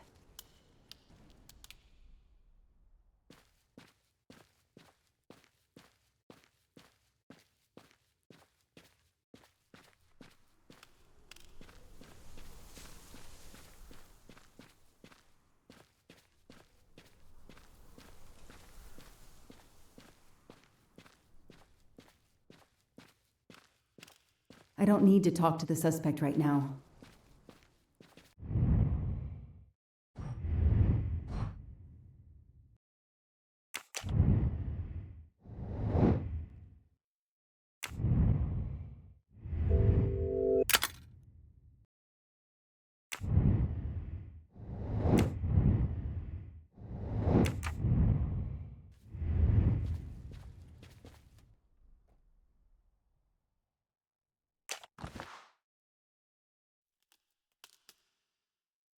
Clark's press card, and the phone number of the newspaper is on it. Ah, good. I can give them a call.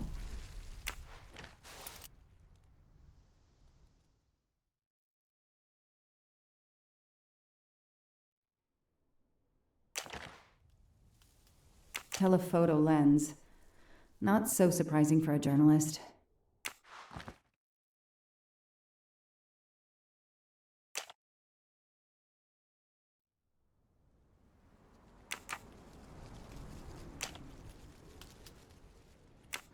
The glove compartment is closed.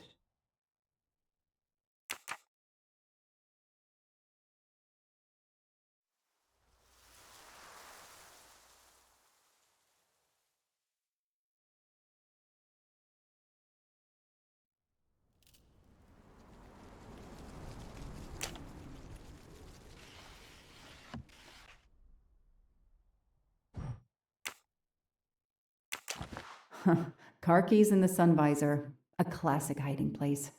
At least on TV.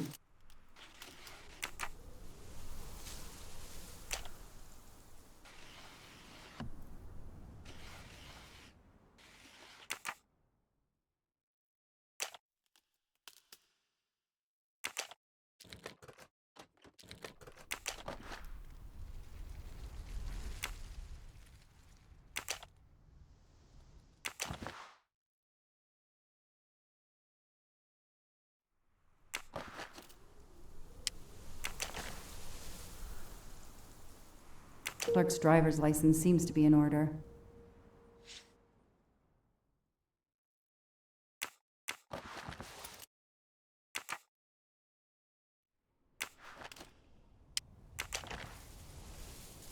The vehicle registration is not in the name of Michael Clark or a rental company.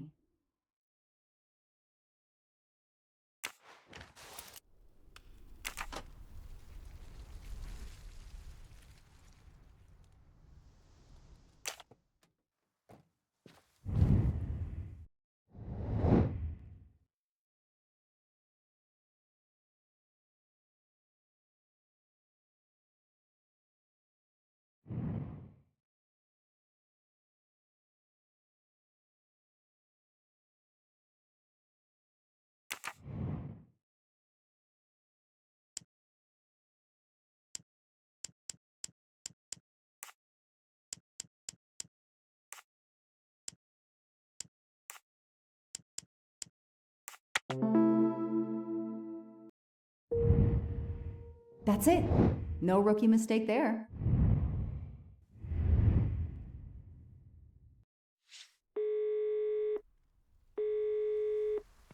Hi, I'm Detective Joanna Locke, Berkshire Police. I'd like to speak to an editor, please. One moment, please. Hello, Detective Locke? This is Abby Wilson. I'm a senior editor. What can I do for you? Does a man named Michael Clark work for you? Yes, he does. Why?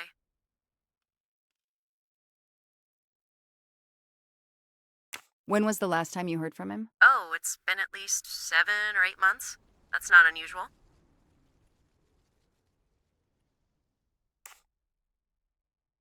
He works in the field? Yes, Michael Clark is what we call a stringer.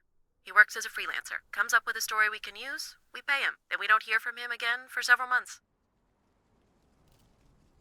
What kind of stories does Mr. Clark write? Mr. Clark is an investigative reporter, mostly crime stories, to tell you the truth. He comes up with some pretty macabre stuff some of the time. Is there a problem? Or a story? Do you remember what the last case he investigated was? It was a murder case.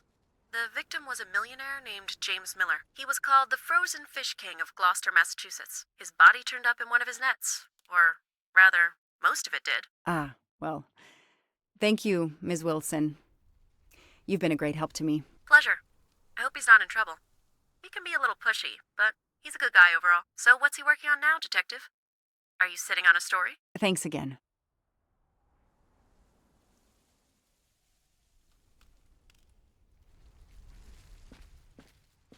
I don't need to talk to the suspect right now.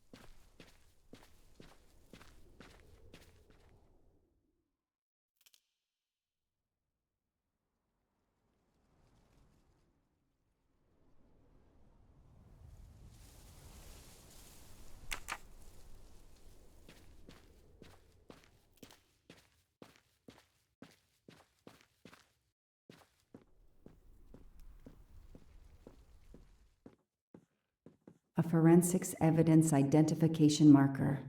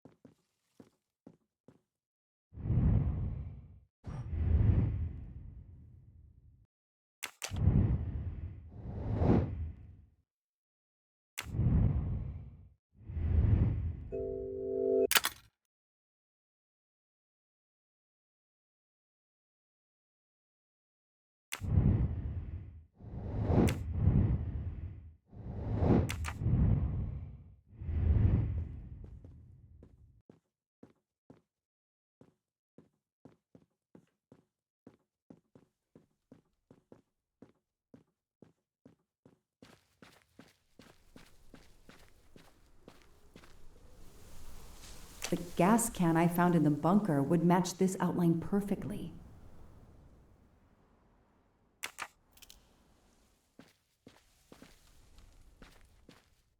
I don't need to talk to the suspect right now.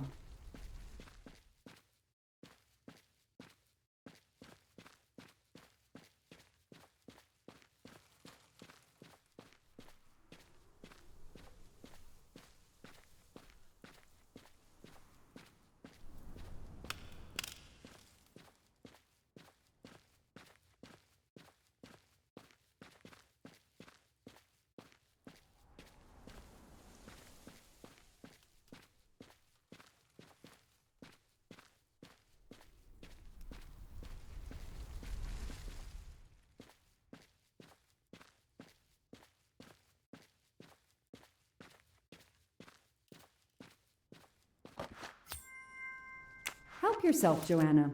You earned it.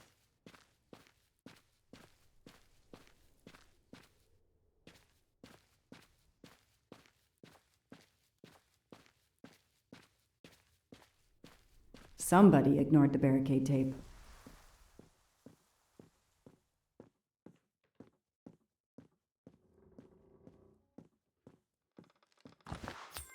I've earned a gold mustache.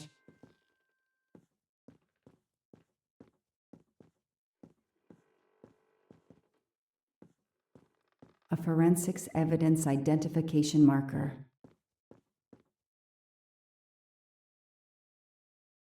$3-8-92. Oh, when the poor dear was killed.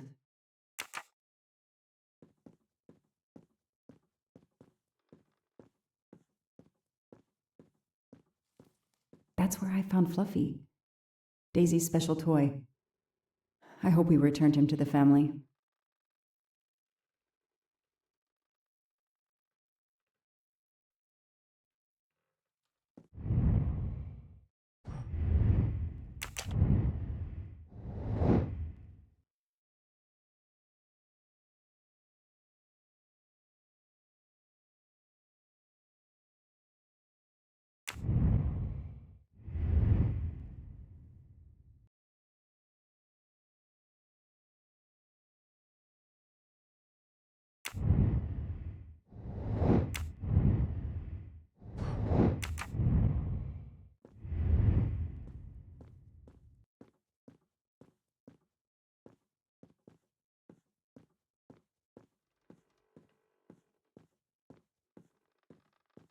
Forensics had to go through this place with a fine-tooth comb.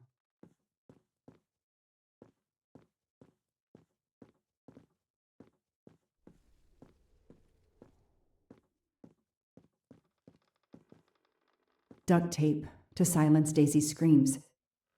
Damn it, Daisy. I will find whoever did this to you. A forensics evidence identification marker. I don't need to talk to the suspect right now.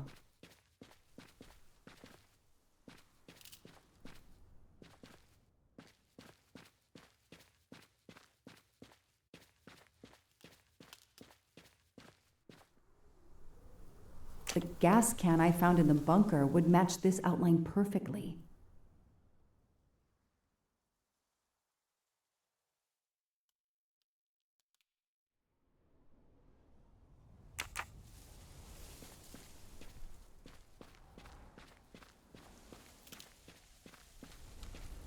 I don't need to talk to the suspect right now.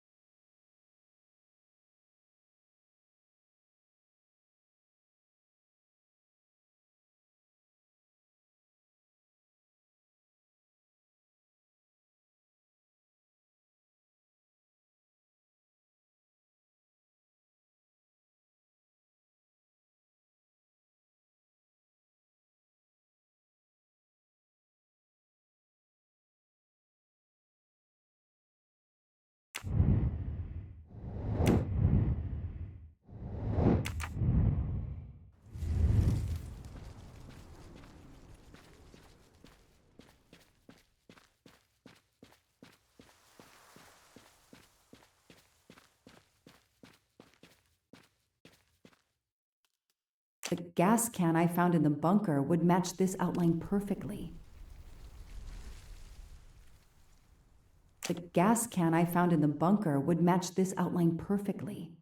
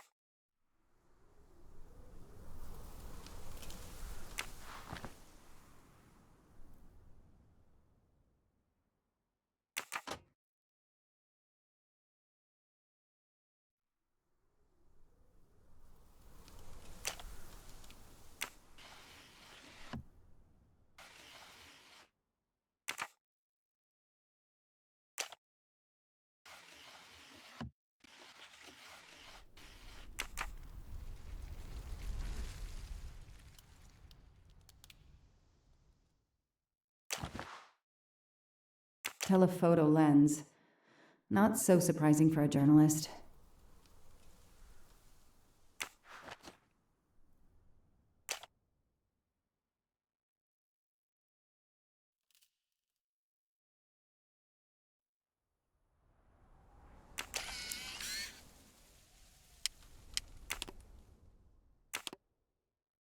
Candid photos of the entire Armstrong family. A reporter just doing his job. Or something else?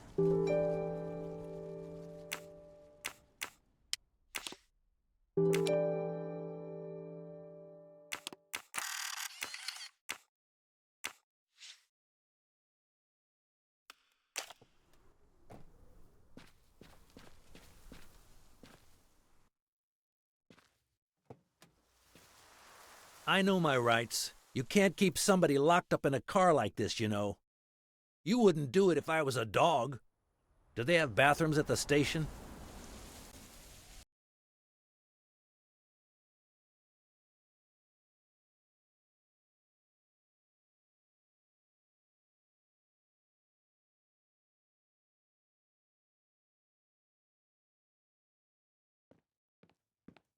I have the right to make a phone call, Detective whatever your name is. That phone is an outside line. Hello, boss. It's Michael Clark. I'm still on the Armstrong kidnap, but there's a small problem. I got caught being someplace I shouldn't be. I'm at the police station. No, I'm not under arrest. Just questioning. Fire me. Why? The station's integrity? You're kidding me, right? If you think I've screwed up that badly, then fire me. Got that? Fire me. Yes, do it. That didn't go well. I think I got my point across. What happens now? Go ahead. Then we'll have a chat.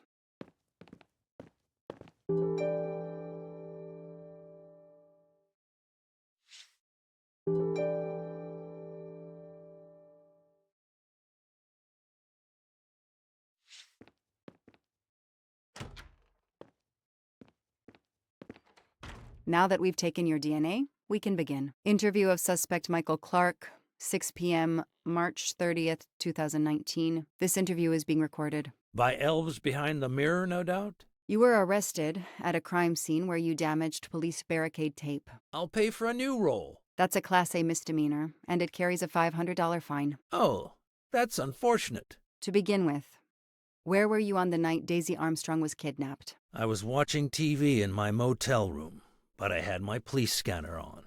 I heard the first reports that the little girl was missing. No way the police at the scene were going to let me get close. I set my alarm so I could get on the story first thing in the morning and tried to sleep. It was difficult. Can anybody confirm where you were? No, afraid not. I was alone and sleepless. A sad combination. And I realized a bad alibi.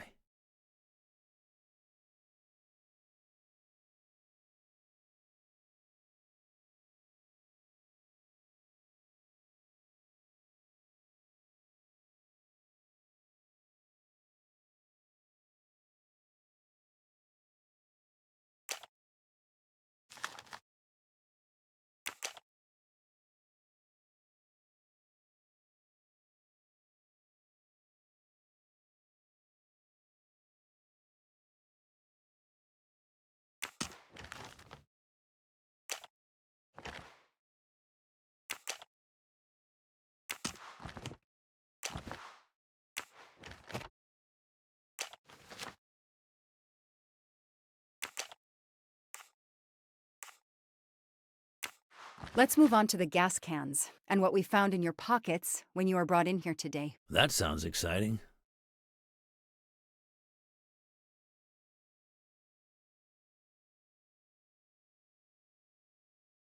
In addition to the gasoline in the back of your pickup and another in the bunker, you had a lighter and gloves in your pockets. You were going to set fire to the bunker and every scrap of evidence inside. Where to begin?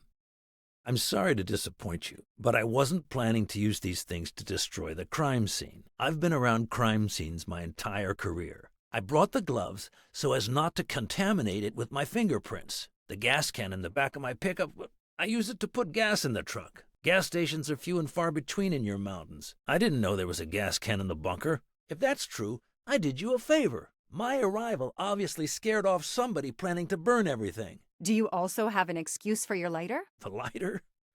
I'm trying to quit smoking. I used the lighter as a reminder not to start again.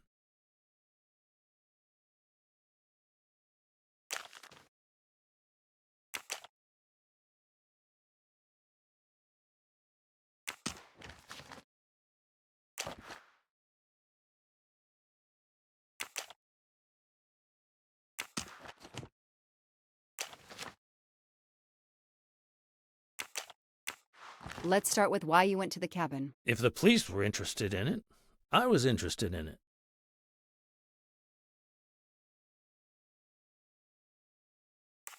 That pickup of yours, that's a very nice ride. Especially for a stringer who only gets a few stories on the air. How can you afford it? When Boston 6 does use a story, they pay okay. That truck is top of the range. How much did it set you back? $55,000, $60,000? When I have to, I do what everybody else does. I take out a loan. How about you, Detective? You got a loan on your car? He's enjoying himself. I need to throw him off balance somehow, surprise him into making an error. Explain to me again how you got to the crime scene. I listened in on the police radio frequency. Anybody can do it with a scanner. I headed for the crime scene in my trusty pickup, like I've done for years. After the forensic team left, I needed to see the crime scene for myself. I got to the bunker just before you arrived.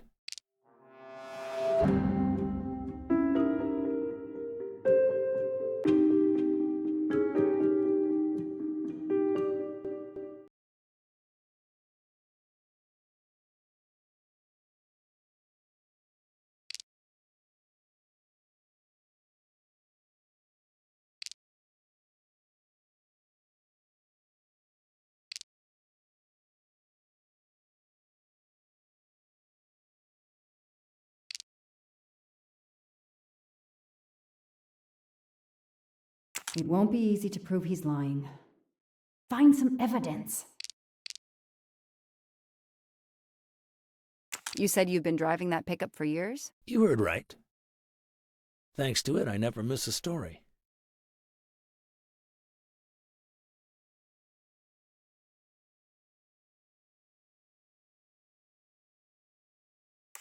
You say you've been using your pickup for years, but the title certificate is not in your name. The truck belongs to somebody named Stephen Baker. Okay, I don't get why the pickup is so important to you, but I guess my ego made me say that.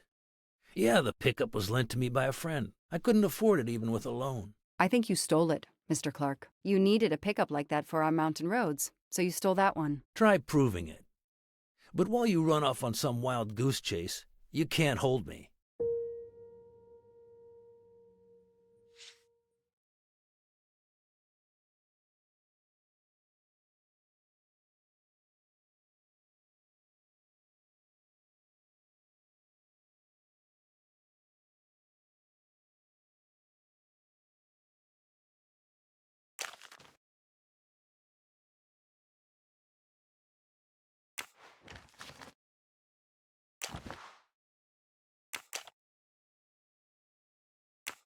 You say you're a journalist, a stringer for Channel 6 News in Boston. I sell my stuff to lots of media outlets.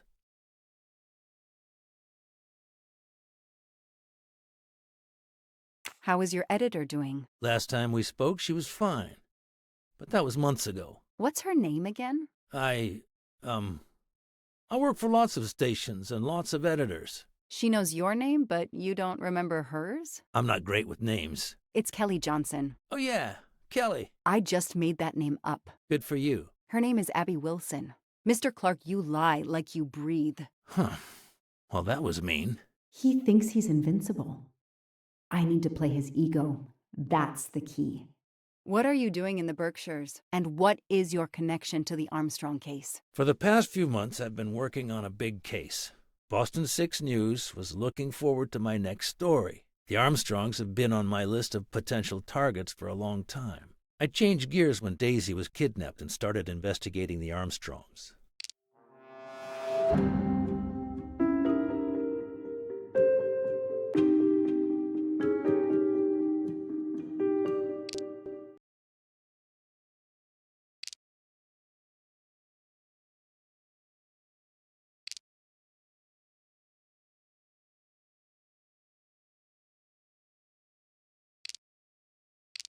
So you just stumbled on a major kidnapping story during your stay in the Berkshires. Yeah, I was researching PCBs in the river for crying out loud. Then, wow, the Armstrongs. That's not a Science Sunday report. That's a lead.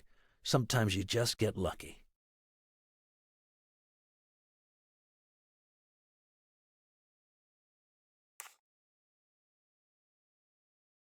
Your press card says Boston 6 News, and you say you started working on the Armstrong case when little Daisy was abducted, but Boston 6 News didn't even know you were on site. Detective, if I had the inside track on this case, do you think I'm going to go only to Boston 6? I could have had a bidding war for I'm going to use the word, my scoop. It still doesn't sound quite right. But there is a warped kind of logic to his story. Your camera in the pickup. There were photos of Daisy from before she was kidnapped. The Armstrongs are a famous family, like the Kennedys or Hollywood couples. Gossip sites love them. People want to see how they live. I started out just stealing candid shots. Paparazzi live on getting that one exclusive shot. Steamy, intimate, whatever. Then when the kidnapping happened, I realized I was here first. What an opportunity, and I jumped at it. You have an answer for everything. You're not very good at this, are you? How long have you been on the job? Long enough to put you away for life, if you killed that little girl. I know that Clark is lying. I need to reconstruct the whole sequence of events in order to understand what happened.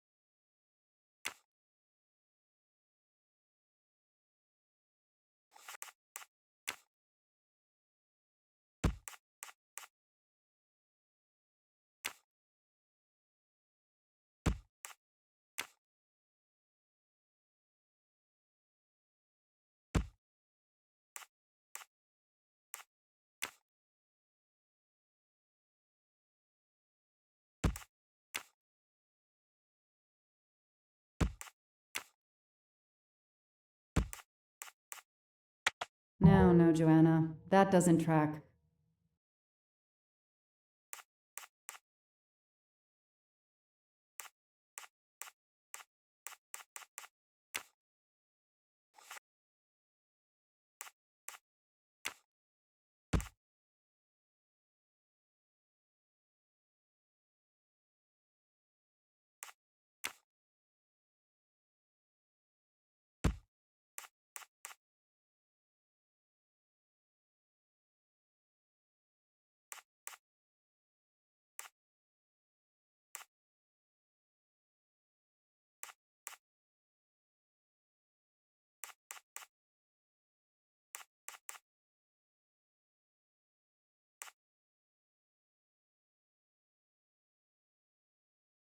No, I did something wrong.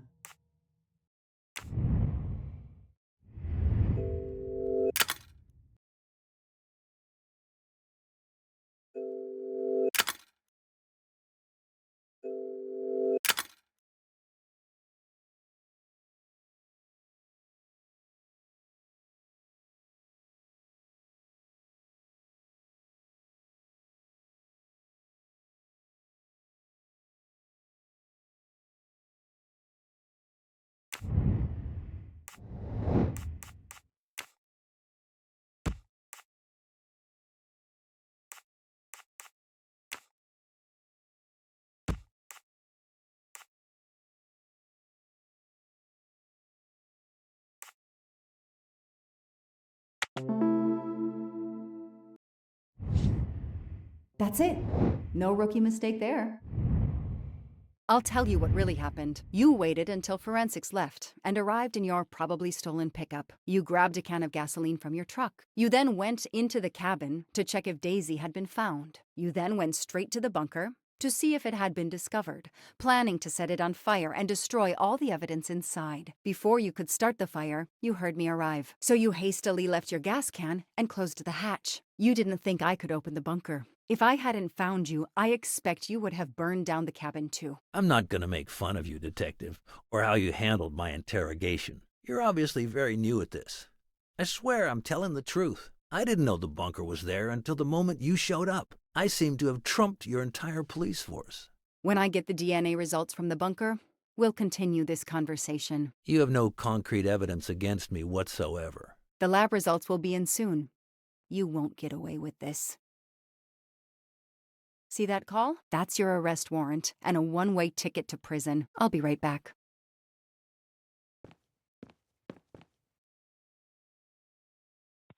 Hello, sir. I think I found the man who kidnapped Daisy Armstrong. I'm interrogating him now. Hold on, Detective Locke. I have some bad news. Someone set fire to the cabin in the bunker. The fire department is on the scene, but they say it's too late. That's impossible. My suspect has been in the interrogation room with me all evening. We can't hold him. Suzanne Moreau. Her fingerprints are on the wine bottle found in the cabin. We also found an unknown person's fingerprints, but they don't match your suspects. Sir, with all due respect, I'm convinced Michael Clark is involved. Detective, I'm cutting you some slack already. But we cannot hold your suspect simply because you're convinced he's guilty. We have evidence that Suzanne was working with an accomplice, Noah Garrity. I order you to release the reporter and arrest this Moreau. Let me just check my last lead. The DNA analysis of the hair found in the bunker safe. The results just came in. I know how hard this is. Okay. Get the DNA results. Detective Locke, I will give you 1 hour maximum. Then you close the file and arrest Suzanne Moreau. Thank you, sir.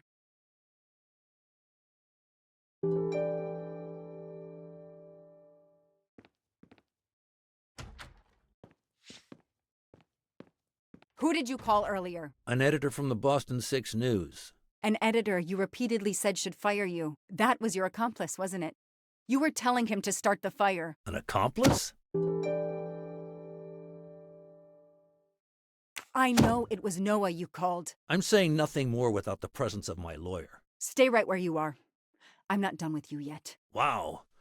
Do I hear grounds for a lawsuit? Some poor innocent woman is being accused instead of you. You set her up, didn't you? You have to let me go, Detective. All I need is one more phone call to the lab. I know it's you, and I'm going to prove it. Hello, this is Joanna Locke. I need the results of the DNA test I asked you for. Hi, Detective. Sorry, we only have the DNA sequence. We haven't had time to compare it with the suspects yet. It'll take 7 more hours. I'm sorry, but you are not the only one on the waiting list. Send your analysis to my computer in the office. I'll do the comparison myself. I need authorization. I have a murderer who is going to walk free unless I get those results now. Fine, we'll send it to you right away, but I'll have to log this. It's my last chance.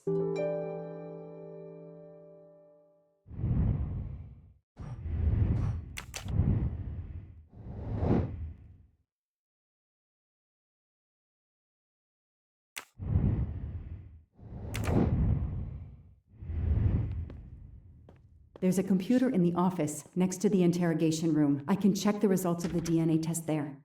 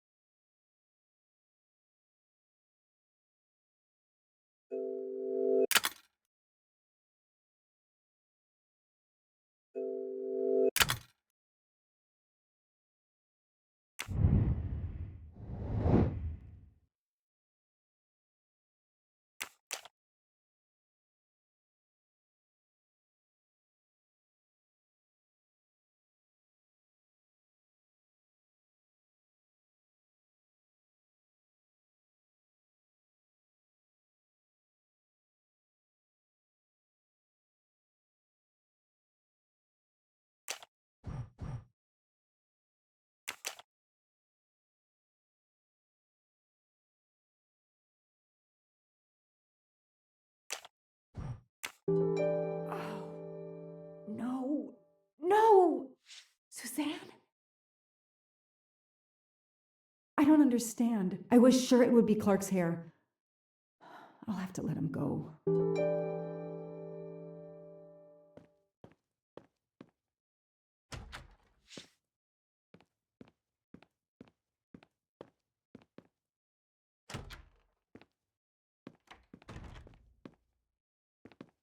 You can leave. Sorry it didn't work out for you, Detective. Maybe you should consider a career change. We are not done. Oh, but we are, my dear. We are done. I had no choice but to return to the Armstrong house to arrest Suzanne Moreau.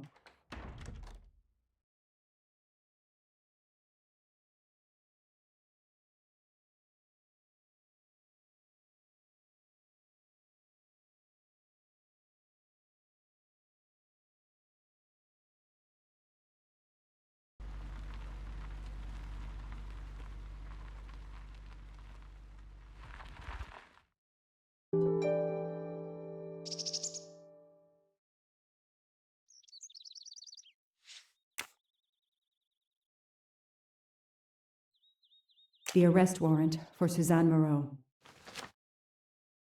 Suzanne was set up by Clark and Noah. They are the kidnappers, but I'm not giving up. When Suzanne comes up for trial, I will fight for her defense. But for now, the district attorney is in charge. If I want to stay a detective, he always has the last word.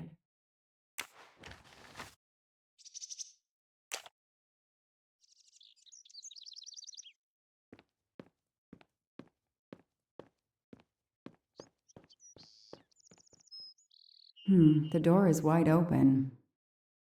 How strange. Hey, is anyone there? Miss Moreau?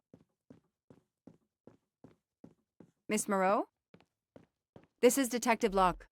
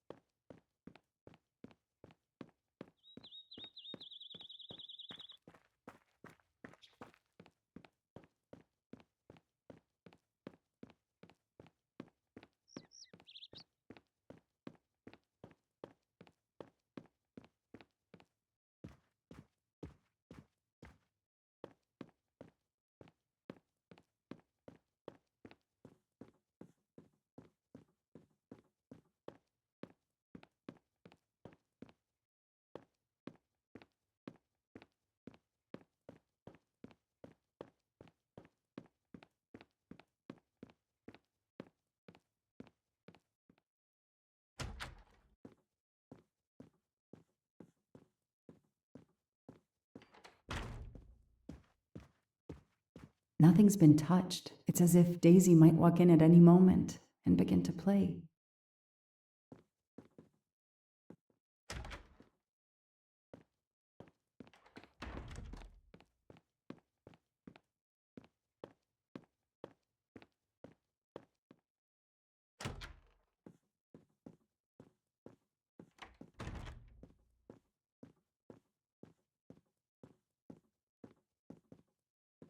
Miss Moreau, can you hear me? It's me, Detective Locke.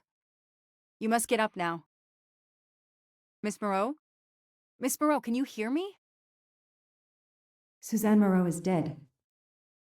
There are no traces of blows or injuries on her body.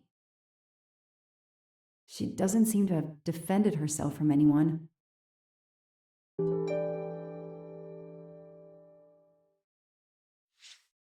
It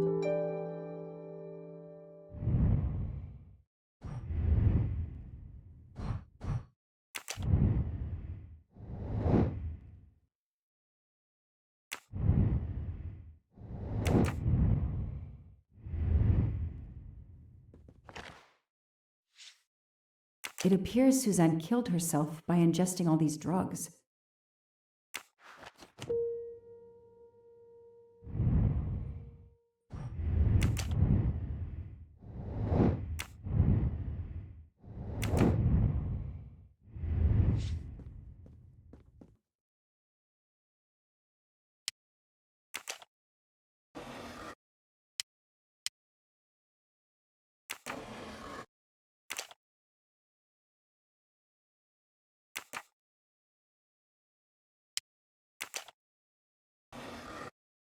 Her glasses are missing.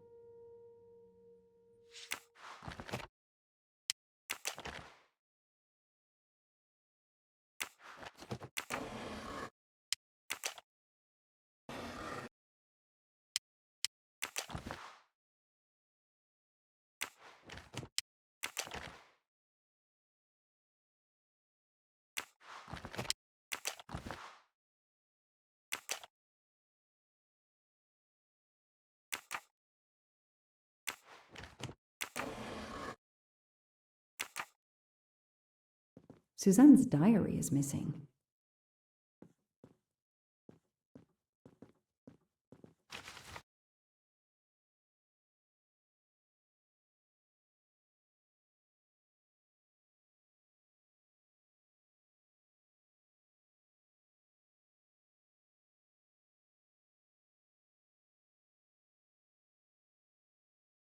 Suzanne was telling the truth about her mother.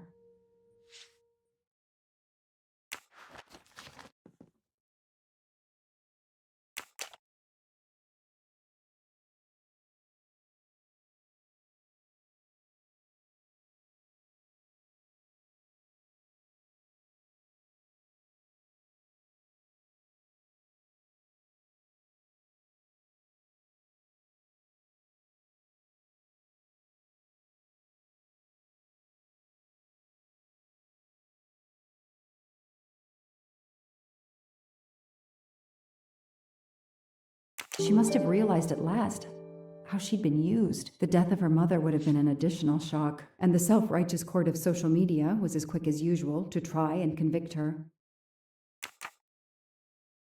I called the district attorney to inform him. This is Detective Locke, sir. I'm at the Armstrong house. Have you arrested Suzanne Moreau? She's dead, sir. Apparent suicide, but I need a forensics team. She killed herself out of remorse for her part in the crime. We don't know that yet. I'm calling forensics now, but I wanted you to know. What a mess.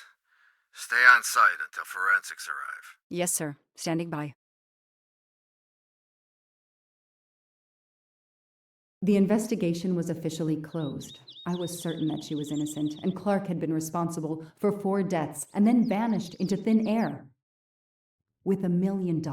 Dollars marked, though, and not easily spent. I didn't care if the case was officially closed. I swore, Mr. Poirot, whatever it took, I would hunt him down.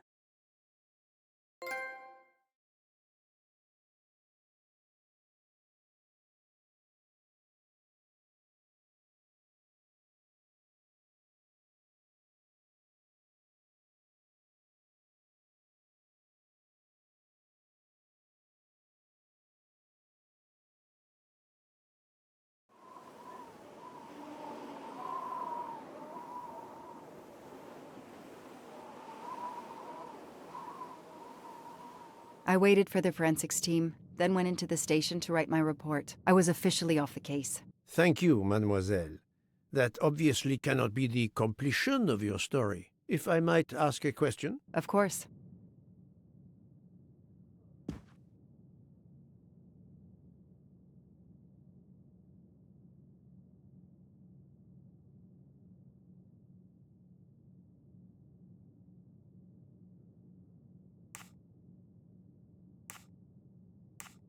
Michael Clark, the reporter. He was Ratchet? Absolutely. I was the only law enforcement official to question Clark. I knew this wasn't his first kidnapping. You looked for similar cases. What do you Americans call the MMOs? Means, motive, and opportunity. Yes, I looked for someone in plain sight. Someone on the edge of a kidnapping case. Someone in plain view, keeping track of the investigations. An innocent witness, a concerned neighbor, even another reporter. And eventually you found a name behind an alias. Yes, I found a name. Cassetti, the real name. The real name of the man you call Ratchet is Cassetti. This explains much, mademoiselle, but not all. It explains why she is our #1 suspect. But not how she came to be on this train. Attends, she has grown pale. I don't know what's wrong with me. Excuse me, Mr. Poirot.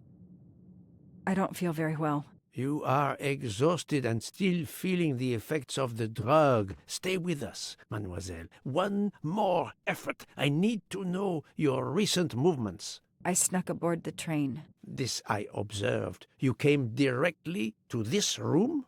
Yes, and other than a couple of careful trips to the ladies yesterday, I never left this room. I didn't want to be spotted by Ratchet.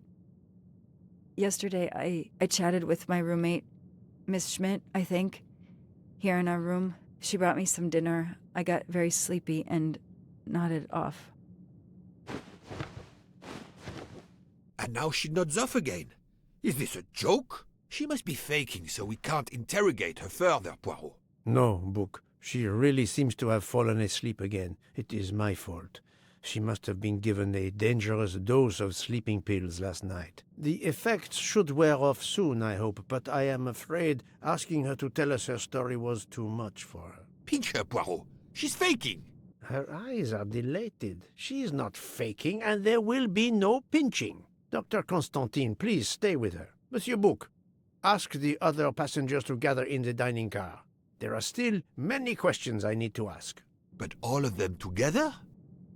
Won't someone overhear your questioning the others? I will speak softly because I am trained to do so. They will speak softly because they want to. Very well. I will do as you say.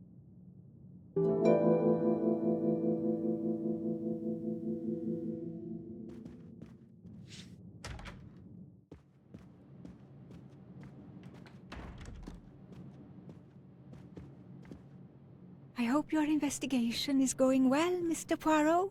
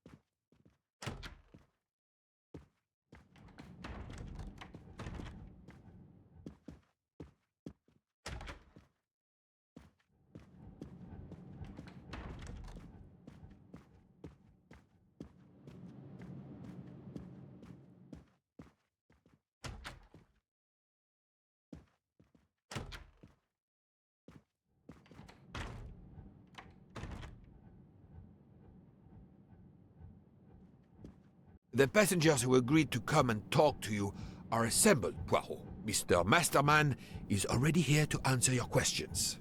Perfect. Thank you, my friend. Sit down, Monsieur Masterman, please. Thank you. Does the name Cassetti mean anything to you? No. Should it? Have you heard of the Armstrong kidnapping case? Of course. It was all over the news a few years ago. Your employer's real name is Cassetti. He was the man behind that kidnapping. Mr. Ratchet was... He murdered that poor little girl? Mr. McQueen, the man you worked for is a kidnapper named Cassetti. What? What kidnapping? He murdered his victim, a child named Daisy Armstrong. The Armstrong kidnapping? You had no idea of Monsieur Ratchet's real name? Damn skunk! Why are you so upset? My father was the district attorney who handled the case, Mr. Poirot. I saw Mrs. Armstrong more than once. She was a lovely woman, so gentle and heartbroken. If ever a man deserved what he got, Ratchet, or Cassetti, is the man. He didn't deserve to live. Madame Olson, have you heard of the Daisy Armstrong case? No, I've never heard of it. It was only 2 years ago. It was famous. Maybe so, but it was not famous in Spain, where I have been helping the refugees from Africa. You've never heard the name Daisy Armstrong? No, never. Daisy Armstrong? No. No. No! No! Yes. It was all over the English tabloids before I went to Jordan. A horrific crime that claimed the lives of an entire family and their wrongfully accused nanny. That's right, isn't it? Quite so. I thought the culprit had been punished. Some might say that the culprit was punished last night. Oh, my heavens. May I ask you a few more questions? Yes, of course.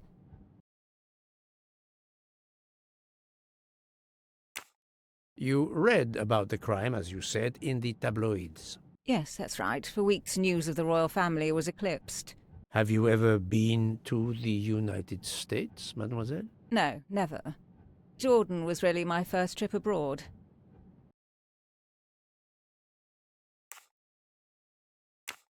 You were in Jordan? Yes, I was an English tutor there to the children of a high official. Until recently. What is your relationship to Captain Arbuthnot? Who? A former soldier traveling with us. You must have met him. Ah, yes, I met him on the platform in Istanbul. We only had a brief exchange of pleasantries, nothing more. British Reserve and all that. Ah, the British Reserve. Yes, with this I am familiar.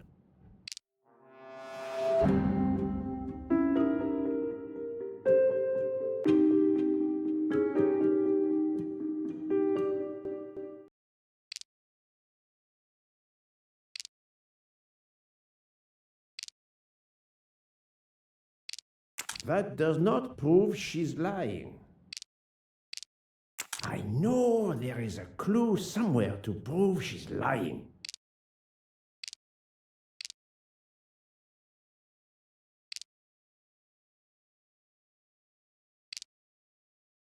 She's lying, but why?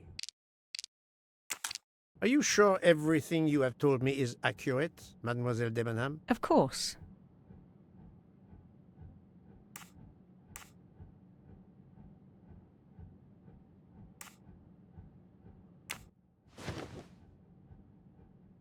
Mademoiselle, I know that you met Captain Arbuthnot at the Tocatlion Hotel. You were spying on me? I am very attentive to my surroundings. It helps in my profession.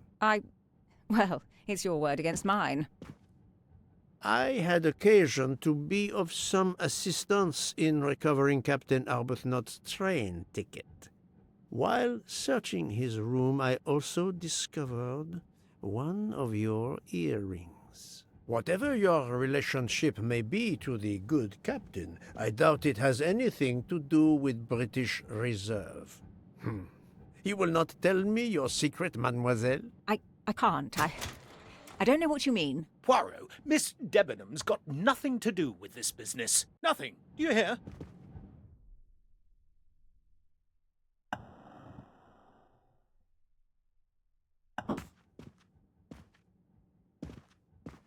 Archie, stop!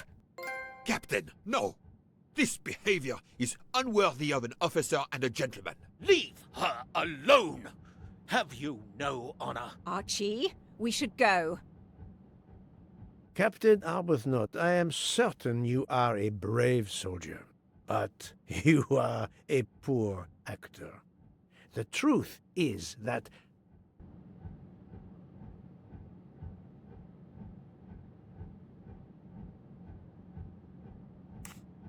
your relationship with Miss Debenham is beyond doubt, Captain. Your reaction was apparently that of a man trying to protect the woman he loves. I might understand that if your relationship were some cleverly disguised secret, but it is not. You make puppy dog eyes at one another at every opportunity. You cannot hide your love. Everybody knows. I advise you to stop with your accusations, Mr. Poirot. I'm going to escort Miss Debenham back to her compartment. Make of that what you will. The captain and Mademoiselle Debenham are obviously adamant about not revealing their relationship, but this scene convinced me there is more that is not so obvious. This murder has everyone on edge. In my 25-year career, I have never seen such madness aboard the Orient Express. I understand, my friend. The more we learn, the more perplexing this train ride becomes. But we have other clues to pursue. What do you have in mind? The broken watch on Monsieur Ratchet's wrist, for example. And the handkerchief found near the body. Who does that belong to? This little drama we have just witnessed has not put you off the scent. Far from it, my friend. Will you return to your watch over Mademoiselle Locke? Yes, I will. Dr. Constantine can probably use a break. Good. Au revoir, Poirot.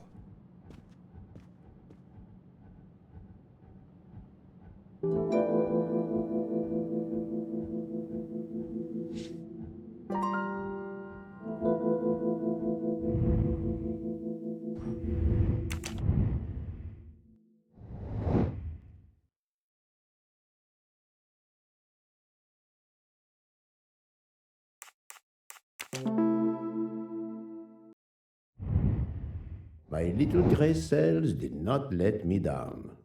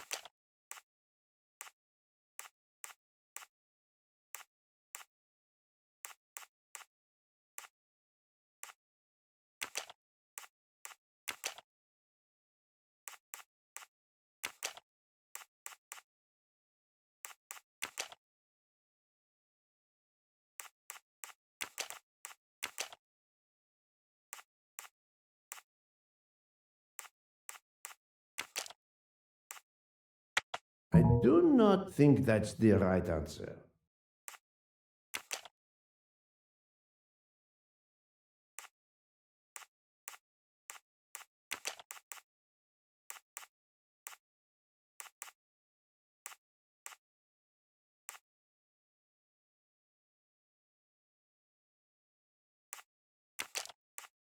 No, not good.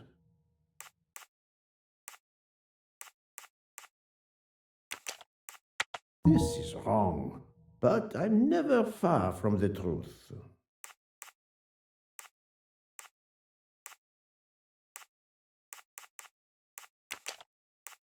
I must admit I'm not right this time.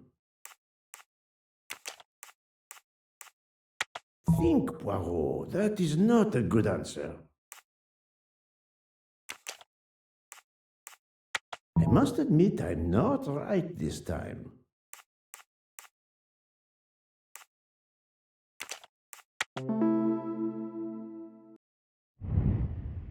That's the right answer.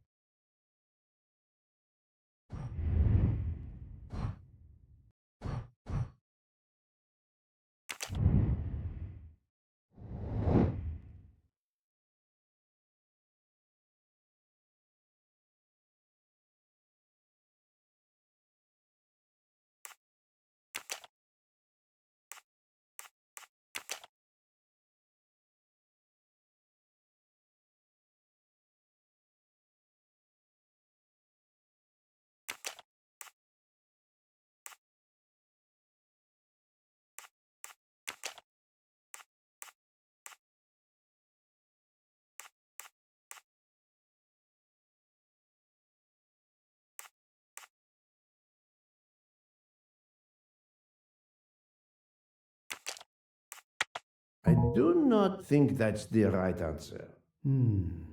Let me consider all the possibilities.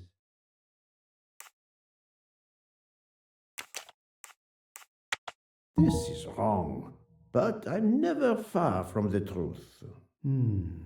Let me consider all the possibilities.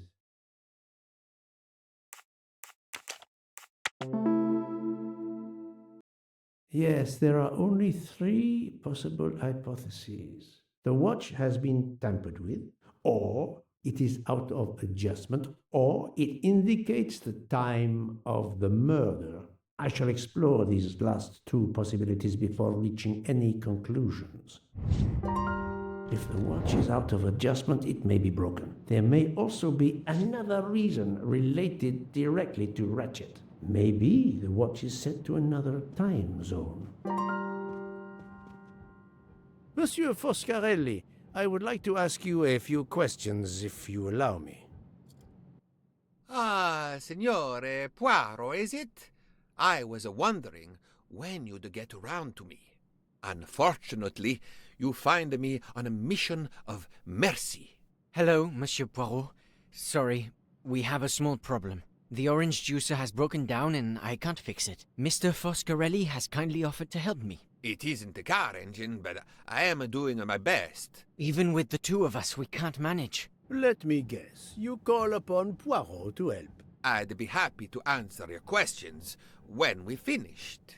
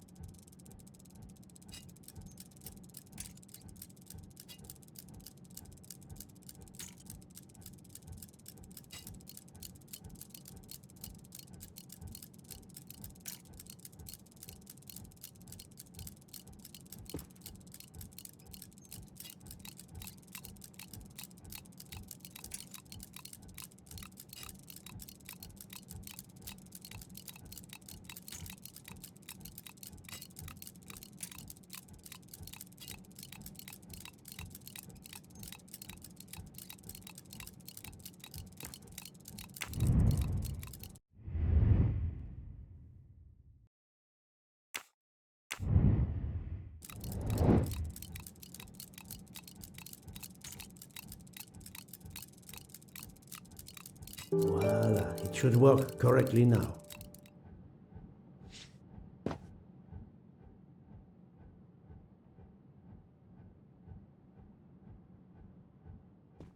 Bravo! I should stick to automobiles. Well, now we can talk calmly. Monsieur Foscarelli, is it? Antonio Foscarelli, delighted, Monsieur Poirot. You have, of course, heard about Ratchet's murder last night. Oh, naturally. It is all anyone is talking about. Have you ever been to the United States? Yes, it has been a primary market for our cars for the last 10 years. You remember the Armstrong case? Armstrong? The name, yes? It was a little girl. A baby, was it not? Yes, a very tragic affair. Did you know that Cassetti, the kidnapper, was actually Ratchet? Oh, no. Then he deserved to die. I mean, wouldn't you agree? Can you tell me your movements on the night of the murder? I went to bed right after dinner, but I slept very badly. My roommate, Mr. Masterman, had a toothache. Oh, he moaned all night. It woke me up several times. Did you hear anything or notice anything unusual? No, nothing that I can think of. I stayed in my bed all night.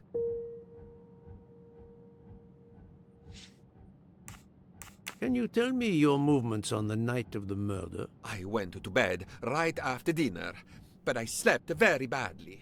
My roommate, Mr. Masterman, had a toothache. Oh, he moaned all night. It woke me up several times. Did you hear anything or notice anything unusual? No, nothing that I can think of. I stayed in my bed all night. Well, thank you, Mr. Foscarelli. I'm sorry I couldn't help more, Signore. I remain at your disposal if you should need me.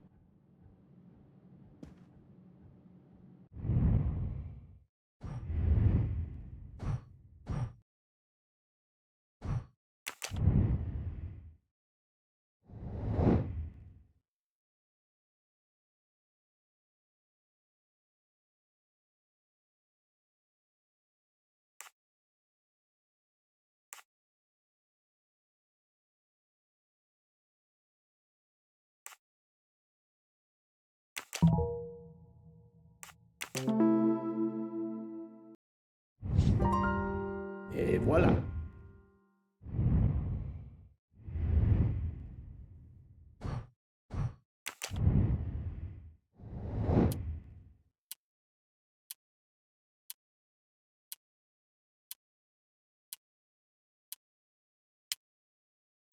The watch was not defective because the second hand is still moving. My little gray cells did not let me down.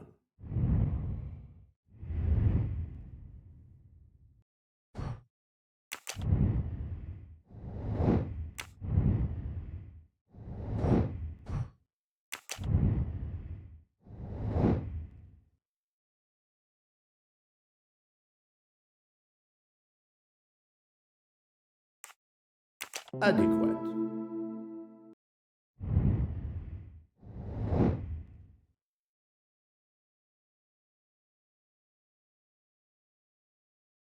Fantastic. If this theory is correct, then the murder took place at 12:15 a.m. I must interrogate all the passengers to see if any of them have an alibi for this hour.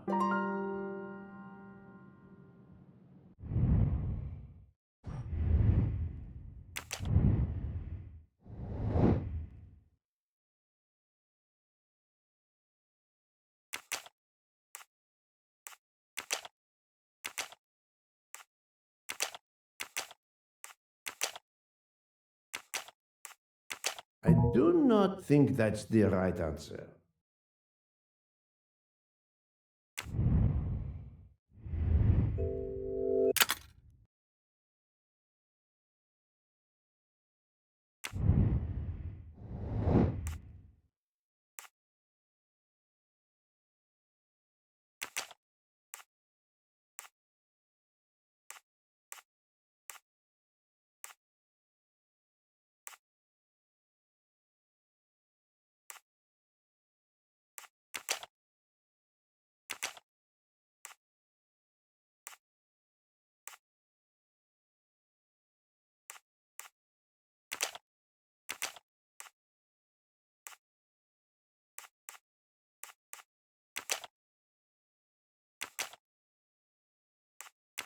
Think, Poirot. That is not a good answer.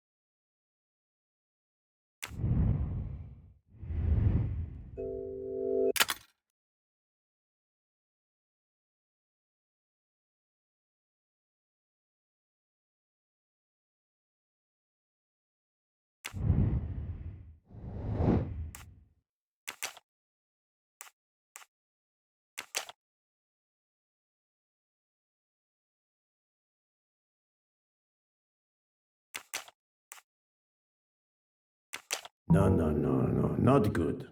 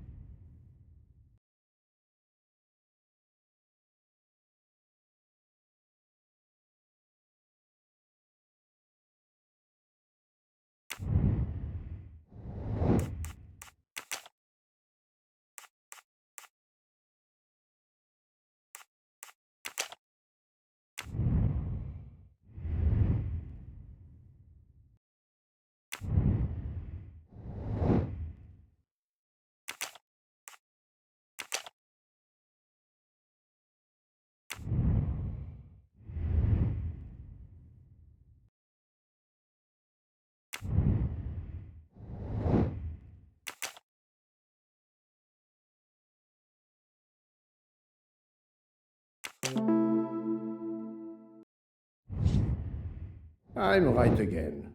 That happens to me a lot.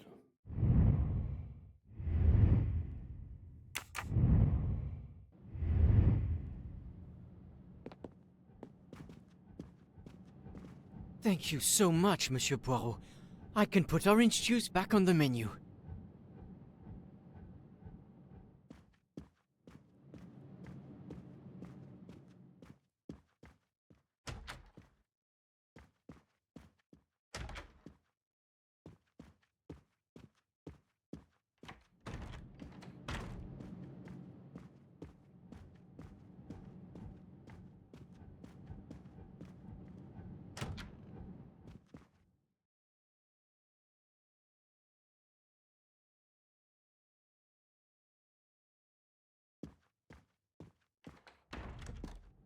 Enchanté, mademoiselle. You are Hildegard Schmidt? I am Errol.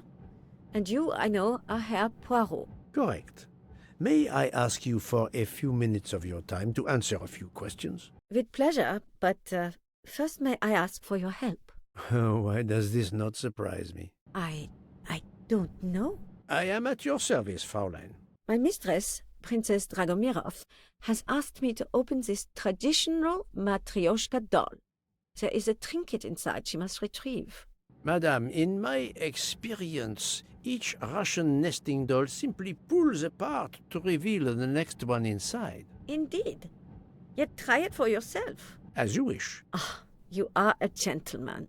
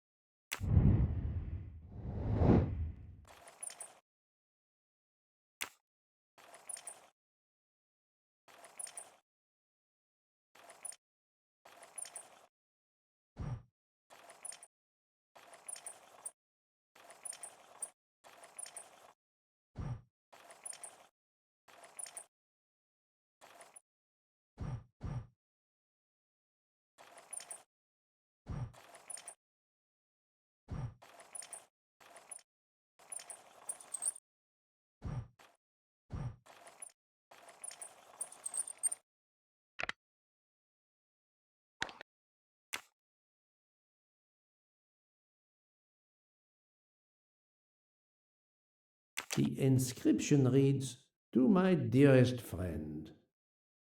Oh, thank you very much. This doll reminds her of her youth in Russia. It was very hard under the Soviet regime, but thanks to her strength of will, she rose to be the head of a museum of antiquities in St. Petersburg. Even though she now lives in Berlin, it is said that the Kremlin still fears her. She must be a formidable woman indeed. You are her maid? I am her companion. I help her in her daily tasks, and I keep her company. Ah, forgive me.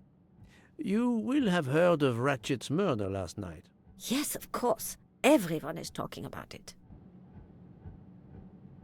Can you tell me how you occupied your time last night? Just after we left Istanbul, I had tea with my roommate, Fräulein Locke. I went to dinner with the princess, and when I returned to my compartment, Fräulein Locke was already asleep.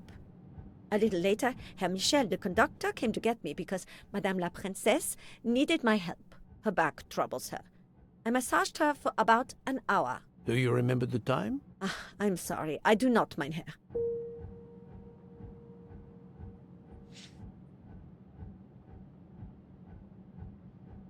Can you tell me how you occupied your time last night? Just after we left Istanbul, I had tea with my roommate, Fräulein Locke. I went to dinner with the princess, and when I returned to my compartment, Fräulein Locke was already asleep. A little later, Herr Michel, the conductor, came to get me because Madame la Princesse needed my help. Her back troubles her. I massaged her for about an hour. Do you remember the time? I'm sorry, I do not, mein Herr.